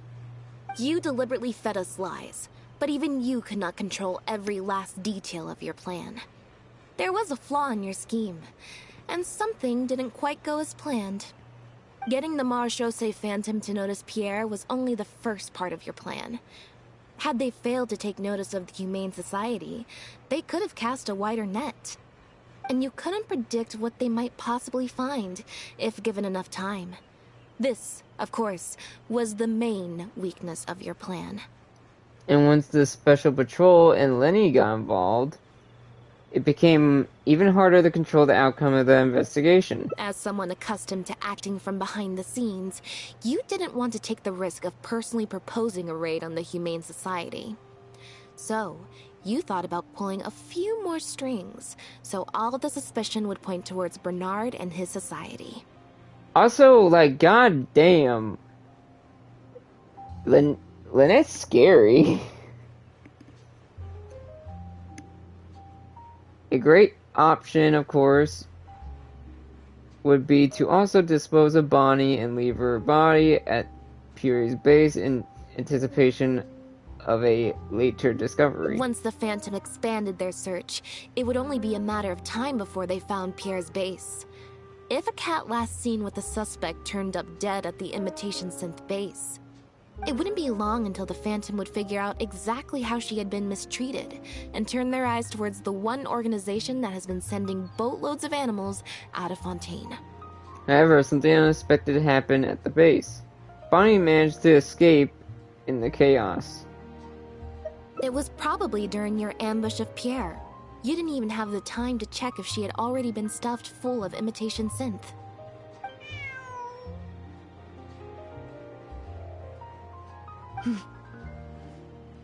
Still, you soon found another opportunity. Before long, Bonnie had made her way back into the city, and even popped up on the Steambird. Like Bernard, you desperately wanted to confirm the contents of her stomach, so you hurried to find us. Unlike Bernard, however, you were hoping that Pierre did have the time to make her swallow a load of imitation synth. While investigating the suspect's cat, we unexpectedly discovered that the suspect has been smuggling imitation synth using living animals as intermediaries. That was your plan, in any case. With that, you'd have been able to lead the investigation towards the Humane Society. Jesus Christ. But Bonnie was very lucky, and you were extremely unlucky. Bonnie had managed to escape before Pierre was able to stuff her full of imitation synth. That part of your plan could no longer be carried out. But as shrewd as you were, you came up with another plan right away. You manipulated the Traveler and I to help you identify Bernard as a key suspect. This turned into a character story more than a hangouts. Holy shit. I wonder what happens if you go... I wonder where... Wait a minute. One, how many different endings are there? I think there was like 5 or 6. How the hell do you get different endings? My guess is one of the endings is accidentally letting her go. But there's probably like other short shorter endings, which are. This is probably the best ending. Sadly enough, this is probably the best ending. Unintentionally. Otherwise, you just feel unsatisfied with the other endings. To be fair, if you got the other endings, you wouldn't know what, you wouldn't know about all this. I think. You knew Lyney was investigating the case, it was Shifros, and you also knew Lynette's previous encounter with the Fieri family. You use the Lefevre name as bait to get us to join your investigation. With 2 extra bodies around, the Special Patrol is sure to soon take note of the strange event of Bernard somehow having a reason to look for Pierre's cat. So, what you're saying is, I went to all that trouble just for the chance that you might put forth the suggestion that would lead you down the wrong path. Of course, you did far more than that. Just now at Lumidus Harbor, were you not the person who highlighted the suspicious activities of the Society? By showing us the port travel logs? Ugh. You even highlighted the Society's activities during your compilation of the logs, so they'd be immediately visible to anyone examining the records. Moreover, the logs contained no records of the Port Authority's activities. In other words, your activities. And what are you trying to suggest with that? I am insinuating that you had plenty of opportunities to transfer the raw materials for imitation synth from the harbor to a boat, and then sail over to the meeting place full of floating barrels. Also, that reminds me. I know Ferme technically got his own hangout / character story, but I wonder if he's gonna get one, his own later. If so, then it's gonna feel weird doing this now. Especially by the time I do Alakino's story, it would be after that. Once Bernard had placed the animals in the barrels, you'd open the lids and also dump in raw materials.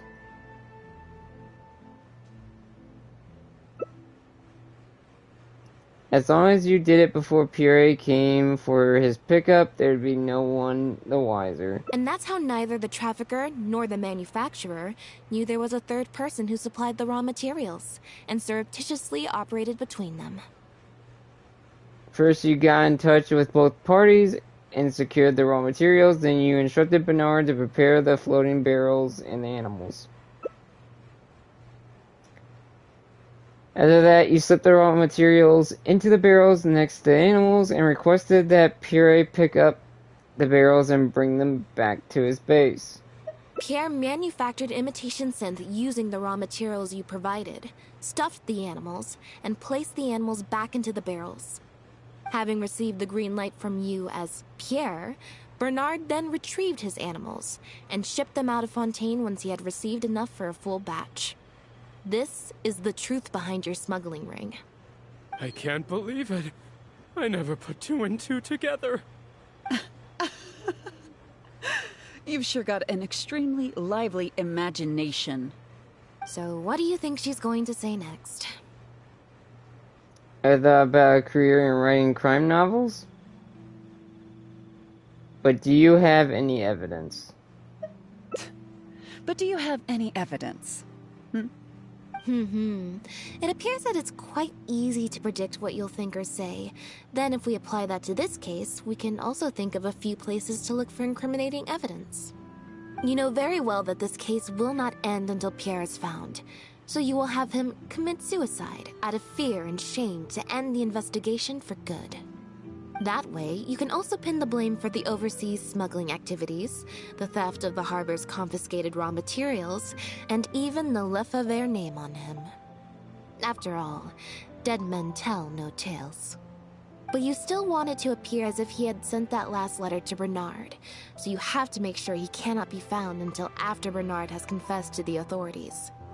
To do that, you either will hide his body until you've found an appropriate time to set up a fake suicide scene, Or you'll dump it someplace where it'll be hard to determine the exact time of death. Submerged in water, for instance. The location would ideally allow you to keep the body hidden for some time while also letting you keep an eye on it. You also keep them in a very cool environment to be handled later, or set a fire that make it look like he had burned himself to a crisp. Jesus Christ, these options! An example of such place may be somewhere on your own boat, or underneath the waters near the Mendoza Harbor. There are only so many options to hide a person's time of death, after all. As long as the Phantom investigates each of the possibilities in turn, they'll surely find Pierre's remains. Especially since, as the prime suspect who will now be taken into custody, you will no longer have the time to move him, or set up a fake suicide scene to cover up the murder. How absurd. And on what grounds will you order my arrest? Don't think for a second that your spouts of nonsense will amount to any kind of real argument. After all, I'm... Elodie Lefebvre! As the captain of the Special Security and Surveillance Patrol, I hereby declare you as a suspect in the case. If you have any objections, you may raise them later during interrogation. Damn! Again, Lynette, terrifying. But damn, they got here quick. And perfect timing, too. Chevalouse! Chevalouse! I cannot say her damn name, though. Say the life of me.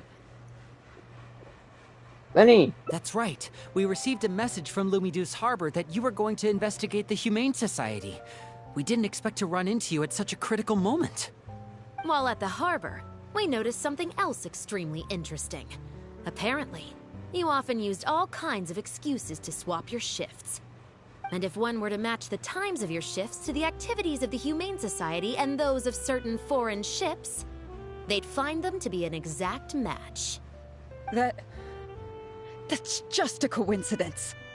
Yes, I'm sure you have already thought of a dozen different ways to explain away the suspicious activities. But as far as evidence goes, that should be enough to warrant taking you into custody. Don't worry. If it turns out that the guards are still unable to find any evidence after all this, Lynette and I will do everything in our power to clear your name. Although judging by her reaction, I assume no follow-up from us will be needed. The Lefebvres were infamous for using disguise and infiltration to achieve their goals. Who would have thought that they would have planted someone within the guards? Judging from the timeline, they likely arranged for you to enter the guards before the fall of the clan. But they probably didn't expect you to turn it to your advantage and use your job to save yourself during the purge. Not only that, but you actively participated in the interrogation, arrest, and judgment of the Lefebvres during their fall, thus clearing yourself of suspicion. You brutally and cruelly abandoned your allies as soon as they outlived their usefulness. Just like a lizard cutting off its own tail in order to live. You've been doing this for years. So you played me like a fool after all?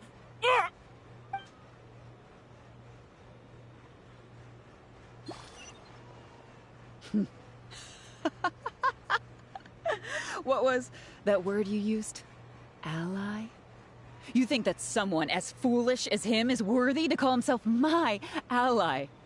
They were worthless scum. All of them. Not just Bernard and Pierre, but those Lefebvres too. They always just saw me as a tool. I lost all my chances of a normal life just because I was born into their lot. Not only that, but because they wanted me to become an undercover agent, they stripped me of my name, too. I had to live in constant fear of them while they were alive. And even once they were gone, I had to continue to bury my heritage and my name. Always worrying that their enemies would come knocking at the door. Do you know anything about what I've been through over all these years? My life as the last Lefebvre?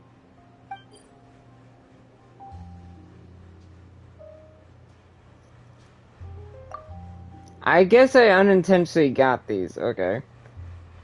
There's a hint of drama in the voice of the suddenly agitated Elodie. Elodie. It feels like her anger may be part of some kind of bluff. I don't, and neither do I care. Damn!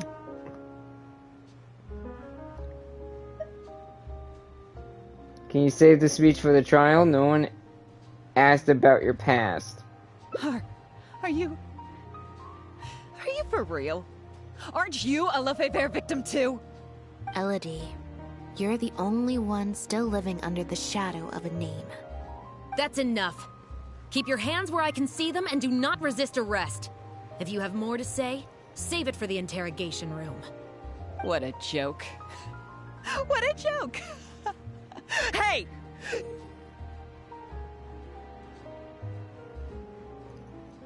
What is that?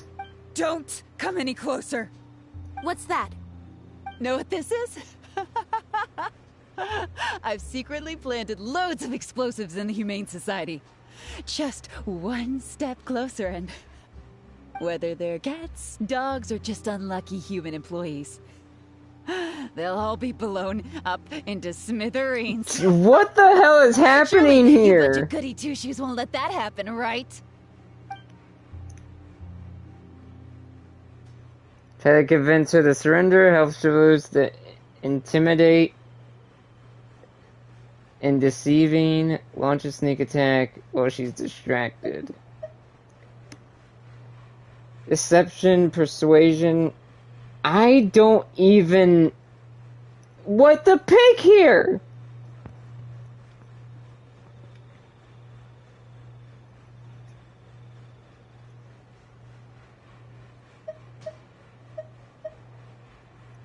She's kind of insane at the moment, so I don't think she'll listen to reason.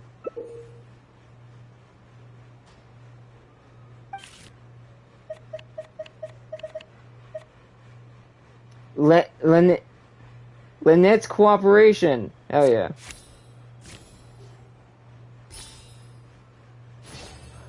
Jesus, just barely! Just barely! Oh my god! I have a bet. Who knew? I don't even know if I wonder if it's always Lynette's cooperation.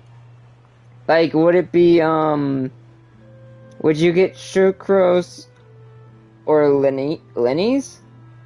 Or is it always Lynette's? Just barely, though, for this one. I don't know. I might have to... either I'm gonna have to pick... I might go back and pick other options off stream. Or look them up, because I haven't done any other endings for hangouts yet, for these hangouts yet. But, jeez. I wonder if either way, I feel like the only way this would work is the sneak attack or the persuasion. I don't think the deception or imitation would work, really. Maybe persuasion wouldn't work either, but Jesus Christ. This has escalated to a crazy scale. What? Hey! Don't do anything stupid! Guards! Gardamex!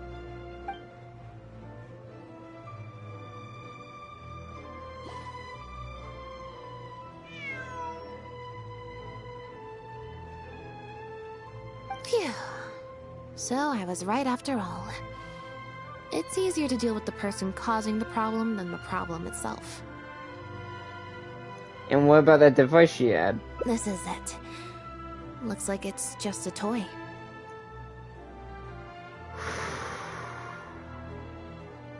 So maybe a persuasion or deception would work? Okay, so maybe the other options would have worked. Okay, never mind. Either way, we stopped it. So she really was bluffing. just bluffing. Guess that's probably why she suddenly flipped and knocked out Bernard. He probably knew that there were no explosives at the Society. She also pretended like she had a villainous breakdown, as if she had no choice but to kill to escape her life. Well, given that she never even showed her face to Bernard and Pierre, I had my doubts that she'd have gone to the Society in person to plant explosives. Thank you for your help, everyone. I'll take them back for thorough questioning, and find someone better to take over the Humane Society. I might need a few statements from everybody. Would you be able to come with me? If statements are all you need, can Lyney provide them on my behalf? I still need to go back and explain some things to the crew. I also had an appointment with the Traveler before we got interrupted. Oh, it seems I've already forgot. You mean when you said I could stop by your place? What did she say again? Okay, I'm not gonna be a jackass. Ah, so you do remember. Yes, I invited you to come over to our place. Once I'm done talking with the troupe, I'll make a nice cup of tea and bring Bonnie to wait for you outside of my door.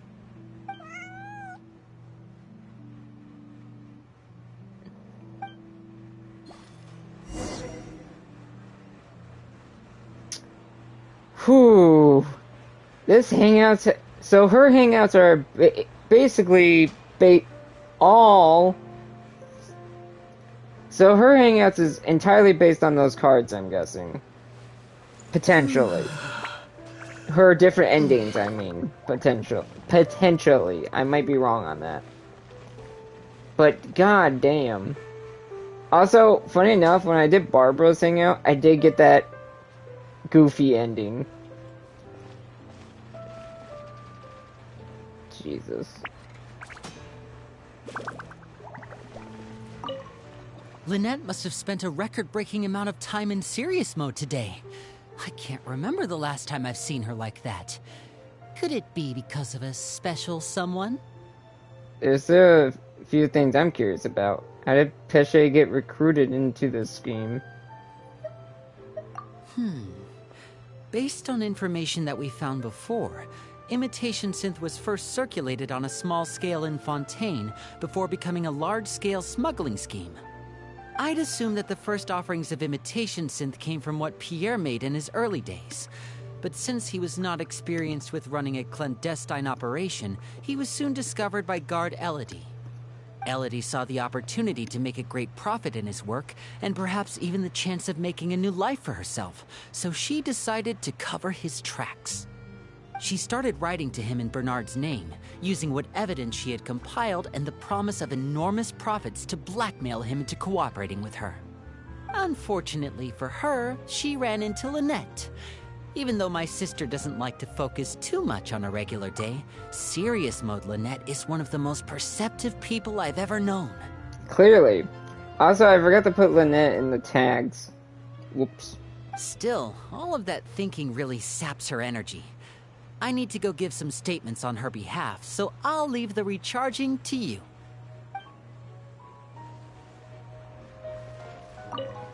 You can leave the rest of this to me. The other guards will be joining me shortly. Don't worry, they won't have another chance to escape. There's still a few things I'm curious about. How did Elodie get her hands on the raw materials? The materials have many other regular uses outside of being used to make imitation synth, so they're not immediately subject to being confiscated or destroyed. The harbor would usually just seize them for some time while the customs paperwork is filled out and approved. If approved, they'd be let through, and if not, they'd be returned to sender. Elodie probably used her position to replace a portion of the shipment with something else before sending the whole shipment back to sender. Given that the foreign merchants who sent in the shipments were probably working with her in the first place, they likely just never reported the difference in what they sent and what they received. We will, of course, continue to investigate the rest of the details of this case. Now that we've caught Elodie, figuring out the whole scheme should just be a matter of time. God damn. That has This had so many layers to it, god damn. Never underestimate Lynette.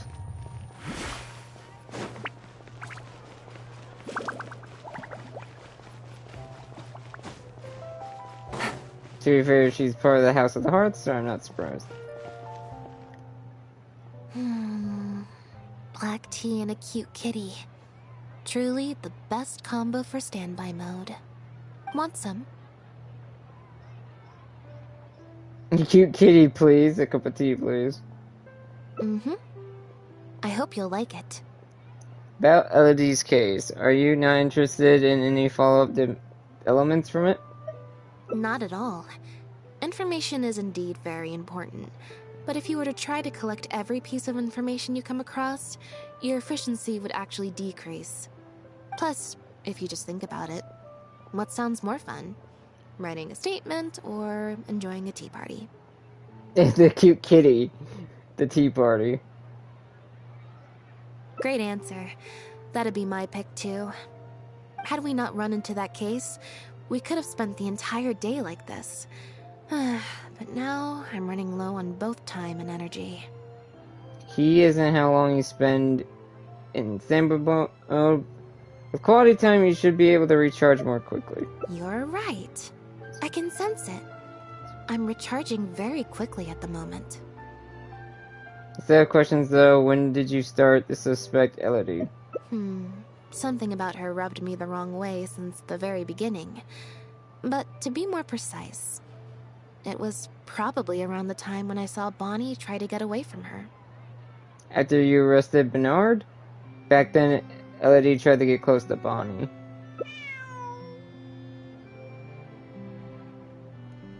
Elodie tried to get close, but Bonnie deliberately dodged her. Maybe Bonnie had tried to evade her before at Pierre's base.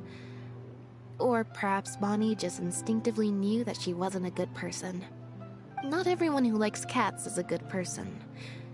But if cats like you, you're probably alright. Fair enough.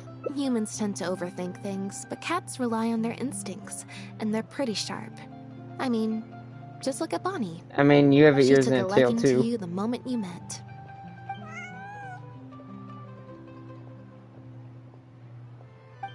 I mean, I hang out with cats a lot. Aww, this is very cute. I love how Lynette looks in this. Also, who's gonna take care of Bonnie now? I'm guessing Lynette.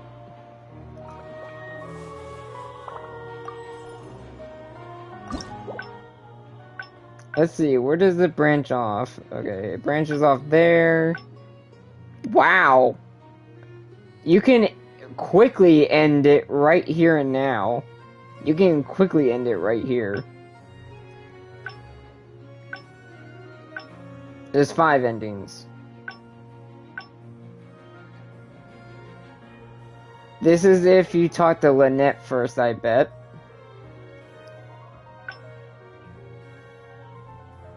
And that ends that storyline.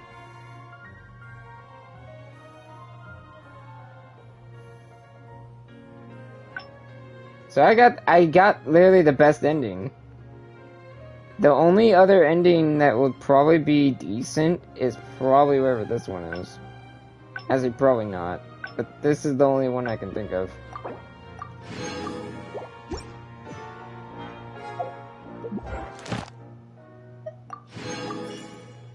Damn, I already been another login.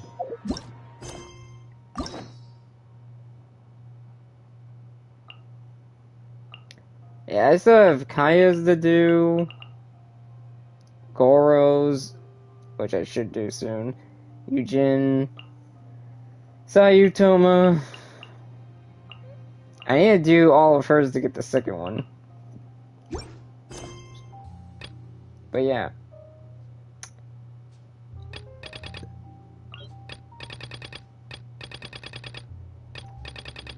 Next time I stream this will be this event, and there's plenty of days left. But I think after that, I will be taking a break from Genshin and hardly focusing on Destiny until like Final Shape comes out.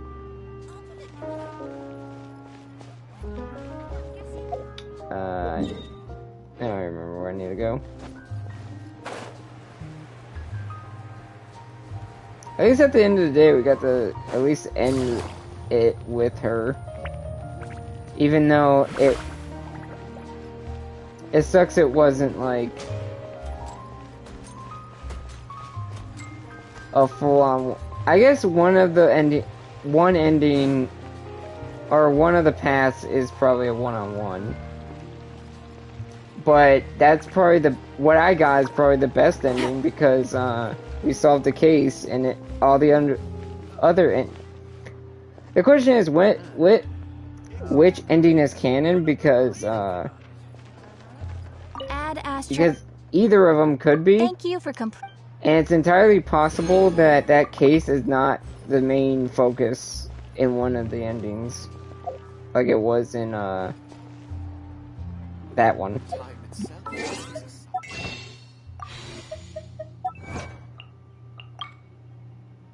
Have a peaceful tea party with Lynette after solving the smuggling case.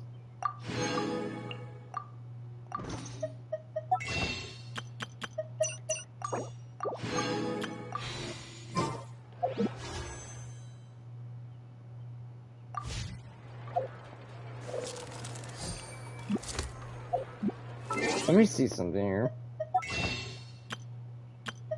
I'm literally tempted to get 2 of these right now. You know what? I'm going to. You know, it's not wise to spend it on this stuff, but I mean, also I might grab this because apparently this is recommended for her if I actually do manage to pull her. If I don't, then this is my last attempt going after her. The rest of my attempts will go towards Wanderer, because Wanderer is another character I've been wanting.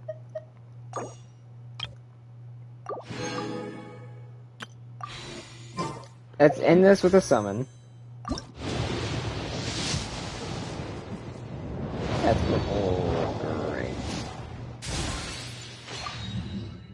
great. Hey, speaking of Lynette, and I got her. The whole House of the Hearth is on here, except for, well, yeah, she's random, but still, she's not. Anyway.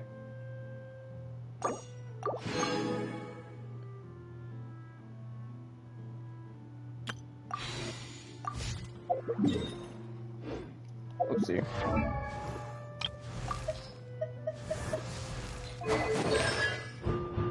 Damn, she's almost C6.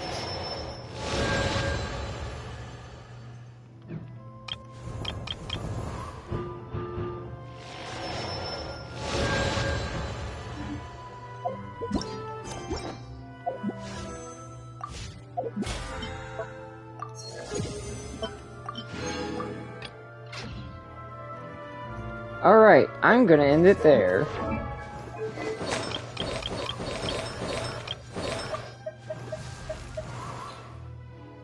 I'm gonna end it there for now.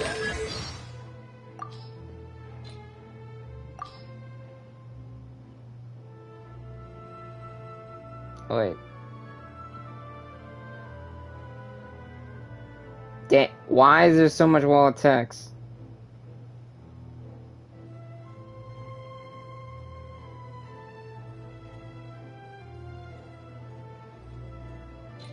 I'll look into that later. But I'm gonna end it here for now. That has been Lenny's character story and Lynette's hangout. This is also, has been preparation for Alekino's character story when I get to it. But of course, before that, I'm going to do the new event that has come out that takes place in Inazuma. But that is for another time. For now, thank you guys so much for watching. I hope you enjoyed. Follow if you haven't already. Or subscribe if you're on YouTube. Hit the bell. Do all the do all that jazz to see when I go live or see when a new video goes up.